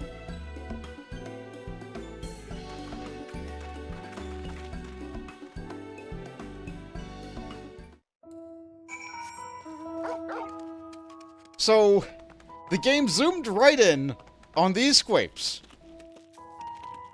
As I went the wrong way. So, the pumpkin patches were over there. The squapes are over here. And the game zoomed right in on these suckers. Right here. Right when everybody was leaving World of Warcraft. This is what everybody was so obsessed over. These grapes. Right here. In this expansion, at this point, when they've already done a great big massive food overhaul, after showing those popsicles, and that fancy bread, and those wonderful cooked meals, no, we still have squapes. It's a reused asset from A Realm Reborn that they just stuck here, and it has no right being this bad. This is why there was such critical criticism on Square Enix's use of such low poly assets in a modern game. Which then led to Square Enix rebuffing and then making grapes in Final Fantasy XVI, which look amazing!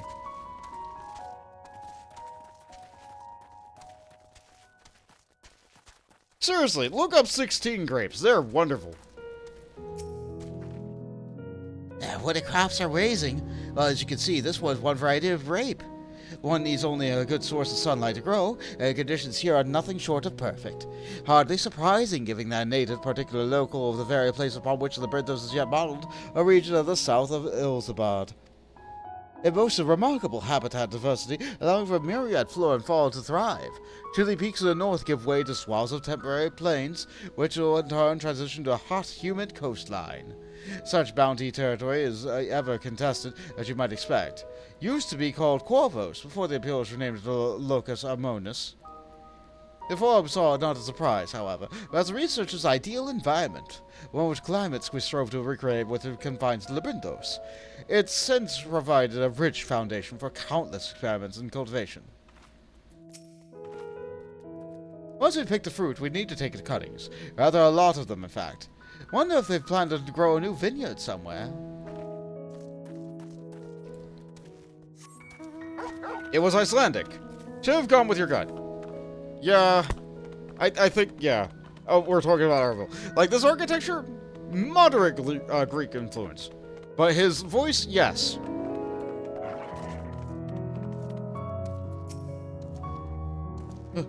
Oh, hello there. Wouldn't expect visitors, not with the lift being restricted. How did you make it down here anyway? We went through a mine shaft. A mine shaft, you say? Well, you're a much hardier soul than I.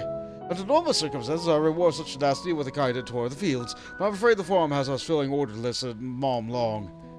Massive yet detailed requests, literal wagon loads of crop samples, and hardly any time to put them together. When I first heard this grand reorganization, I heard we'd be shuffling around old stock to make room for some new. Then came the orders for ridiculous quantities of seeds we've already thoroughly researched. Passing strange, eh? I pressed for an explanation that was met with vague assurances that would all be revealed in due course. Not the most satisfying answer. This is again when we lift us back in normal operation. I should hope we'll have new crops to show you by then, but we probably won't. Let's see if we can find the signs real quick. I'm told this car holds a harvest meant for the larger here. Nothing out of the ordinary. Let's find Kryl. A field full of ripe vegetables being left to rot in the vine. Not a single picker hard at work. Clearly procuring readily available fresh food, if not the form's priority. That's a real shame. It's a real shame. Like, why not pumpkins? Is there something wrong with pumpkins? I like pumpkins. I'll eat one. I'll take one.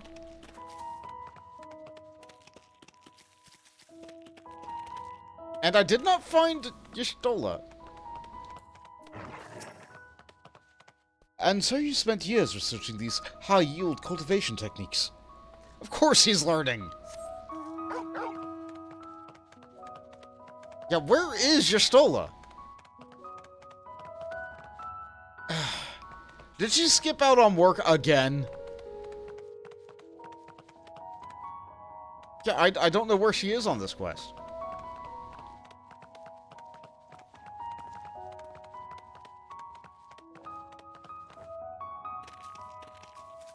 Ah, well. Do I have all to be taken down below? More than I can carry and then some. More of our stocks is sent off via the cargo lift, but there's some remarkable marked for aerial transport, and there's a stack of crates on top of that hill over there. God's hauling up that lot of the slope is a job and a half. Right, back at it then. Once I'm done here, I'll take a fresh route to Last Stand and have them whip me up with dessert. That sounds great. Who do I go to now? Oh, there she is. Hi. Why aren't you questioning anybody? The stack of crates on the hill is going below. That sounds promising. I'll gather the others and join you there. Yeah, she just left all the work to me. Alright, so... investigate the stacked boxes. Okay, I can do that. Maybe we got attacked by an onion! And that's a giant wasp! Leave it. Huh. Hold on. There's these crates, but what is this remarkable white flower glowing in the darkness right next to them? The labels of these crates tell a story of their contents. Bundles of common seeds and saplings, accompanied by sheaves of reports.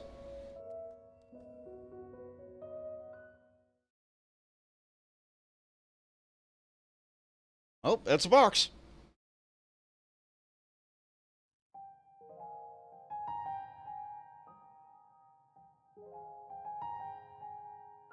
In case you miss the flowers, they zoom right in on them.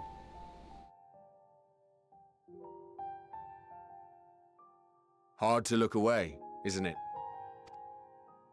Yeah, they're pretty. Who are you? But they're more than pretty flowers. Heart blooms are attuned to ambient emotion. Heart blooms, huh?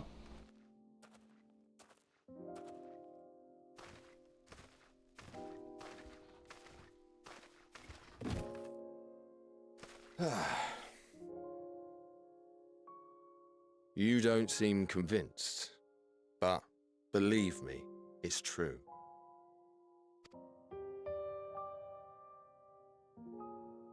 This ashen grey, for instance, it mirrors the anxiety and urgency of those working nearby as they rush to fulfill sudden orders. Intense feelings like those spur the petals to change colour. Bright glowing hues in the presence of joy, dark subdued shades for frustration or despair. Yet even with the collected wisdom of Sharleyan at our disposal, we've yet to identify the underlying principle of this empathic effect. And there are other mysteries besides. Although the flower is extraordinarily long-lived, its low reproductive rate has made it difficult to find younger populations growing in the wild.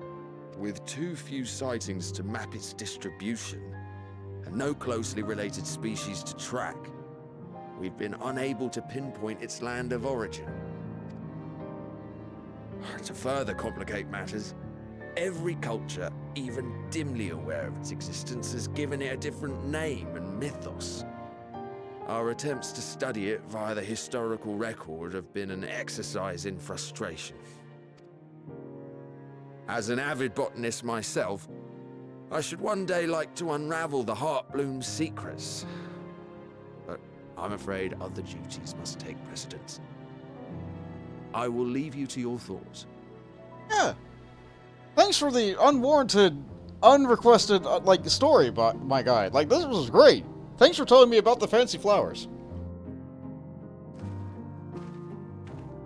You ever just walk up on a hill and see somebody staring at a flower and tell that flower's history to them? And then walk off without even saying your name?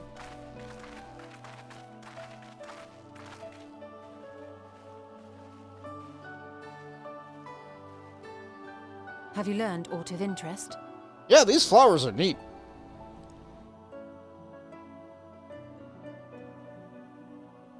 A flower that reacts to one's feelings?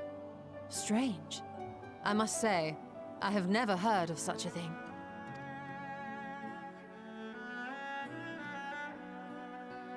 This is all very fascinating. But as it stands, we've failed to gain any significant insight into the Forum's undertaking.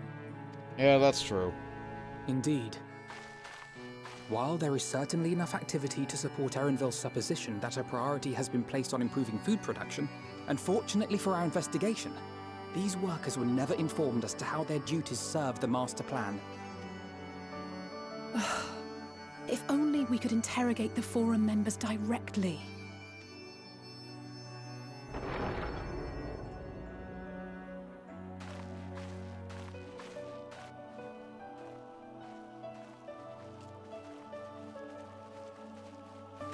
Isn't that the entrance to the Archaean?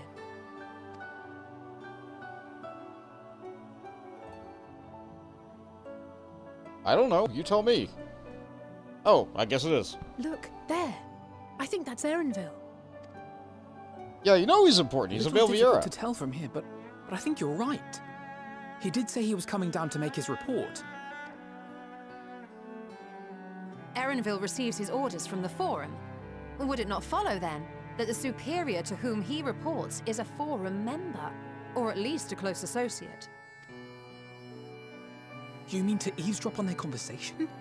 What of the risks? Ours alone to bear. We won't interfere with Erenville's work, nor will he be implicated as an accomplice. If you're not comfortable taking part, I can do this alone. Nay. I said myself that I wished to know Father's intentions. And no answers will be forthcoming should we simply ask nicely. We can apologize later, should it come to it. Right now, we need every crumb of information we can get our hands on. Consequences be damned. It might be best if you came along as well. In fact, we should all...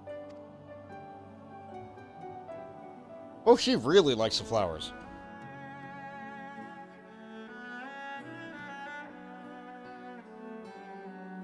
Cryo?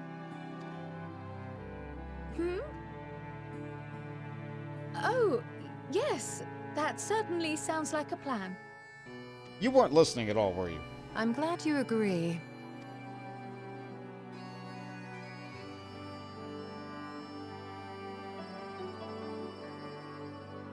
Quickly!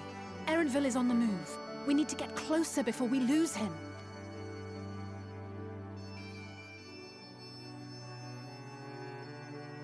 She's back at the flowers.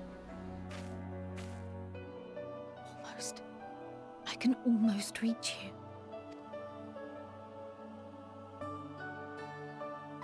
I'm really worried about her. She really needs a drink of water. She needs a juice box.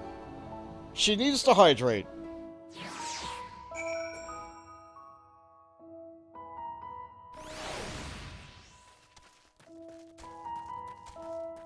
She's not here. Oh, she's over here now. Okay.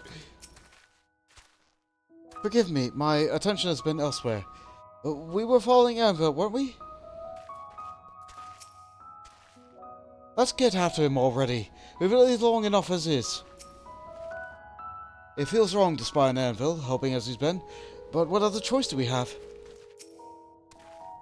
Is Kryle still feeling unwell? I've never seen her so distracted. Keep an eye on her, but keep moving too. We cannot let our quarry slip away. Did you see which way Anvil went? No, because I was distracted. The full report, warts and all. Alize is not about to let Erenville out of her sight. Anvil was headed westwards along the path to Archelon. Come, we can still catch him. Alright. Away we go. Let's see. That away. Got it. Off the cliff. Across the road. Another cliff? Another cliff. Let's go around this way, back to the road. Maybe not get stung by a giant wasp. I am on the wrong road. This road.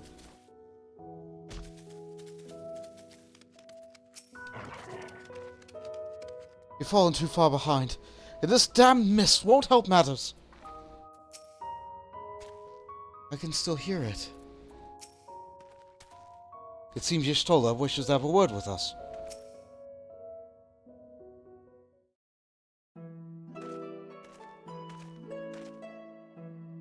Hold a moment. I have an idea. If memory serves, a colossal wall-like structure is the largest stone bedder, one of the Labyrinthos' climate control centers. It should have its own life, which would then access the upper or lower tiers. Its own lift, even.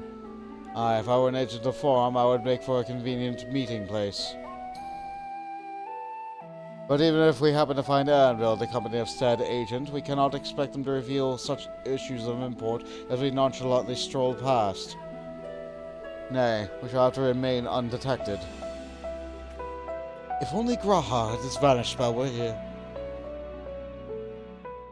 Oh, but there are other ways of turning invisible. Hippity hop, my little toads. Goodness! Well, I guess she learned that spell from Gilgamesh. Unaccustomed to transfiguration, worry not, it will wear off with the passage of time. I suggest you and your green companions hop along and catch up with Anvil. Should you feel the magic's fading, return to me and I will refresh its enchantment. And what am I to do in the meantime? Well, wait here with me. In your current state of mind, you'll be as likely to leap into the jaws of a predator as you would learn of anything of note. Oh. Which reminds me, where are the creatures' hideouts? In that form, you are essentially defenseless. You've changed into a toad. You must remain transfigured in order to progress the quest objectives.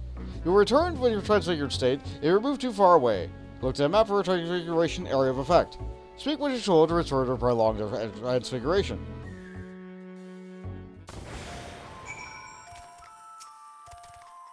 Rabbit.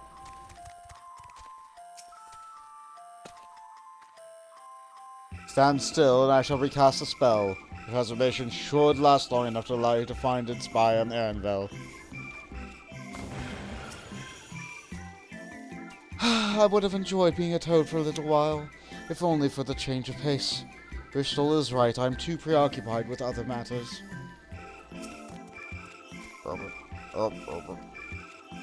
Alpha Toad and Alley Toad are now accompanying you. Keep them at your side in order to proceed with quest objectives. You can leave your quested companions behind by entering different areas, etc., etc. We've read this text. Alpha Toad and Alley Toad, away! Also, we have a Chocobo. Don't worry about that. Okay, so the quest area is actually rather massive.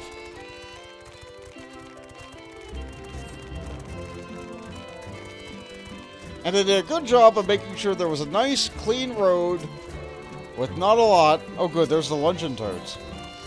I guess I need to kill some of those for a little bit of experience. Not on stream. I can do that some other time.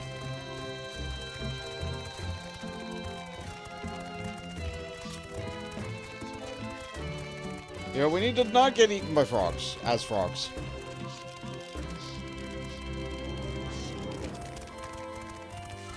Okay, so we need to be up there. Alright, so we're going to go down here to this optional dialogue first.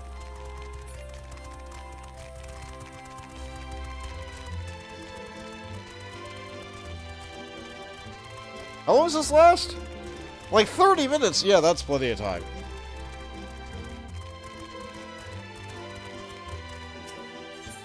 Talk. Ribbit.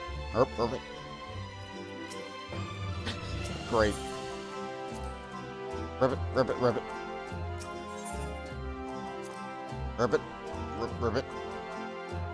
Alpha Toad attempts and fails to shake his head, but you nevertheless understand that he is telling you that this is the wrong way. Ribbit, ribbit, ribbit, ribbit.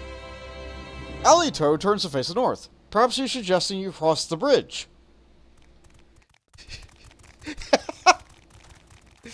So I was going the correct way, but I wanted to get to the optional dialogue of them telling me to go the other way.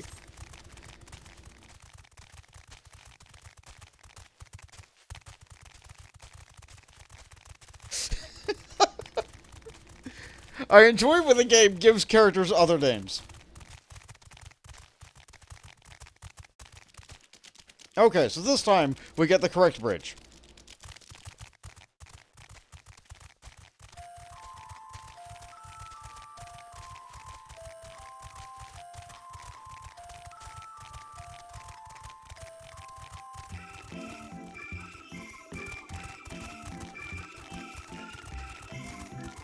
We move very slow as a frog.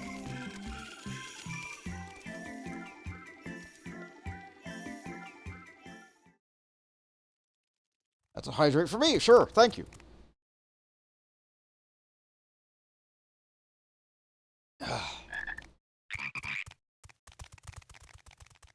Sorry, I had a bit of a frog stuck in my throat.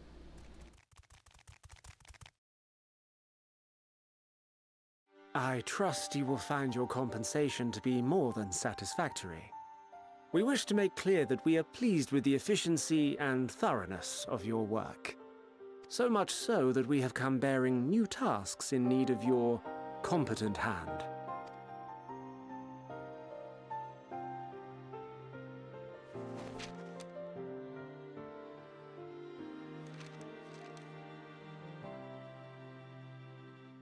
Another lengthy list.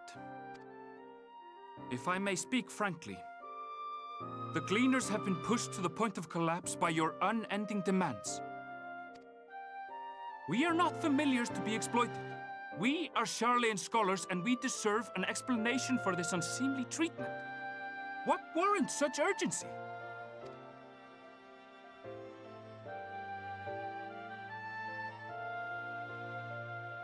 In an age long past, Sharleyan was charged with a momentous duty. And now that word of the final days hangs heavy in the air, the time has come for us to fulfill that charge. I can say no more, but I promise you this. All will be revealed in due course. And when it has, you will understand that your toil was in service to the greatest good.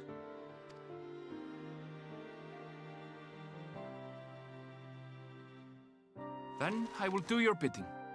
For now, but unless you wish the Gleaners to rise up in protest, I advise you to offer tangible improvements for our working conditions. Your promised revelation does nothing to address present circumstances.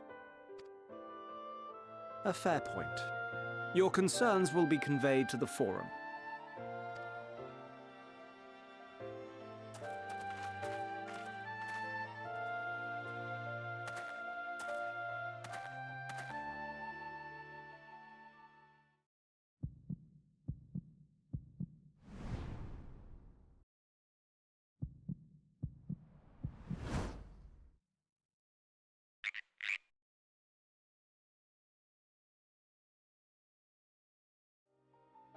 I hope that was informative. You may consider my debt to you repaid in full. That's right, he has maximum ranks of knowledge nature. He was able to identify us immediately. While I do have my reservations about the Forum, I want to believe that they have our best interests at heart. Which is why I'm reassured that you're busy sniffing out the truth of things. We can ill afford to place all our eggs in one basket, this master plan of theirs, without first understanding the risks involved.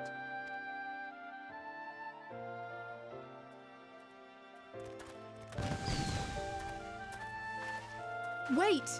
How did you know it was us? If you mean to impersonate a toad, try studying the real thing. And don't try to fool an expert. Yeah, I don't know if Ystal has ever seen a real frog other than a Pirogo.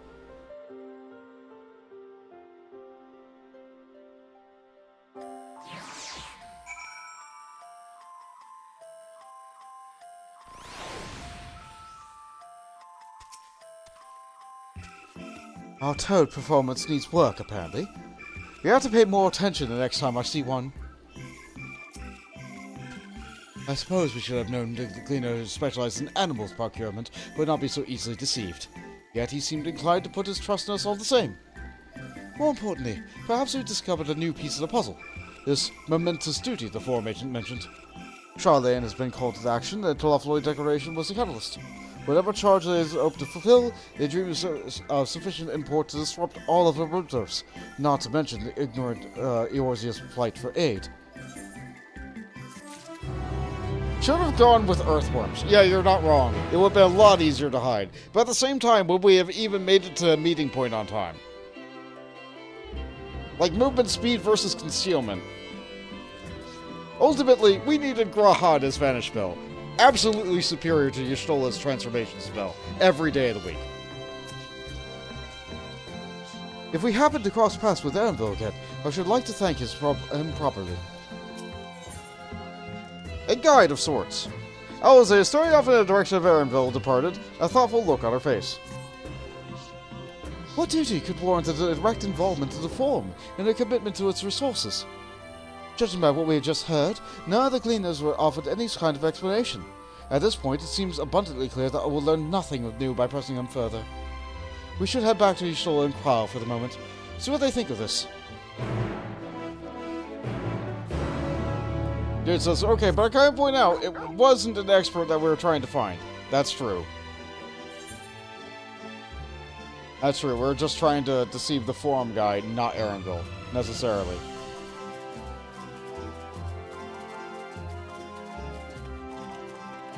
Alright, so I can't get back there. Hold on, what are you?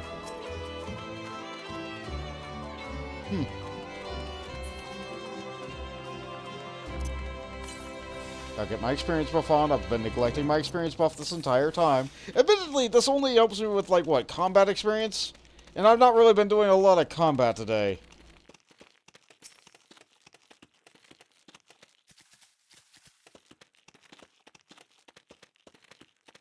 This is one thing I feel that Endwalker does pretty badly. The pacing is atrocious. Like, even by, like, Stormblood was, like, pretty lengthily drawn out. Shadowbringers was pretty lengthily drawn out. Honestly, like, Shadowbringers had to fit a lot of information in one thing. This is going over the same information a lot. And it's going very slow. So I do feel like that is a flaw with Endwalker. I feel like the pacing is really bad. It's funny how normally the Force seems by now. As a toad, it was all so much more ominous and threatening. Where's Kryle? Welcome back. I trust you found Erenville then. You're sure that you had one job? Where's Kryle? Yeah, we found Erenville. We learned that the Forum is being vague. Interesting. I have a feeling you would learn something important, even if that something was simply a confirmation that no one knows much of anything.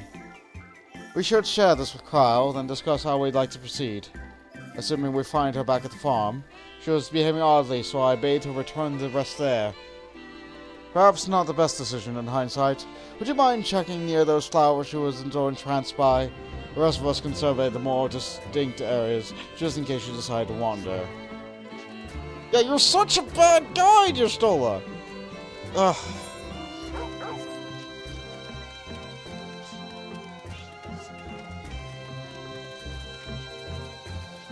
I guess she wanted to stay in one place. Like, honestly, like... if you can turn people into frogs, can't you conjure water? Give her a drink! I know she knows a water spell. It might be an offensive water spell.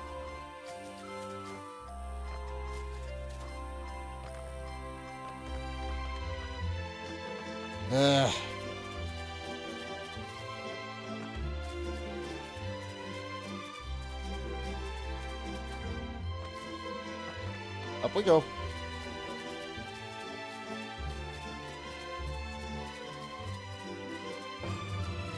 Hi, Crow. Yeah, these flowers are really cool. They're much less glowy Wednesday.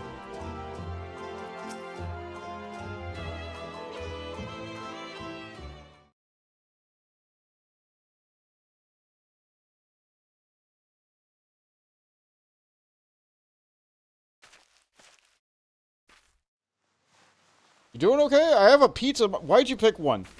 Those things are a dying rare breed. Why'd you pick one?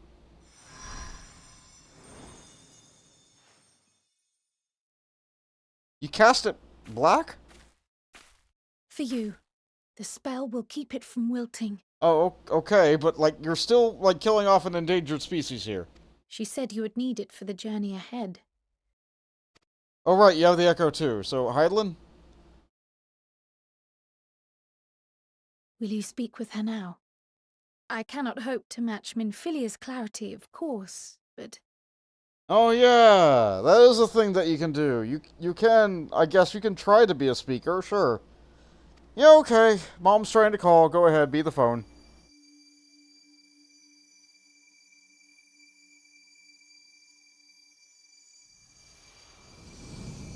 Oh yeah, your eyes are so blue. Thank you. You're welcome. Do not worry. She has lent me her body for only a moment. Just as I could not save the first from the flood of light, it has become arduous for me to interact with the physical world without assistance. Though I might converse with you for a time, the incorporeal form I assumed on the ship would be incapable of casting even the simplest enchantment. It is in the depths of the ethereal sea, the place to which all life returns, where my influence is greatest. After Minfilia's sacrifice on the first, it was to the sea, here in the source, where I ferried her soul. I wished that gentle spirit to find rest in the world she loved so well. Her, and another who may yet have a part to play, though that will depend on you. Take the flower, walk free, for you are free to go where you wish, to believe what you will. That bloom will be your guide, test and proof of your conviction. In darkness, seek joy. Surrender not to sadness, and see beyond despair. Walk free, and bear the light for others to follow. Together, raise it aloft and let it shine, till the end, blinding and radiant. Alright, well, I'll keep your flower, Mom.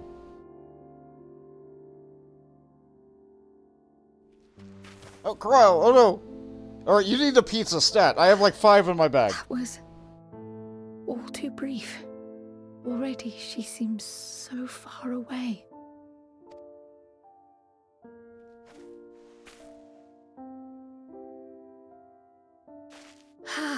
My apologies if I startled you. Ever since we began our descent into Labyrinthos, I had sensed another's will, straining to reach out. Even with my particular talents, though, I was unable to make a connection at first, so weak and tenuous it was. Once I took hold of that wispy thread. Imagine my surprise to discover it was Hydaelyn herself. Needless to say, it seemed wise to learn what we could before letting go. Yeah, fair. Her answers were more cryptic than I would have liked, but at least she left us with a guide of sorts, that unusual flower.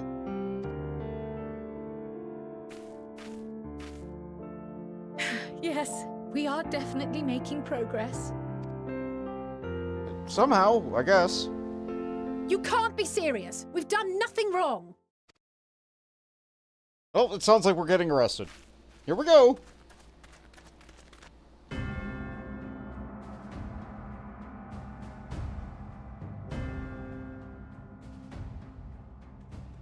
Oh, hi, Dad. Master Fortuno, what business has the Forum with us? Obstruction and suppression, apparently. Mistress Baldessian, our records show you facilitated the Scions' entrance into Sharleyan by claiming them as assistants for your organization. We are aware of your investigations. After alerting the major institutions to the presence of potential troublemakers, we received word from an Archean custodian, a group operating under the auspices of the students, skulking about Labyrinthos and engaging in clandestine behavior. Clandestine? We may not have entered Sharleyan as scions, but we did naught to conceal our identities. Our only purpose in this city is to seek the truth. I can think of no reason why our actions should warrant the Forum's intervention. 'Tis not our way to discourage the pursuit of knowledge, but the timing of such pursuits must be considered, not to mention their potential impact. With the world in chaos, we, the true caretakers of wisdom, have committed ourselves to an undertaking that demands the utmost discretion. And we will not risk its success by turning a blind eye to disruptive foreign elements in our midst. What, then, is to be our fate? Will you put us on a ship back to Eorzea? The Forum will convene to examine your case. The results of said inquiry will determine your future in this city. As for your absent companion, he has already been detained. Graha! But why? Is reading a crime now, too? Reading is encouraged, celebrated even. Not, however, of the volumes shelved in the restricted section of the library. Oh, Graha.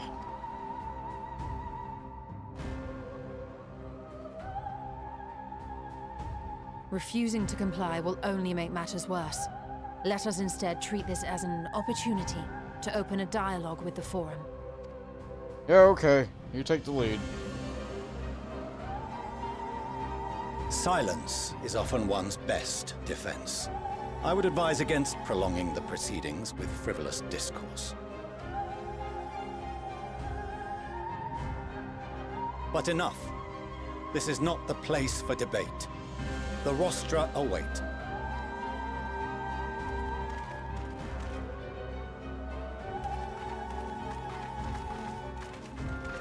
And we still haven't gotten Kryl a drink.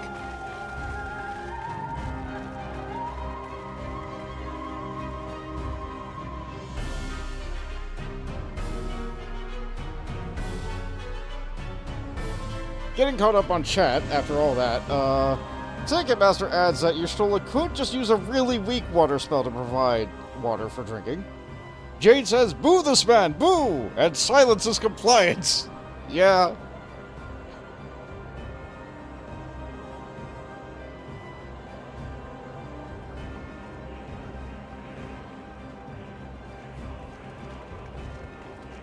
Hi, Graha.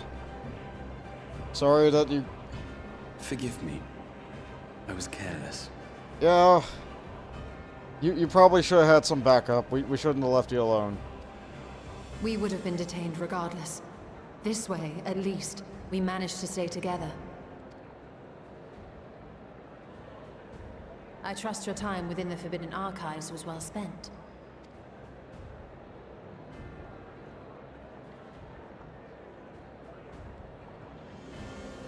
The Forum will come to order. This inquiry is now in session. As Speaker-elect, I will be presiding over the day's proceedings. Master Fortuner, would you be so kind as to restate the matter which compelled you to summon your colleagues with such urgency? As you are all aware, we recently denied Eorzea's request for Sharleyan assistance. Since then, certain individuals dissatisfied with our decision have taken it upon themselves to interfere with our work. They entered our nation masquerading as associates of the students of Baldessian. But these malcontents are better known as the Scions of the Seventh Dawn. These militants wield influence with both the Eorzean and Eastern alliances, and are inextricably involved with the crises presently afflicting the world at large. Loose in our city, these warmongers sought to meddle with and expose matters of state secret. What are they, if not a dire threat to be expelled?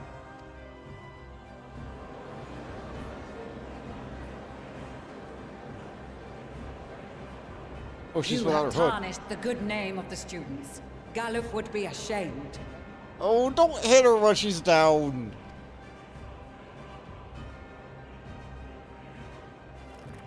Fist clench! Galuf Baldessian was never one to forsake his fellow man. Even if this nation closed every door and retreated from the world, he would have found a way to help the Scions, help every soul of this star fight back against the coming doom.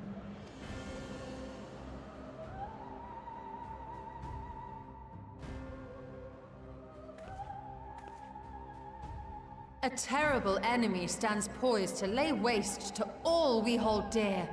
In the face of such madness, Eorzea reached out to Sharleyan, a respected ally, in the hopes of forming a united front.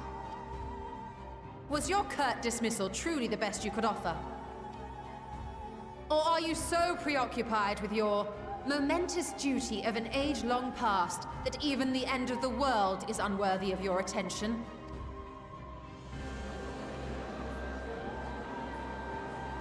Whence came this revelation? From the mouth of a forum member within fortuitous earshot. My earshot Then it is quite seems your large. findings support my own.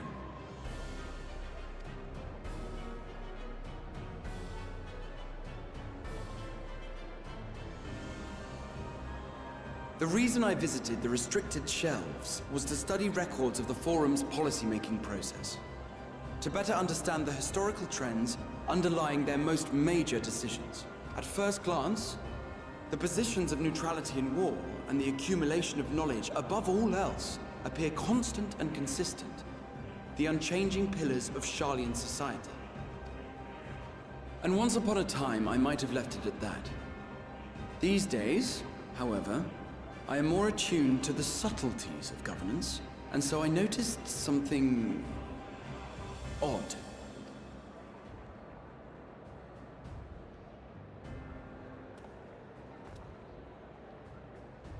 From a particular point in time, the purpose of these policies shifted.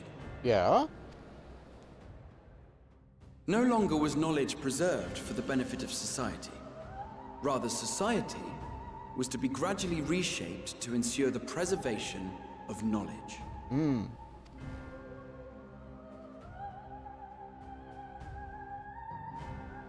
The most conspicuous and telling change was the one which befell Labyrinthos. Once little more than an oversized storehouse, an enormous allocation of funds saw it transformed into an advanced research and archival facility. I also discovered a fascinating account on the finances of our Dravanian colony. The settlement attracted students from far and wide, and the connections and tuition fees thus acquired were funneled into further improvements for the archives. I see. So, the Dravanian, it was a get-rich-quick scheme, and that's why you abandoned it so fast. Now, there is no question that our nation's progress is tied to the acquisition of wisdom. Nevertheless, the vast resources diverted for this purpose borders on the obscene. But returning to the matter of when, our change in course appears to have been made some 270 years ago. The very same period when Sharleyan scholars in the hinterlands began a formal study of the ethereal sea. You found something, did you not? And whatever it was, gave rise to your oh-so-important duty. Mind your tongue, Archon. If you had seen... Oh. Oh, that's different. What happened to you? You almost said something, and then got silenced. Yes. We are bound by a duty we cannot ignore. Knowing this, what would you have us do? Abandon our vital work and join you on the field of battle? We will never choose the way of the sword. We will fulfill our mission, not through strife and bloodshed, but survival. Come what may, we shall live on. We must. Do as you must, then. But we Scions will fight until the heavens fall, until our last breath. A little bit different than it was in the trailer, but she said the thing.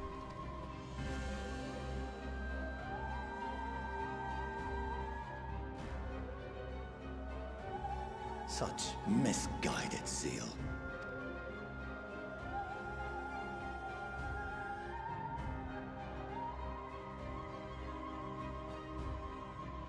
Father, Master Fortuno.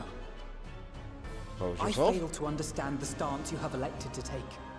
But by the same token, I have yet to find a compelling argument to counter the challenge you put to us in Gridania. Still, in the midst of my uncertainty, I must trust in myself to do what is right, as others have chosen to trust in me.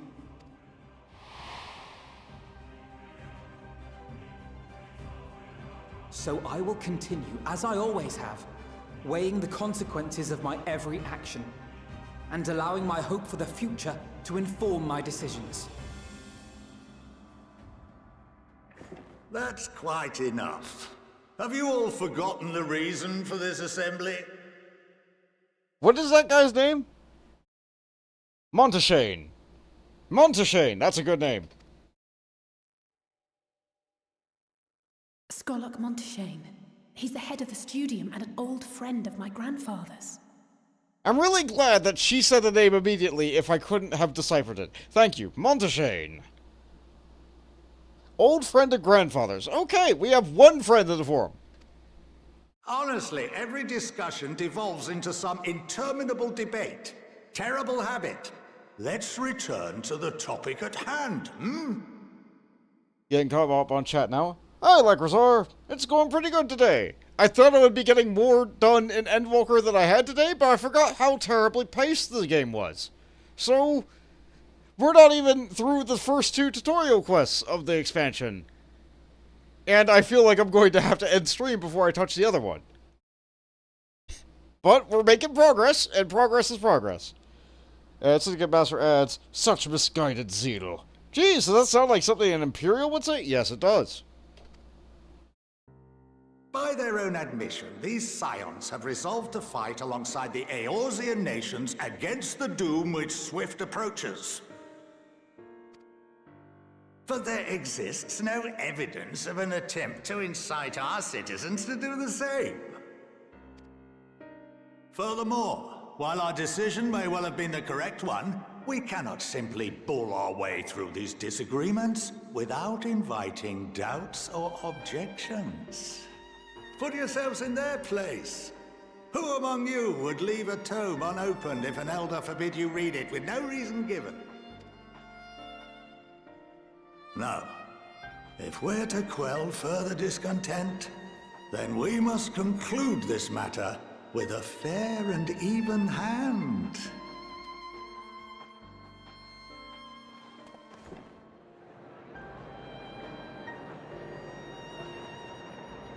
I'm glad they have one person telling them all to think with their brains. Master Monteshane raises some valid points.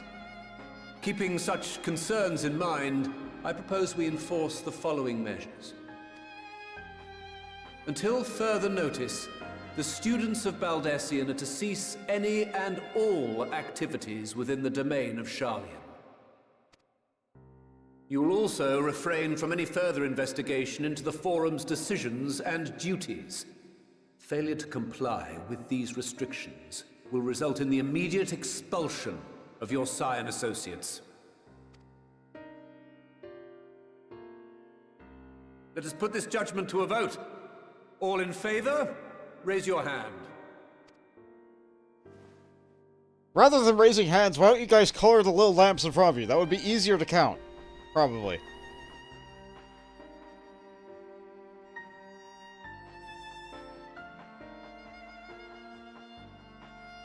I count 51 for and 48 against. The proposal is passed. Oh, only just, though. Students, scions, you have heard the Forum's judgment. Pray abide by it, or face the consequences.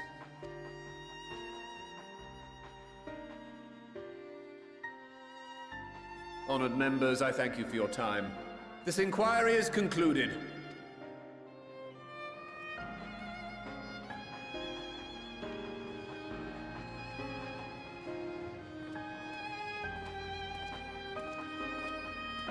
I do like their robes. I do like their flowy, great big giant robes. With their little face veil things, too. It's a shame we don't get that as glamour. Though I think there is a quest where you can temporarily wear it.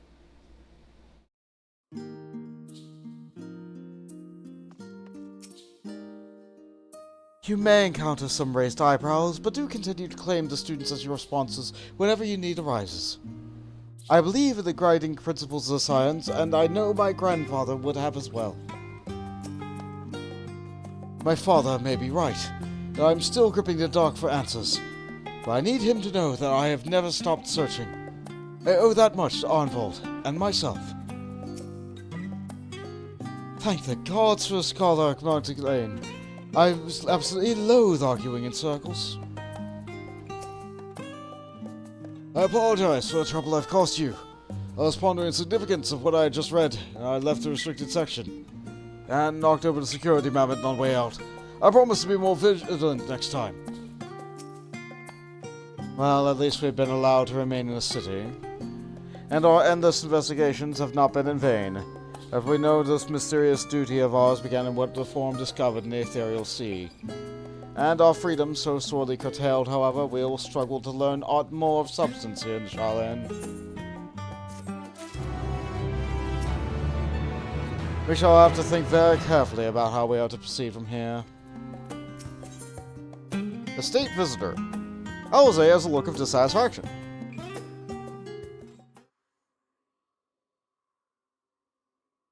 The overall picture has grown clearer, yes, but that's in spite of the Forum being so maddeningly vague about this duty of theirs. Why are they so reluctant to explain their actions in plain words? Survival, come what may. Is father's word so vital as it takes precedence over his own family?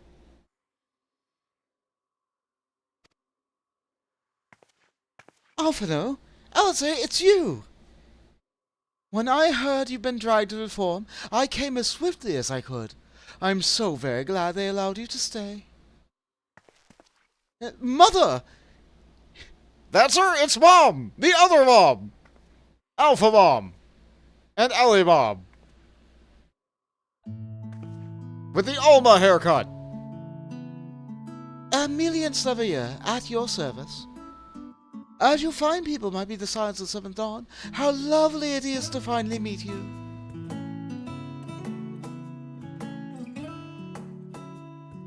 Mother, please, we don't wish to make things difficult for you. If word reaches father that you were here. Oh, bother that. And am I to be chastised for speaking with my own children? I am well aware that you and Master Fortunal are not on the best terms at the moment, but I've been absolutely desperate to see my darlings again.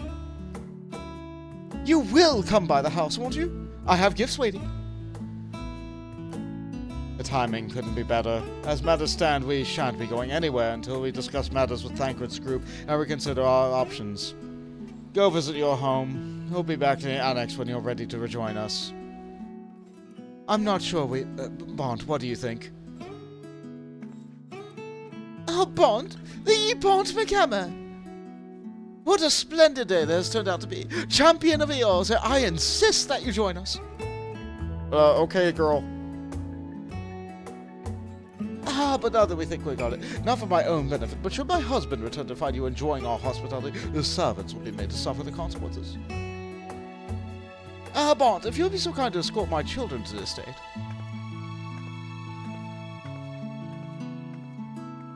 Can't say no to Mom. Apparently, we can't say no to any Mom.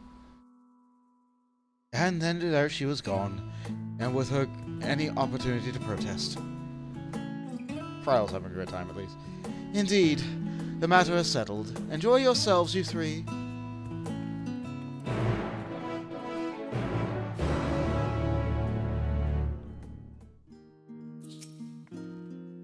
I'm sure Alphino thinks nothing of it. He invited classmates over all the time, but I wasn't the most. It was a different time for me, alright? I apologize. My mother is not one to take no for an answer. Still, I'm glad and relieved, even, to see her in the high spirits. What say you want? Though you seem to be a little time to enjoy it, will you accompany us on a visit home?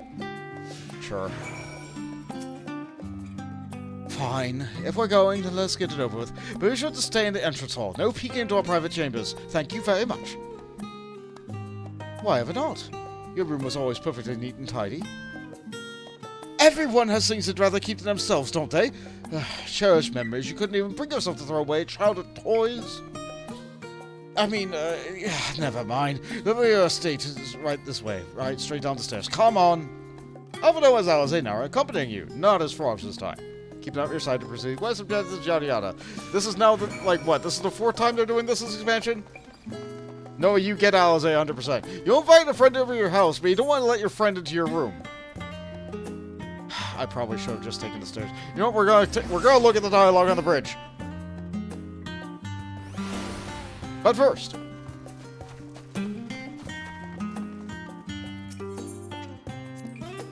after we've all been through together, it's strange to think you here with us now. To come full circle to see how much has changed. The lovely estate in the northern part of the journey's end, just down the stairs from Rostra. Oh, and please don't make the fuss when we get there. It's only a house. It's a mansion. Discuss the landing. We used to come here all the time with Grandfather in the summer. I would dip my hands and feet in the fountain and splash about. Not Alphino, though. Even back then, he wasn't very fond of playing in water. He'd make any excuse to avoid it. Which would explain how he came to swim like an auk and sink like a stone. Oh, yes, this is where I first practiced magic on an actual person.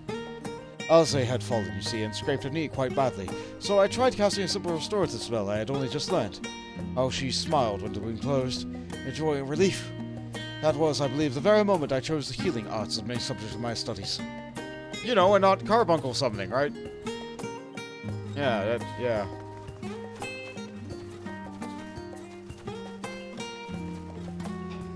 I'm allowed to be mad about it.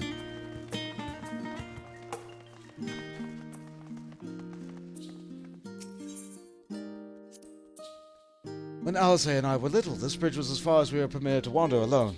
I say alone, but my mother or servant was always somewhere nearby, keeping a watchful eye. And now look at us, traveling to different continents, different worlds even. As children, Alphino and I would often wait here for our father to come home from work. It must have been a day when his meetings ran long, because I remember growing restless and leaning out over the railing to watch the water rush by. Father, of course, arrived at the exact moment, came pounding down the path in a panic, crying out my name. See, he does care. He's just being standoffish for recent events for no known reason, and he's a little bit... He's mad that they're more like his dad, which he also did not agree with. He's doing what he thinks is right, but he's not even considering the fact that what he's doing isn't right. You know, like any dad would. And here you are at last. Please do come in.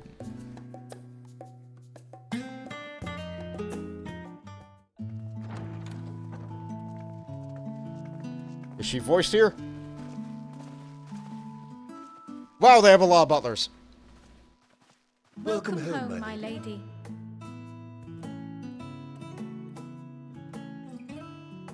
Wow, you guys are rich, aren't you?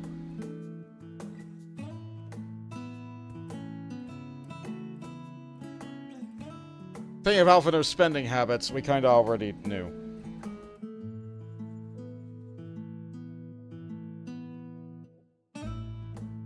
Hey, look, it's one of the 2 guys from Ever Reborn. What are you gawping at?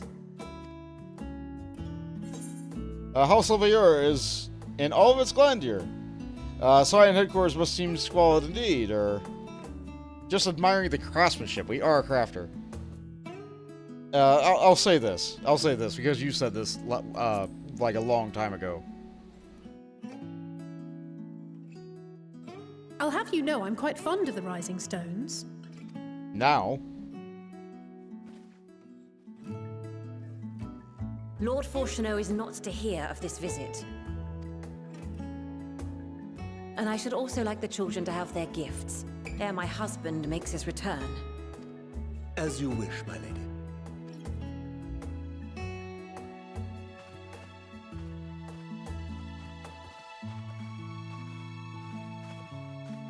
Men and women in the butler attire. Master Alphino, Mistress Alice, if you'd accompany me upstairs. Made unisex just in time for this expansion.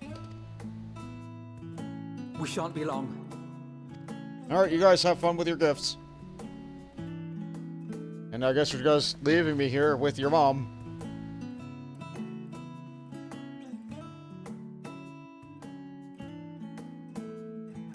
The twins have been sending letters home from time to time, recounting their latest adventures. Yeah, sorry they were in a coma for like 6 months. I am sure they withhold certain details, of course, if only to keep me from worrying. And of course that only makes you worry more. Yet a mother worries all the same. In the early days especially, I tried to support them as best I could, sending the Scion's coin and other such donations. And yet we're still bankrupt. Thanks for paying all my paychecks, by the way. Fortunately, they have found the strength to overcome adversity time and time again. Their words grow more confident with every letter, their depictions more vivid. The triumphs and defeats, the joys and sorrows. It is clear that they have come to find value in every experience. But of those they treasure most, it would seem that meeting you might be the most impactful. Why, since that fateful day, I do believe there has not been a single missive in which you were not mentioned by name. Yeah, they do like me a lot. Probably because I get things done. 'Tis plain they care for you, and I am glad they have such a steadfast companion watching over them. Alright, well, I'm glad you approve of your friend's friends. Under normal circumstances, I would offer you tea, but alas, these are anything but. In any event, why don't you keep me company whilst we await my children's return? Perhaps you might regale me with a tale or two of your exploits. Alright, so it all started with a rock. And I needed to hit it really hard. You would not believe how hard I had to hit this rock.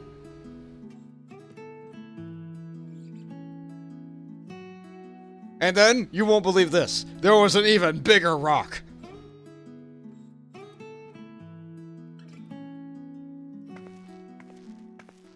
When you mentioned gifts, I wasn't sure what to expect. Mother, Oh, look how well it fits you. And the style is to your liking? So now they get their new outfits that you saw inside the trailer. It's perfect. Exactly what I would have chosen. But please, tell me you had something different made for Alphino. Okay, I'm looking at her outfit. So she has a jacket, she has some nice jack boots, she has like a little like neck collar thing. What in tarnation is the thing that's underneath the jacket?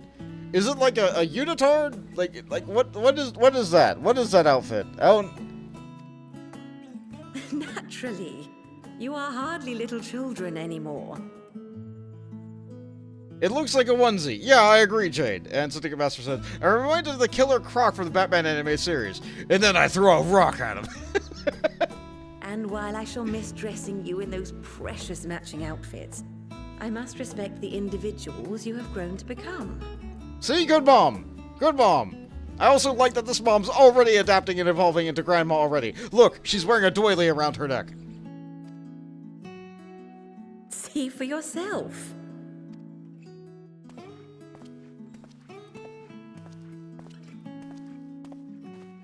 Thank you for the splendid clothes, Mother. Stylish, comfortable, and eminently practical. You know, except for the bit of exposed skin on the wrist. I am so glad you like them. They are, however, missing one final touch. Oh?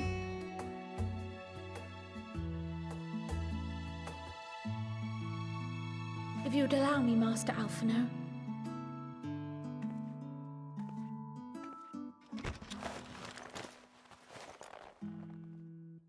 Ah, yes, the Sage Arms. Newlets! New with this expansion, because they have to have some character be the poster boy for the new class. Are these... A sage's tools of the trade. They belonged to your father. And they weren't going to get her to say Newlets.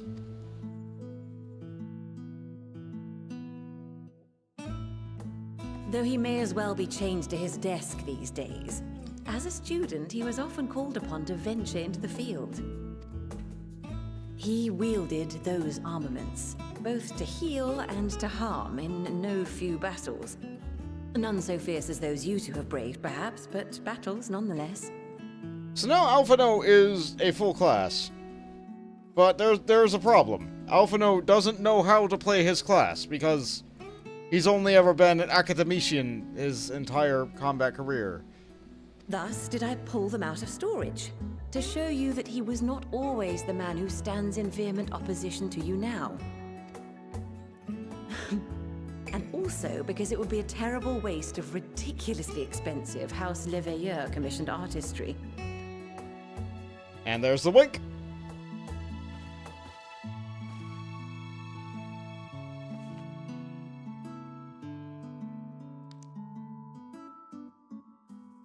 And the Soul Stone. I am told these devices are quite difficult to master, but someone of your extensive experience should soon have them darting about with grace and aplomb.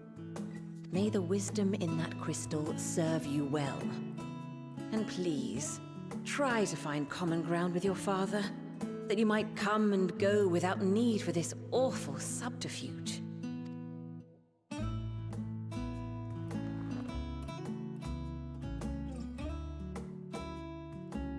We will, Mother. I promise. Syndicate Master adds, and now is the appropriate time for quote Jokat, a healer that shoots lasers! Unfortunately for Alphino, he forgets the first fundamental feature of playing a sage. Alphino does not know how to put cardia on anybody. Not even himself. My final gifts to you, before you run off, are an observation and a suggestion. Firstly, Fortuno has ever been a serious man, but it was only after you were born that he truly lost himself in his work.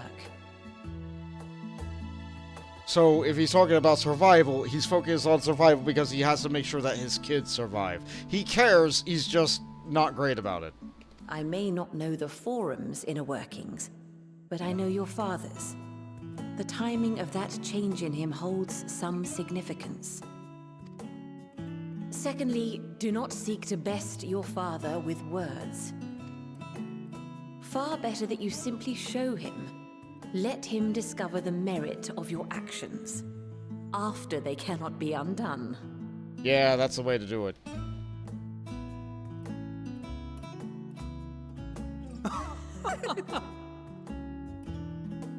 Oh, Mother. We shall take your wisdom to heart. Thank you again for these gifts, and farewell for now. Something tells me that their relationship does have her spending a lot of money and him being baffled at how she can spend so much money. Safe travels, my children. Eat well, stay warm, and keep your friends close. But something also tells me it's her money in the first place.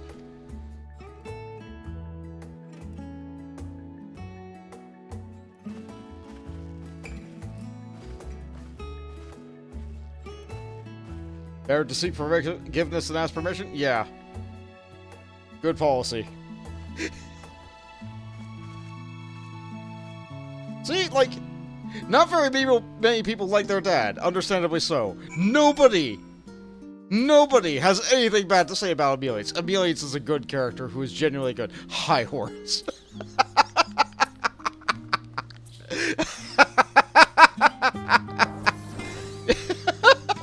Yeah, good. Slash cheer. Good job. You know how to sage. You are already twice as good as Alphino. Well done. Well.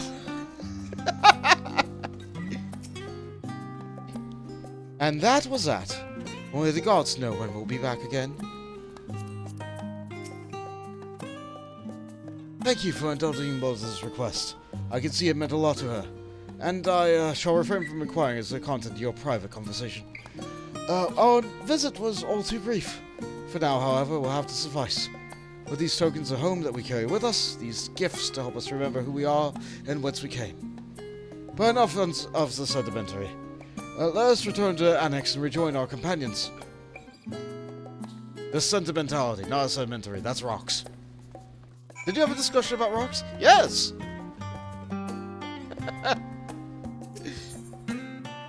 I say again, shoots lasers! I mean, yes. Sage was also the class that I picked up on Bond because I needed a healer to be able to do role quests to be able to show everything in the game. That's the nature of it. So I too can shoot lasers and heal. I just don't do it very often because they aren't the title character for the expansions. You know what? I do like this clever. By the way, speaking of future expansions, I did pick up Viper. I am actively leveling it. I do have a glamour for it. We are ready. We can fight and be ready and be, like, yes. We are prepared. We can vibe. That's ready. But right now, we're walking to the end. And for that, I need to be a paladin.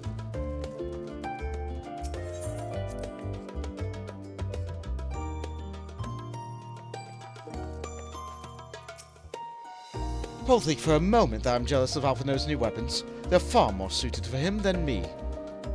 We left the Eorzea in matching outfits, but that's styles. Both fashion and fighting have long since diverged. If anything, I'm proud of the differences between us. Yeah, me too. If I intend to master these sages' armaments, it will need learning to imbue them with the same aether I poured into Moonstone and Obsidian. It is difficult to grasp the essence of such an entity. For me, it will help to think of the new list as allies in battle, simply a new form of the energy, which went into manifesting on my carbuncle's companions. Yeah, but what about your guys' special books that are capable of summoning Phoenix?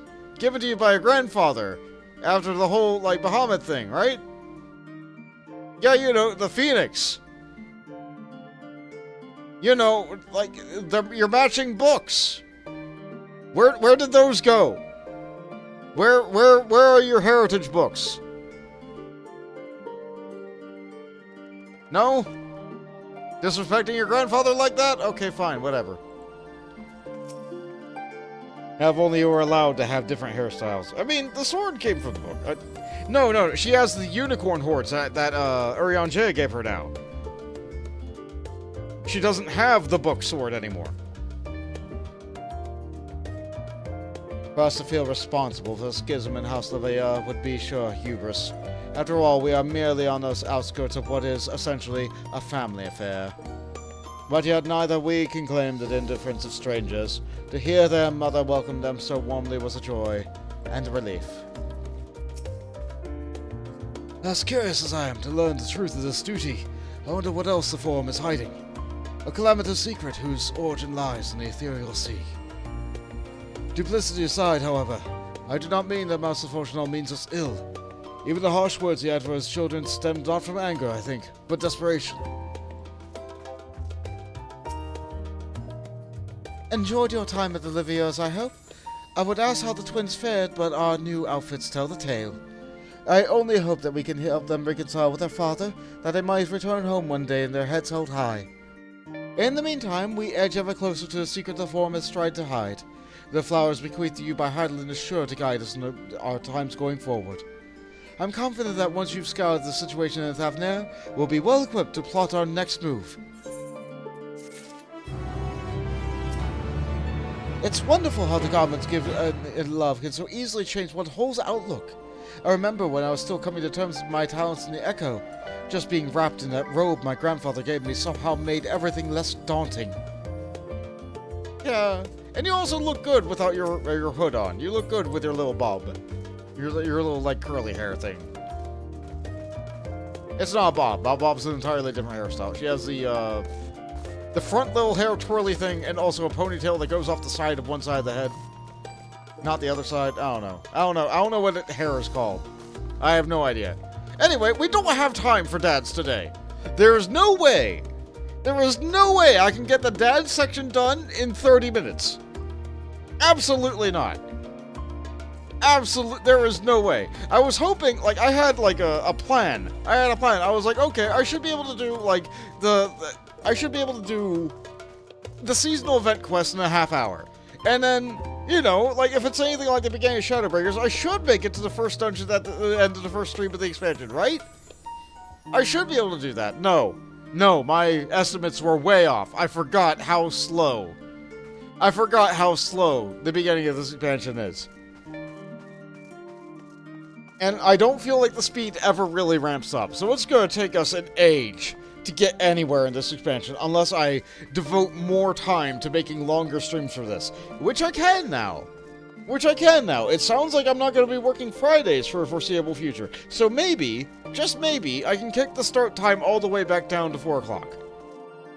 Just maybe. I can start like 2 hours earlier, and I can make it like 8-hour streams like I used to.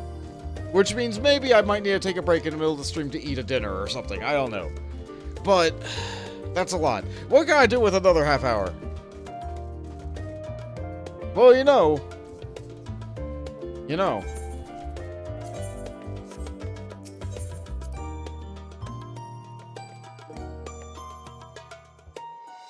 Let me take a look outside for a moment. One moment. Let me look around town. Let's see. Nope, we don't have anything over there. Nope, nothing to unlock there. We can get levies. We can get leaves. No. No, we don't have to unlock leaves right now. I can do that on my own time. So what can I do with a half hour? I think I might maybe be able to unlock a set of custom deliveries. Hi, Jade. Thank you for joining in the stream. I really appreciate that everybody decided to pop by and make appearances and show up and such. But hi, Horace. Good lean. Nice look. I think the only thing I can do with the last half hour of the stream is maybe go get custom deliveries done and unlocked for something. So I'm gonna become a cook. And I'm going to go to, Yulemore. You showed your Viper. I figured I should show mine. Nice! It looks kind of like a Reaper. Mixing classes has always been fun. I know there's people who love to be like the Armored Black Mage, or the Wizard Paladin, or the Reaping Viper and the Viping Reaper. Turn the Dragoon into a Bard. Turn the Bard into a Ninja. It's fun. Oh, behive yourself.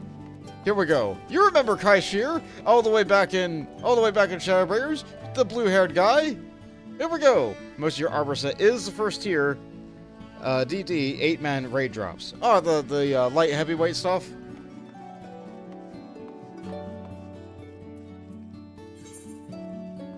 Shir is bursting with enthusiasm, and all he needs is someone to direct it at.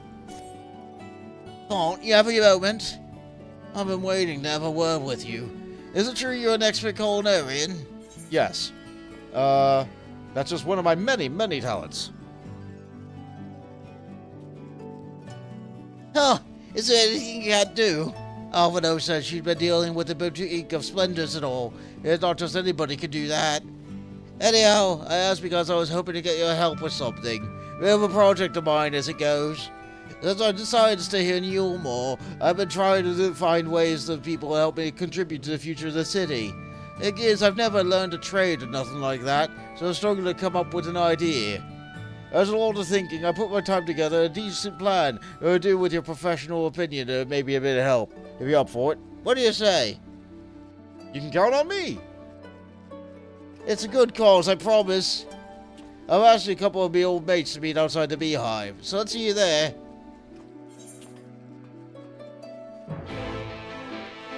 Oh boy, Shadowbreakers quest accept music.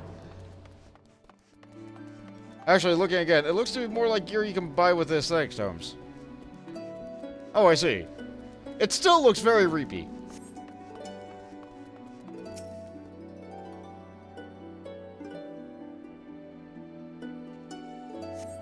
We're not escaping the beehive, not yet. We're still going back to the first in order to be able to do this. I wish it was day. Oh, you're friends. I see. First things first, let me introduce you. This here is Ungriff, who serves his drinks shaken, not stirred. Yes, as the saying goes here at the beehive, fancy a shake. Reactions vary, as I'm sure you can imagine. It's a pleasure to meet you. And this here is Boss Lazir. I also work in the beehive, though my talents lean more towards winning and whining and dining, winding and grinding, whatever our patrons desire. Anyway, a friend of Kaishir's is a friend of ours. We grew up together in Gate Town, closest family. All three of us are orphans, who had to stick together to survive. We shared everything we had, right down to our last crust of, well, whatever was available. But that's why we promised each other that we'd find a way into Yulmore, no matter what it took. But Ungriff and I were chosen, while Kaishir was left behind. I can't tell you how glad we are to be reunited with you after so long apart. We've been through a lot, him more than most. We're all here now. I never thought I'd see the day.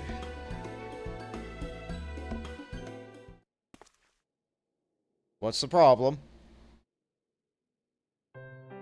I hate to say it, but the way things are going, there might not be a reason for us to stay in Yulmore. So much has changed at the fall of all three, and business in the beehive has really dried up. While I am all for the city become a fairer place to live, we need to face facts.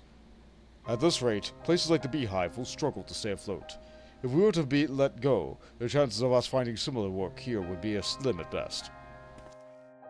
You're not thinking of leaving Yulmore, are you? To be honest, we don't have much choice.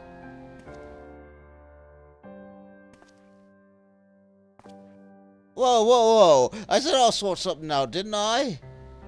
I've got a plan to bring visitors to Yulmore, and I wanted you to be a part of it. It's also why I'm brought here. Its skills are calling out and they're going to solve all of our problems, I swear. Really? You're putting this all on me? Well, well, how wonderful it is to see my employees engaged in such lively conversation. Mistress Rowena! The Queen Bee!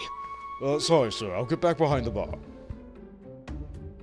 Oh, wait, no, it was Rowena, but also him. No, not you are. In fact, Mrs. Moen and I were discussing ways in which the beehive's fortune might be improved. It was then that we overheard you, and my ears pricked up when you had mentioned a possibility of attracting new customers to Yulmore. Given the current state of affairs, this would be most welcome. Would you share your ideas with me, young man?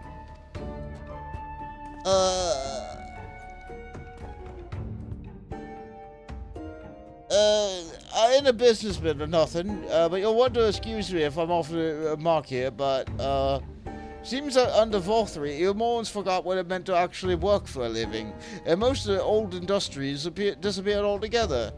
There's still a few things left over from those days we can put to good use. Such as? The entertainment. Yulmoreans ain't the only ones who like to have a good old knee up on, you know.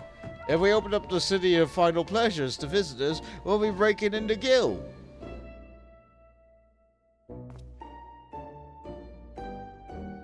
And what better way to do that than to let everyone about the beehive and tell them and let them know? Of course, word of mouth will only get so far. But if you put me in charge of promoting your establishment, I'll do whatever it takes to bring in people from every corner of Northrend. Well, he has passion.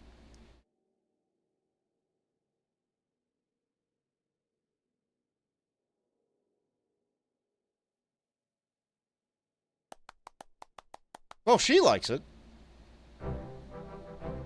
I say, your enthusiasm is positively infectious, and for a self-confessed amateur, I find you remarkably persuasive. Good or back? I, for one, think it's a marvelous idea. Wouldn't you agree? Yes, it certainly is in line with Master Chai's aim for hostile trade with outsiders. And as far as I can see, the Beehive already starts to gain much from those most worthy of endeavors. I'm therefore placing you in charge of advertising the Beehive. Good job, you got a job.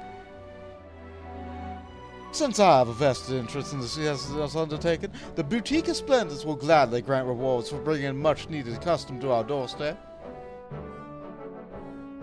But first, you'll need to look the part, and have the perfect ensemble in mind.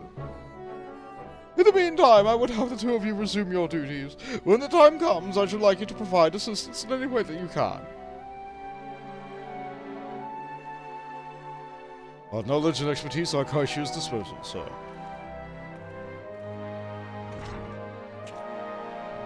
I gather you're here at the lad's request, yes? I can only guess as to what he might entail, though I dare say I shall become more clear soon enough. I pitch you to it today. Oh!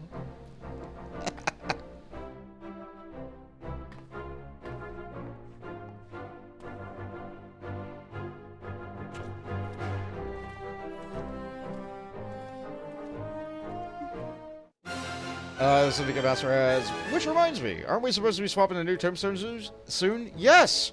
Which also means that the Monk Tome event will be ending soon. I did a roulette earlier today, and I got some Phantasmagoria. And if I want to buy that Ifrit jacket, I have to do some things off-stream to be able to get enough of these tombstones to be able to buy a jacket. So, / I search Ifrit. I have no items called Ifrit, so, I'm gonna have a little bit of work to do. I forgot all about that. Yeah, when the new tombstones come out, the new patch is going to come out. There's a trailer out for the patch. It's very Final Fantasy IX themed. Look forward to it. It does spoil darn near everything about Dawn Trail if you haven't actually played it yet. I do have friends still going through it. Please look forward to it. Oh, he looks professional now. Good. I like your suspenders, man.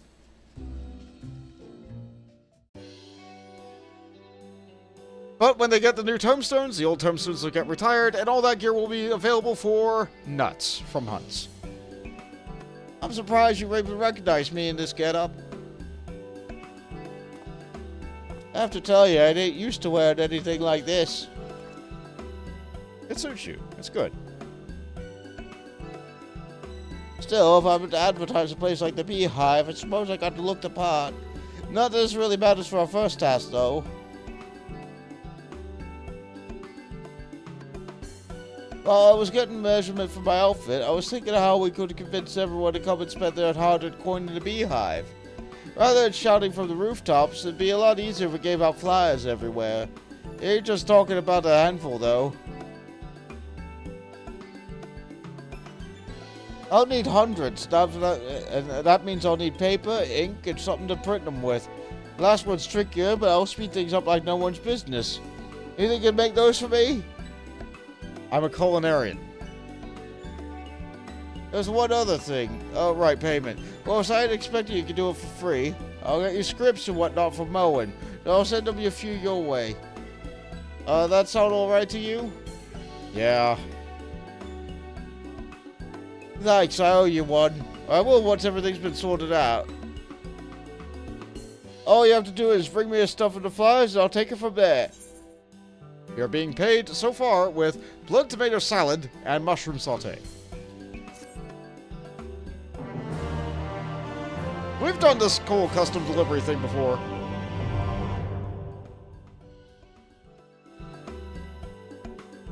Speaking of...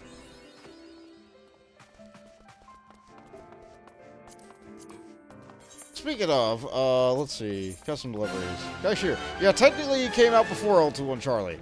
Oh well. Flyer printing materials. Contains almost everything needed to make several bundles of flyers. Elbow grease not included. Alternatively, we could be getting raven coal. Once this dense coal has been ground into a powder and mixed with some water, it can be used as a substitute for ink. Be sure to keep it away from white clothing, as the stains are bugger all to get out. Or a bugger to get out, my bad. And we have the Laxan Inkhorn. A spiral-shaped mollusk that secretes a bizarre purple liquid. Yeah, we're gonna make the printing press. We're gonna cook this thing up. And this is the point where they reduced it to only need one material. So I need 3 of these. Where's just the normal merchant? I need the normal basic merchant. Here we go. Let's see. I need 3 of these. And 3 of these, please. Thank you. Let's see. Now that I have access to new regions, I am able to look at my gathering log to see what I could potentially gather from areas I've been to. So wait. Oh boy, a new variety of salt! Ladies and gentlemen, Sharleyan rock salt. A bluish-gray salt extracted from the islands of the northern seas. Oh boy, blue salt! Our favorite.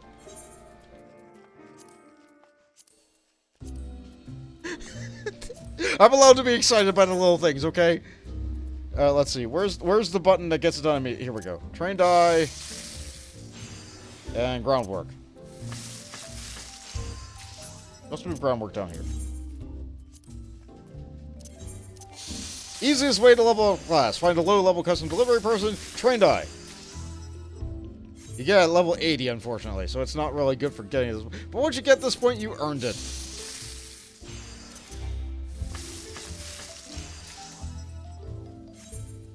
And here we have our collusion cuisine set. Which we can still get done because we're over-leveled for this. And that's fine. Ooh, that didn't get done in one. Ooh, a little bit dicey there. But you know what, 2 groundworks is fine.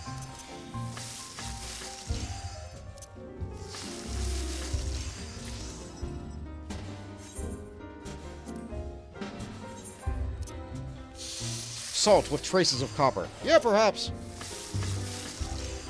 Edible copper, apparently.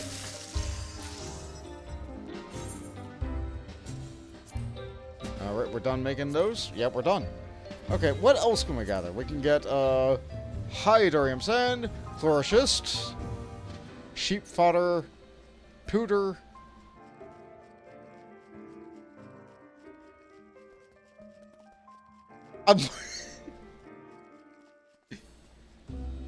Parisian gold? Is that how that's pronounced? Staring at letters. Oh boy, a new variety of albumin, because of course not. Of course, why else would it be otherwise? Some mammoth materials, pewter, lots and lots of pewter, so much pewter. Bismuth, so we can finally give him the bismuth. Ametrine. All sorts of weird items. Please look forward to it. I do. Let's see.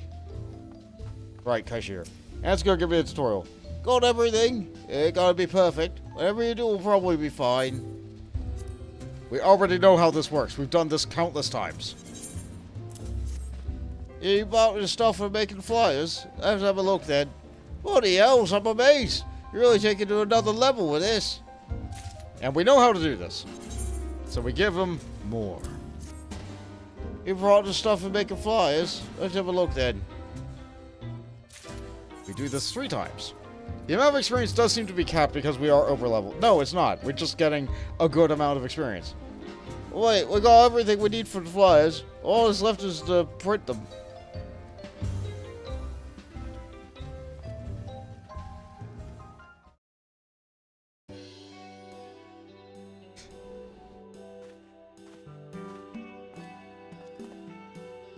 Roster's here and Unfrig offered to help, so I gave him a load of flyers to put around the village near Yule Mall.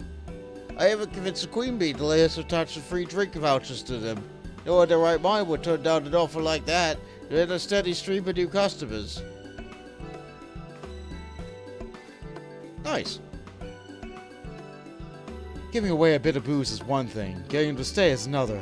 Most of them left after the free drink. Well, judging by the way they were necking the drinks and gulping at the dancers, they were definitely having a good time. I wonder what the problem was.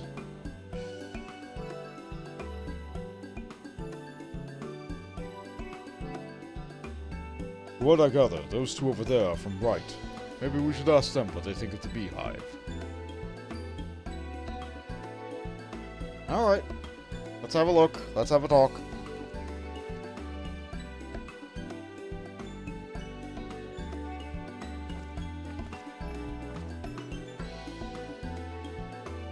Not here to kick us out, are you? Why, nothing could be further from my mind. I was hoping that you might share with me your impressions of our establishment. Eh? Well, now you're asking out the place. Anywhere that gives away booze like this, nothing is all right in my book. I got the tenure. What's the word? Gaudy? No. Vibrant. Yeah, that's it. Well, then you're happy, and then so are we. And yet, we're not seeing a lot of people coming back after their first visit. Could be a food and drink aren't to their liking? It appears us all. Complimentary veggies is the finest things I've ever tasted. I'll savor this one last. Yeah, well, I would like to have another. Maybe we'll try some of the food, but we simply can't afford to. The price of a single steak, we can feed ourselves for a week. Have a word with the manager that might see if there ain't something that we can do about it. Thank you for your time. Okay, so unfortunately we're priced for luxury, but everybody in the surrounding area is economy.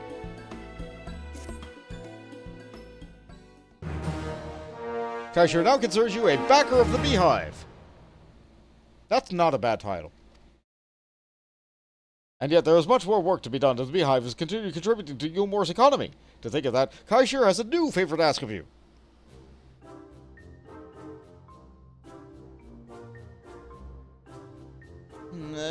Sure realize this sooner, but the Beehive only caters to the rich, and most people in Northern just can't afford what we're charging. Trouble is that the ingredients have pushed the prices up. As the booze, we got to be cheaper alternatives. I reckon we should expand the menu to include more affordable options. That way there'll be something for everyone. That's easier said than done. Quality just doesn't come cheap, you know. Well, you're not wrong there, Zia. Have you forgotten about Yulmore's former storekeeper? There's a lot more to my job than mixing drinks morning, noon, and night. I can put together a whole selection that won't cost an arm and a leg. I like the sound of that. The food, on the other hand, will take a lot more effort. I learned a few recipes during our days in Gate Town. I use only basic ingredients. I should be able to adapt those into something a bit more befitting of the Beehive. I'd have to ask you to bring me some supplies, though. My duties prevent me from leaving the Beehive for too long, and so I'll give you a list of all the things I need. We'll sort it out, don't you worry. I can start in the villages of Galusia. If you don't find what you need, I'll try casting the net a bit wider. Tell you what, why don't you leave all that running around and haggling to me, while I take care of the stuff that needs the expert's touch? How about that sound? Yeah, pretty good. Let's hit it hard together. Alright, let's get cracking. Alright, see you guys next cutscene.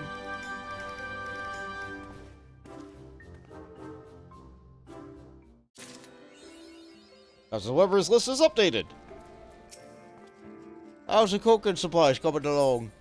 So we can bring either collusion cuisine sets, containers of all the seasoning and ingredients and utensils needed in order to produce a range of hearty yet affordable dishes. Meat of questionable origin, popados, and general greenery sold separately.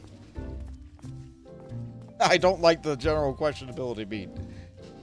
That reminds me of what they served previously.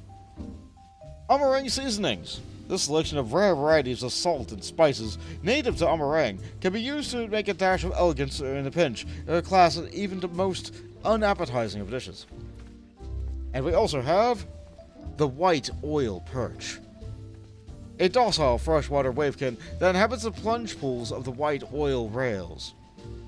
Or white oil falls. Well, I guess anything could be bought or sold with the right oil, but we're going to be giving them this. Ingredients used on new recipes are fairly cheap, but we don't go the extra bomb with the utensils and all that. It'll be the same as what they eat down in Gate Town. Bloody hells, I'm amazed. Wow, you hit 2 buttons and you did that? I'm crapped on scripts.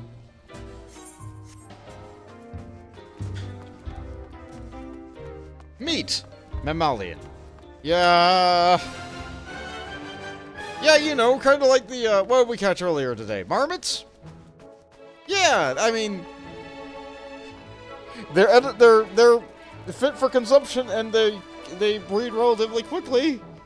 So I guess that fits the bill. We don't have to like it.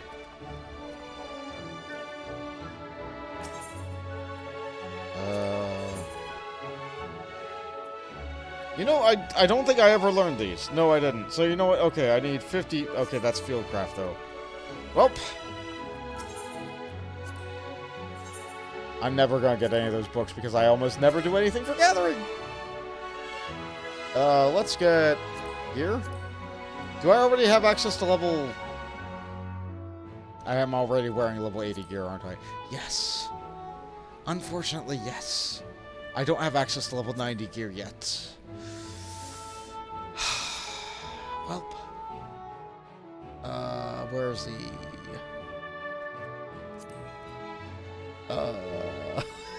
what do I buy?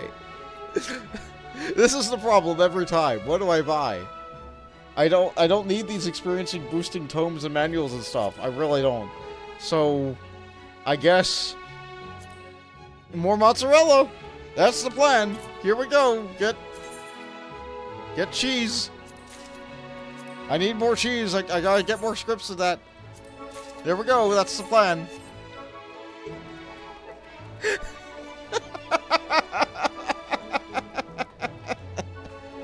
I could buy materia, but it's not high enough tier materia to be worth selling right now. So, I get cheese.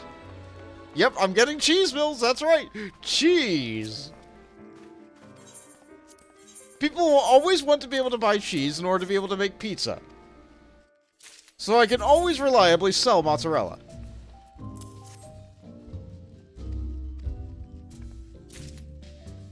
I didn't even level up today.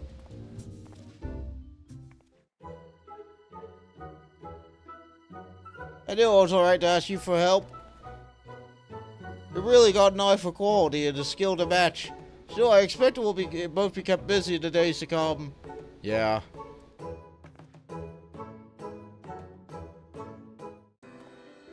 You've delivered the weekly maximum of 6 items to Shir. You may begin making deliveries again on Tuesday at 4 a.m. But wait, there's more. I know I don't really have time for it, but you know what? If we're doing one, we might as well do the other. We always do custom deliveries in pairs. And there was one more!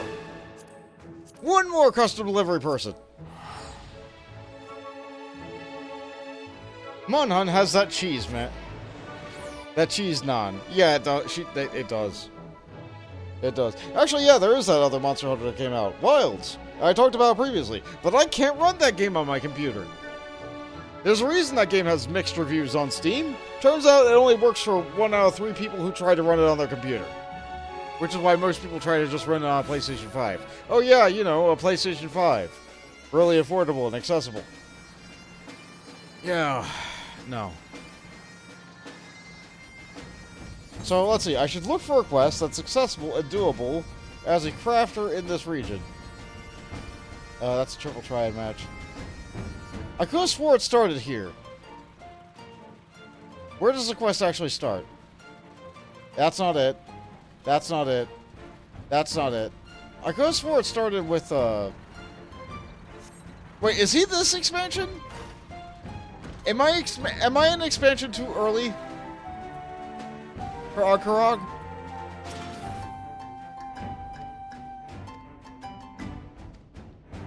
I think I'm too early. I'm doing it out of order. Okay, fair enough. Fair enough. I think doing things with Ogkrog requires doing something with a couple of NPCs that might be hanging out around this area.